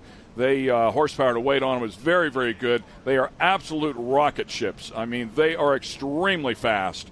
So it'll be fun to watch the best go at it here, as it always is. The premier class here for the side-by-sides at Mid-America Outdoors. Round number 6, race number 1. The Miller brothers are on the front row. They stand on the throttle. The 22 goes. Cheney looking to make it 3 wide here in turn number 1 already. Oh, that turn right there is always so tight coming off the start, as we saw earlier on, some incidents happening. But here we are with that green flag. They're all still super tight going. It looks like they're almost still in order to start. Cheney did pick up one of the spots, and Kanan Baker trying to come with him. Kanan Baker, of course, our latest winner. Taking a look at that white car, you can see that sloped, laid-back roof. I mean, really sexy-looking car, no doubt about it. 15 years old, and he's worked his way up into second already. The 21 car is coming. He is ready to make some noise here again and fighting for the lead on the inside of Cody Miller.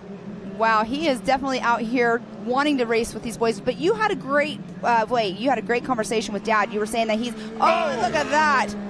Yeah, the Miller brothers, was that Hunter or was that Cheney? Well, there is right there. That's Cody. Oh, it's I think that was Cheney, because Cheney had gotten around Hunter at the start. Well, and Cheney's in second now. Was up into second. Wow, you had a great conversation with Baker, is what I was saying really quick about Dad. Studying these videos, it's amazing to see that he's taking that he watched and learned, and he's actually applying it on course. Yeah, no question. I mean, he watched the guys what they were racing, went back, watched a lot of video, film, if you will, and found a couple of places where he thought he could do a better job. And then, of course, they made a tire change, is what I understand as well. Picked up some time there, and boy, whatever it is, man. It is definitely showing out here on course for sure. We do have, that is Corey Willis right there with, I believe that is Cody Martin as well, or Cody Taylor, I'm sorry, that they're battling it out. There's a nice little battle going on here between 6th and 8th position. There's the number 7 right there. That is Cody Martin. Yeah, Corey Willis down in there as well. That's the black car. Is that correct? Yes, 17 is Corey Willis. That is Corey Willis. Oh no, look at our this. Points leader. Cody Miller is off to the side with a mechanical. That is very unfortunate for Cody Miller, but Kanan Baker went across the line in that number 1 spot with Cody Miller off to the side. It looks like it happened before the finish line. He doesn't have any laps on his Yeah, you're scoring. exactly right. Kyle Cheney recorded in 2nd place, and then Hunter Miller, Cody Taylor, Corey Willis inside of the top 5 as we go back and take a look at our leader. And you were talking about it before getting some seat time. So Kanan's already been out here in the Pro NA class, had a great run there as well. I think finished up 2nd place behind Owen Van Eperen, and boy, they've got this thing sorted out. I don't know what they've done, but man, they have found a ton of speed. I mean, to put it in perspective, he finished 6th overall, 11th overall, 13th overall, then 7th overall, and then came out here and dominated round 5, winning every time he got on the track in both categories and looking to keep that momentum going. Yeah, he's doing an amazing job out there. I believe that after 3 laps, we are supposed to go into our competition yellow, so we should be doing that here in just a moment. But Kanan Baker on the rails out there, and he will be racing later on in the Champ Series as well. So amazing kid out there racing. I mean, he's 15 years old, and he's out here racing against very seasoned veterans. I say veterans, but, you know, compared to his age, they out here racing against people that have been doing it for many, many years. You know, I was speaking to a couple of the drivers as well, and they said you'd be surprised at how stock the Miller's cars are, because you are allowed to change internals in the engines here and make a little more power. And a lot of people say they just leave them the way they are. Yes. And, of course, very good driver, suspension, plenty of suspension modifications there and dialing the car in so that it will work right. And they do so much different style of racing. They don't only do short course racing, they do the Ultra 4 USA as well. They race King of the Hammers, and so it's they have a lot of seat time and different styles of racing as well. But Kanan Baker, I mean, we were talking about it earlier, he has his Pro Light, he races in the Pro NA, Pro Turbo. He also races Nitro Cross, so he's got a lot of, and he also races at the Chili Bowl as well. So different styles of racing, again, for Kanan Baker. That just makes you a better driver when you can come out and drive different styles for different styles of cars, I should say. Yeah, he has a lot of seat time, no doubt, and he'll be doing a lot of racing here this weekend as well. You talked about the Pro Light that he'll be competing in. He'll be competing in the Champ Series as well, and side-by-sides, 2 classes here, side-by-sides. He ran in the Pro Light a little bit earlier for our MAO Pro Light Championship Series. Got his feet wet in that, so a lot of seat time, man, and this kid is definitely switched on. Yes, he is, and he is showing these boys what he is all about. He wants to be out here on top notch with all of them, and here he is. And there's the competition yellow coming out. Slowing them down. Kyle Cheney out there with a 138.436 is his fastest lap. But if you look, Kanan Baker's fastest lap time is a 136.980. He has the fastest lap of the race so far. Yeah, I mean, a second and a half on Cheney. Am I doing the math right there? I mean, that's insane. It is definitely insane for sure.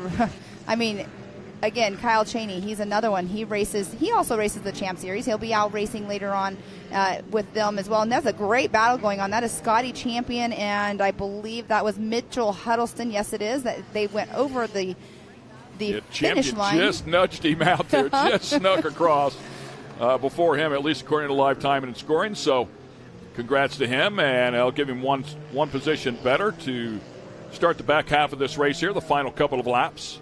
And if that is the Mickey Thomas that you were talking about, he is running in that number 11 position. So once again, Kanan Baker there right behind the Pace vehicle. Bring you up, give you a good look at this talented young man, 15 years of age, out of Oklahoma.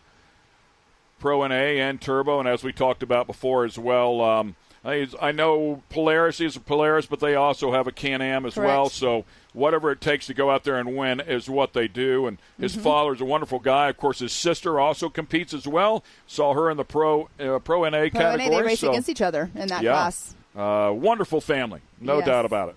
They have quite a setup over there. I mean, there's multiple cars over there.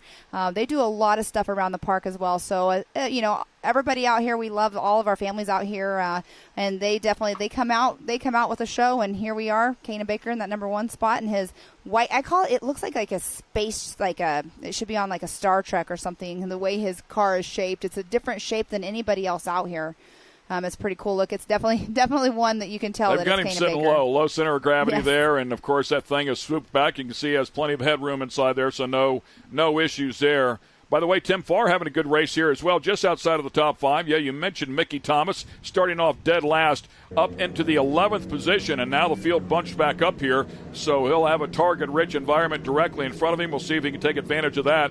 Kanan Baker really taking his time through there, through that pond, that big, gigantic mud hole, if you will, as to not bring up any water and get it on any critical pieces inside of the car. Oh, I was thinking he was just being really nice. Keep his feet dry. Honestly, I mean, you don't want water on the shoes either. Your feet slip off the pedals. There's a lot going on whenever you load these cars up and you get them inside of a turn. Your feet can slip off the pedals for just a second. It can get you in trouble and help you flip if you're not on the throttle. So a lot of stuff to think about that you typically might not think about. And, of course, one of the best, and Kyle Chaney right behind him. I mean, the guy's a machine. Not much that guy hasn't won over the course of time in every form of racing and side-by-side. Of course, a king as well, a 3-time king at the Hammers. So he can he will make you pay. I promise you, if Chaney can get around him, he will show no mercy. And that's what I was jokingly going to say. Maybe Kanan was just being nice and not going to get mud up on Chaney's visor through the puddle. Kanan, maybe? Maybe. I don't know. Who knows? Maybe.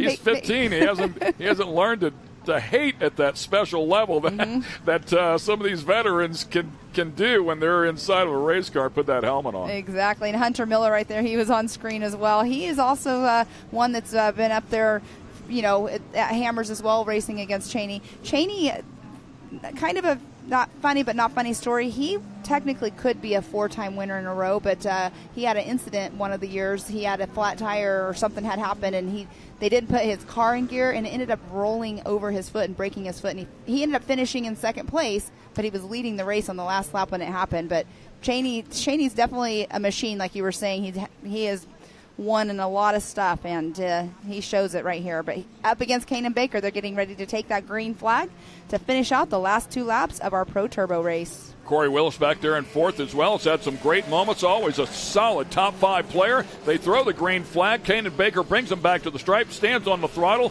Here we go, the back half of the Pro Turbo race. Somebody getting pushed out into the fluff did not work out well. I say fluff, it's more of a heavy mud rutted up track out there. I'm trying to see who it was, but I think it was Cody Taylor. I was just going to say the same thing. It might have been Cody Taylor. We'll see what happens the next time they come around if Tim Farr was able to take advantage of that, but they kind of blocked the track in the process, and Taylor got back on the pipe. So it's really amazing to see the different cars, the way they land. Look at Kyle Chaney really closing a gap right now on Kanan Baker. Chaney coming on here, showing he's got something to hang with the 21 car. We'll see if he can make it last. The PPEI car of Corey Willis back there in 3rd place. Nice move for him on that restart, picking up a spot. Corey Willis is another one that races and also in our Ultra 4 racing as well. He's got seat time and all different kinds. Oh, no. Big moment right there. Talk about gathering one up. Wow. One of the Can-Am cars there. Corey Willis in the 17 car trying to pick up another spot on Chaney, and Chaney has fallen way back from the 21 car. We thought he was catching Kanan, and it looks like maybe you had a big moment there at some point. The 91 car way back and now under attack from the 17 of Corey Willis. Oh, and this is where you do not want to make a mistake because you don't want to lose that position, but he has definitely dropped way back. They are going to come around and get the white flag right now is what they should be doing. So what a great race we do have going on right now, though, between Kyle Chaney and Corey Willis.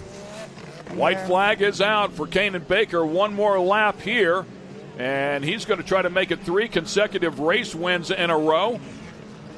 No reason to believe that wouldn't happen as we look at it right now. Certainly has a lot of breathing room. A great battle here for second between the 91 of Kyle Cheney and Corey Willis. Corey Willis definitely has a great program going for himself. He's out here running third. He has had a few things. I think he ended up rolling on our last round or something. He went happened. for a big ride.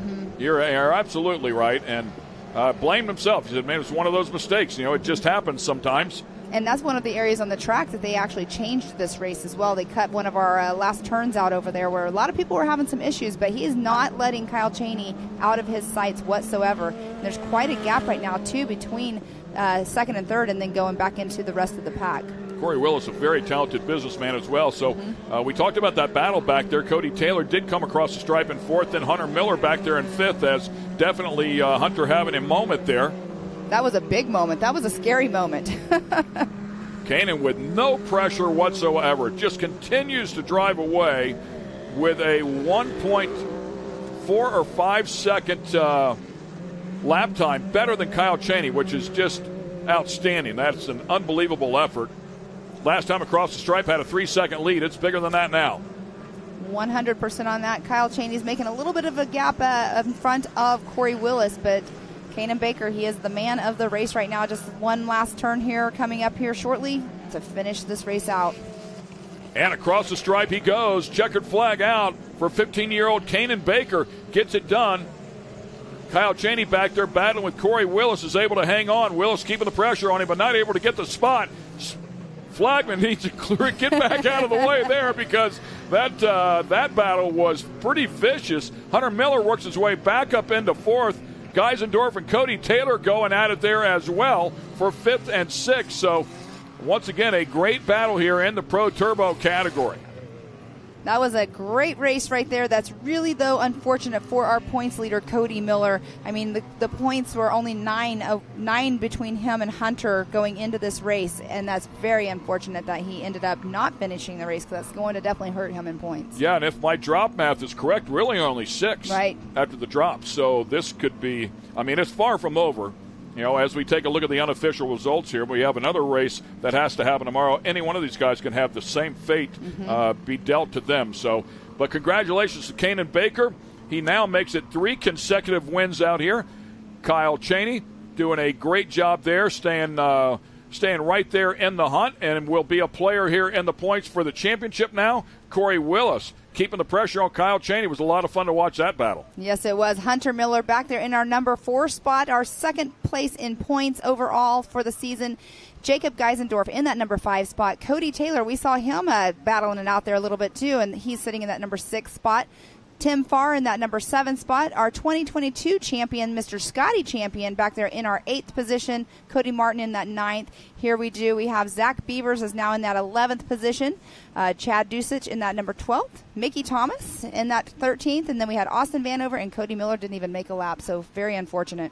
Yeah, Mickey Thomas having a tough back half of that race. Lost a few positions, but great to have him out there for sure. Good overhead shot there of the newly designed track here at Mid-America Outdoors. Stay with us. When we come back, we'll talk to our winner. AMSOIL runs on freedom and has since 1972. We punish our products firsthand in our world-class laboratories and beyond, because some things can't be learned from a test tube. Run with us.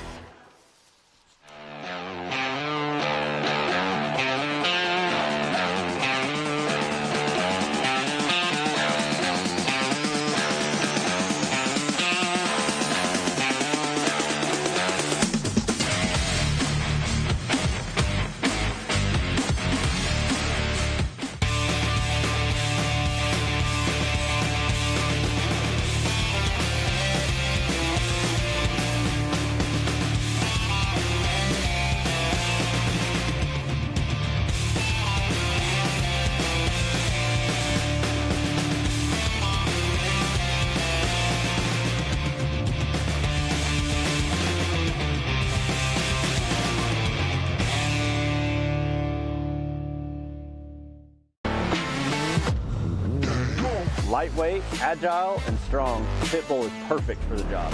The Pitbull is the first and only lift that can be used in the pits and in your garage. Elevate your racing with a Handy.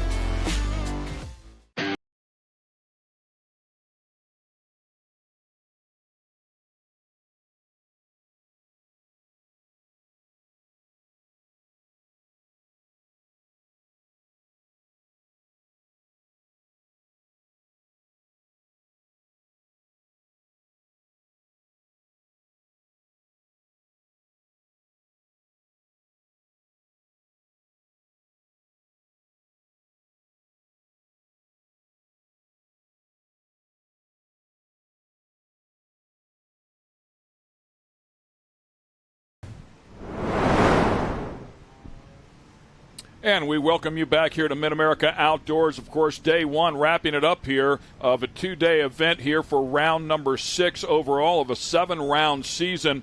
Mother Nature working with us nicely today. The track came in.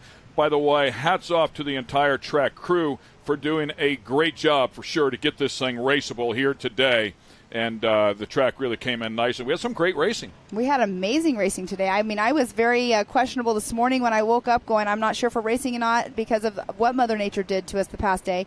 But it was an awesome day, and it's only going to get better. I mean, I'm going to go set trackside and watch Champ race now. Yeah, I'm right with you, man. We'll grab something cool to drink, and we'll go watch some more racing. It'll be a lot of fun for sure. In the meantime, let's get it down to the third member of our team, Mr. Scott Rain, for his final thoughts. Scotty? Pam, Ken, I got to tell you, as much as Mother Nature was kicking us around yesterday with all that rain, I think she's smiling down upon us right now, providing us with a fantastic day of racing and weather. Unbelievable racing, but 2 things stick out in my head right now. Austin Dinger and his winning this year in 2023 and his streak, and of course that young phenom, that future legend, that future superstar, Kanan Baker. I think all of us have to keep an eye on that kid and see where that career takes him, because that is a superstar in the making. What do you guys think? Yeah, I'm right there with you, man. Kanan's going to be a lot of fun to watch him work his way up through the ranks and continue to chase that career. So it's been a lot of fun. By the way, we're going to be back on here at 9:15 in the morning, right? So join us again. Yes, exactly. Tomorrow's going to be a whole nother day of an amazing race day. You guys want to make sure you stay tuned in. I mean, we have all of our different outlets that you can sit here and watch our racing on. So you want to make sure you stay tuned in for sure. Yeah. Great racing coming your way tomorrow. Of course, you can watch it all live on Speed Sport 1. Hope you'll join us at 9:15 a.m. Central Time. For Scott Rain and Pam Hall, I'm Ken Stout. Thanks for watching all the racing here at Mid-America Outdoors.